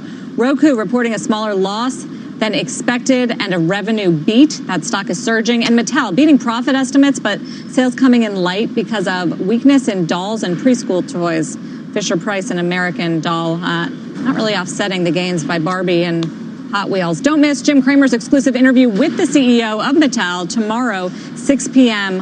on Mad Money. He's going to have a busy night of conference calls, too. Yes, he will. And we'll be ready in the morning. U.S. lawmakers are taking new steps to fight the coronavirus. Elon Moy joins us now. She has more on that story. Elon. Well, David, Democratic senators are urging the White House to address this outbreak as a national security issue. The White House Security Council is supposed to have someone on it who responds to these global health emergencies, but that position has been vacant for 2 years. Now, Senator Angus King is proposing a new bill that would fill that job, make it permanent, and put $300 million behind it. We've got to understand that an outbreak anywhere else in the world is a threat to us. And I'd rather fight the outbreak there than here. Guys, King told me that he does expect more action from both chambers as the outbreak continues to worsen. Back over to you. Do others agree with that? Is he going to have support for that if it requires more funding? Yeah, well, we know that HHS has already sort of notified Congress that it could be tapping additional monies within the department in order to address the outbreak. In addition, there were 25 Democratic senators today who were urging the White House to fill this position now. So we do see at least the need among senators to have some single person in charge of coordinating the response here in the U.S. All senators I've talked to have so far have said that they have seen a good amount of communication between the administration and Congress. Dr. Fauci was just on the Hill yesterday briefing lawmakers during a closed-door session. So the communication between Congress and the administration is going well, but certainly a lot of senators are also bringing up the fact that they just can't trust the information that's coming out of China. Elon, thank you. Boy, don't miss some, by the way, Health and Human Services Secretary Alex Azar. He'll be with us tomorrow, 8:45 a.m. on Squawk Box. Well, still to come, calling an Uber. Now you can actually do that. The ride-hailing giant is shaking up how you book a ride, and it could stand to grow its customer base in a big way. We'll discuss when Closing Bell comes right back. Our retirement plan with Voya gives us confidence. We can spend a bit now, knowing we're prepared for the future. Surprise! We renovated the guest room so you can live with us. I'm good at my condo. Well planned, well invested, well protected. Voya, be confident to and through retirement. Do you have a life insurance policy you no longer need? Now you can sell your policy, even a term policy, for an immediate cash payment. Call Coventry Direct to learn more. We thought we had planned carefully for our retirement. But we quickly realized we needed a way to supplement our income. Our friends sold their policy to help pay their medical bills. And that got me thinking. Maybe selling our policy could help with our retirement. I was skeptical, so I did some research and called Coventry Direct. They explained life insurance is a valuable asset that can be sold. We learned we could sell all of our policy or keep part of it with no future payments. Who knew? We sold our policy. Now we can relax and enjoy our retirement as we had planned. If you have $100,000 or more of life insurance, you may qualify to sell your policy. Don't cancel or let your policy lapse without finding out what it's worth. Visit CoventryDirect.com to find out if your policy qualifies. Or call 1-800-514-7800. Coventry Direct, redefining insurance.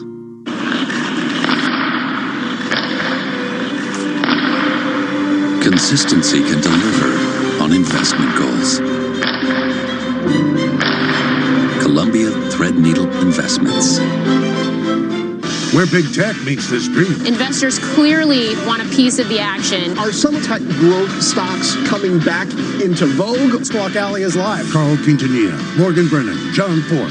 Squawk. Go courtside with the NBA on TuneIn. With the NBA on TuneIn, hear your favorite team and players take on their biggest rivals during the biggest games throughout the year, including regular season showdowns, the 2020 All-Star Game, and the NBA Finals in June, featuring the home and away calls for all 30 teams. Plus, with the NBA on demand, relive the best moments of the season by listening to the past games in their entirety. Listen to the NBA all season long on TuneIn. The Iowa caucuses were an epic fail, a fiasco, and an invitation for suspicion. No matter what the results are now, they're going to be questioned in terms of their authenticity. How it got this system in the first place, and other tales from primary land on this week's On the Media from WNYC. Listen to the On the Media podcast from WNYC Studios on TuneIn today. Let's send it over to Mike Santoli for his final dashboard of the day. Yeah, David, the trend in weekly jobless claims has really settled back down to the lows of this cycle, just about. It's pretty good news. Take a look at a very, very long-term chart of weekly jobless claims. This is the 4-week average. We look at this fairly frequently. You know, a few months ago, we were wondering whether this little upturn was going to be a major trend change, a reversal to the upside in claims, which has always pretty much preceded a recession by some number of months or even more. It doesn't really look like that right now because today was 205,000 the latest week. That brought the 4-week average lower. Look, it really just looks like nothing so much as bumping around the lows, 50-year lows. You can maybe make the argument weekly jobless claims are not as important an indicator as they used to be when you used to have a lot more manufacturing and periodic layoffs. Nonetheless, that's pretty good news. I think you could file that away as not flashing a recession signal just yet, guys. And there are economists out there like Drew Mattis, I'm thinking of, who say as long as jobless claims are low, the economy is just fine. I mean, people aren't getting laid off. It's a little bit of a safety businesses are check. confident. Yeah. All right, up next, fire up the time machine. Uber dialing it back 20 years, and it could be the key to a whole new demographic of riders. Plus, Charlie Munger putting his feelings on EBITDA out on the table. Translate as earnings. We'll discuss when Closing Bell comes right back. Dana-Farber Cancer Institute. Discovered the PD-L1 pathway. PD-L1. They change how the world fights cancer. Blocking the PD-L1 protein lets the immune system attack cancer. PD-L1 transformed. Revolutionize. Immunotherapy.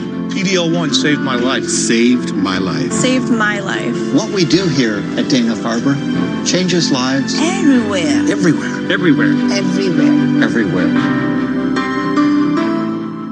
The S&P 500, the benchmark for most U.S. equity investors. Only Sector SPDR ETFs can divide the S&P 500 into 11 investable pieces.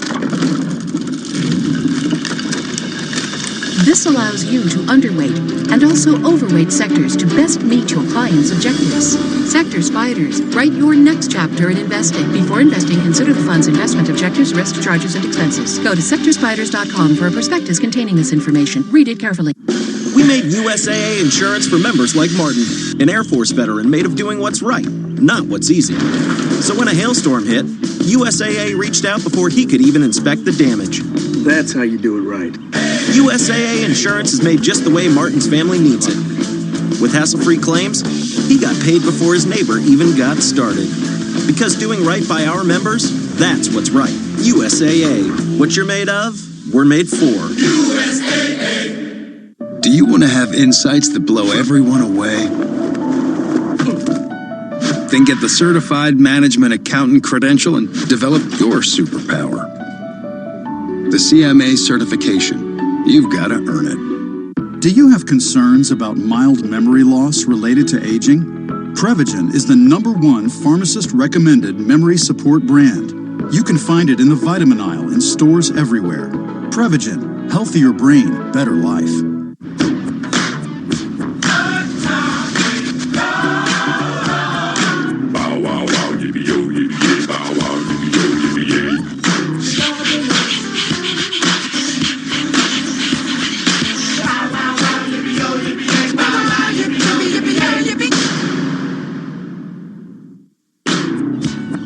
Don't get mad. Get E-Trade, dog. Can the American food industry survive without immigrants? We feed America. We feed you. What's happening right now? It doesn't work. I'm tackling the issue of immigration on the premiere episode of What's Eating America.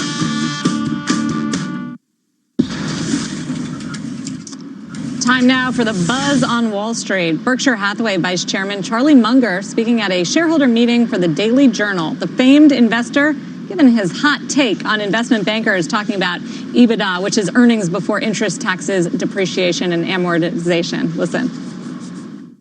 I don't like it when investment bankers talk about EBITDA, which I translate as earnings. I don't know. It's a pretty common way to measure a lot of companies' progress. People started to do that. Yes. Right? You wanted to see if you're going to buy the whole company, how much debt it can service, what the cash usage is. So, it's particularly in M&A situations, it becomes you don't want to use it as your only metric. Right. Value. What we have talked a lot about is adjusted EBITDA, which is worth watching. And in fact, we had a guest talking about it a bit earlier. Right. Because there is so much of that, and you do have to see what's being adjusted. Oh, for example, when Uber says it's going to be net adjusted EBITDA positive in the fourth quarter, it excludes stock-based compensation, I believe. Yes. So that's a big number for something like that. Right. And should it really include compensation? Isn't that kind of a recurring event? Uber, by the way, speaking of it, is dialing things back 20 years. The ride-hailing company unveiling a new service in Arizona that allows people to book a ride with just imagine this, a telephone call. Uber will connect callers to a live operator who will book the ride. It's like a taxi service. It's intended, they say, for those who don't own a smartphone, especially the elderly. That makes sense, but okay. I guess maybe Uber services areas that aren't serviced by a taxi that you could call. I wonder if that's the thing, right? Because if you have one taxi company in some areas, as opposed to just having this, fleet of do-it-yourself Uber drivers that you can summon, even if it is by phone. Though I guess then the downside is you can't track them, coming down your street, and you can't say, where are you, when it says that they're there, and they're not actually there. That's very true.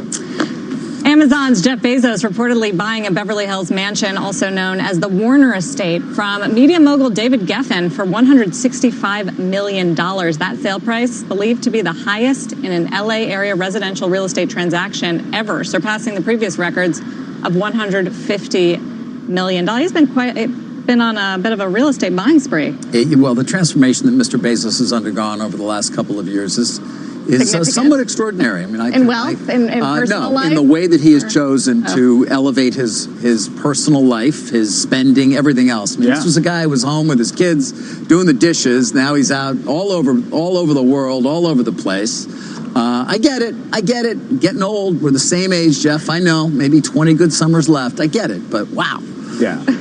A lot of the Amazon reporting keeps hitting new highs. made much of the fact that there were no brokers involved in this deal. He just hit it with Geffen. He just said they sat down and said, "What's the bid?" That's a bummer for all. Somebody lost a big fee. Geffen, I mean, between the art and the real estate, that man, everything he touched, gold. He never ever misses it. Never. All right, so, we're very quickly, we pulled back from a record, though. We did. Still very high levels on By the way, the folks at Bespoke, this is the first Thursday that was down for the S&P since before Thanksgiving. So really? 10 in a row. What? Yeah, 10 Thursdays in a row, kind of a quirk. Friday has been a day during the coronavirus scare where bond yields have been depressed because we don't really know what we're going to hear over the weekend. We'll see if we get anything like that tomorrow. So Friday brings. Yeah. Nice to be with you. Thank you, David. That does it for Staying Closing up Bell. past your bedtime. Yes, I am. Fast Money begins right now. Yes, it does. Live from the NASDAQ market side, this is Fast Money. I am Brian Sullivan. A big show for you tonight. We got Guy Adami on the desk. And Guy Adami on the desk. Yeah. And Guy Adami on the desk. Tim Seymour is going to be here joining us shortly. I'm sure he's got a story. Okay, so why Tim and Guy? Only because we've got two special guests for you tonight, including the biggest man in bonds, Scott Miner, Chief Investment Officer at Guggenheim Partners. They run $265 billion. And despite being known as a bond guy, he's got a big view on stocks that you will want to hear. Also, Laura Kane, head of America's thematic investing at UBS Global Wealth Management. I believe your Fast Money debut. Yes. So welcome, congratulations. Great to be here. It's Scott's debut as well. Yeah, it's on CNBC. And you know, hold on, before we go, first of all, Tim's stuck on it. It happens in New York. Subways break down. Tim's on a subway. Number one. Number two, Rafi's watching, right? Is he watching? Yes or no? Is he watching? Give him a shout out. Give him a shout out. Hey, Rafi. It's going to be great. All right. Tonight on Fast, the earnings abundanza continues. NVIDIA, Roku, just a couple of names reporting in the last hour. We'll get you the details, of course, and the reaction. All three stocks trading up nicely in the after hours. Plus, Scott, you probably don't know this. We do a mystery chart. Sure we do. Okay, so that's a chart, and it's a mystery. After a volatile year, one analyst thinks this stock or thing is poised to pop. We're going to find out what it is and what might drive that move. I have no idea who it is. And Elon Musk may be dancing today, but the options market says the music might be about to stop for Tesla. Should you clear that dance floor? Oh, that video is just hard to watch. All right, so you figured it out. A big show tonight. And it's a little different tonight, too. We're going to shake it up a bit. Sure Change is good, guy. Yeah. Because we're going to hit the micro and specific stocks that you come to love on this program. But given all the big stuff that is going on, coronavirus, the Fed's non-QE, QE, central bank easing, and everything else, important probably tonight to go a little more macro. And so having Laura and Scott here gives us the perfect desk. Welcome to you both. Scott, you just came out with a piece today. I believe it just popped on CNBC.com on our website saying that we might be, the markets, the economy might be underestimating the ultimate impact of coronavirus. How much and why? Well, Brian, when you look at the data just now, if the coronavirus just stabilizes in China, our estimate is that we could cut GDP to negative 6% in China. That's without continuation of the epidemic. Wait a minute. So right now they're running at 6% positive. People are saying maybe we'll shave a couple percent. You think China could go to negative? Look, if you saw new car sales today in China, down 22% for the month of January, right? I mean, this thing is having a really hard impact in China. And of course, you know, the expectation is that the Chinese are underreporting. So it's probably even worse than what we're seeing. But then, you know, the question is how much of this spills over into the U.S. and Europe? Overall, we think that global growth will lose 2 points.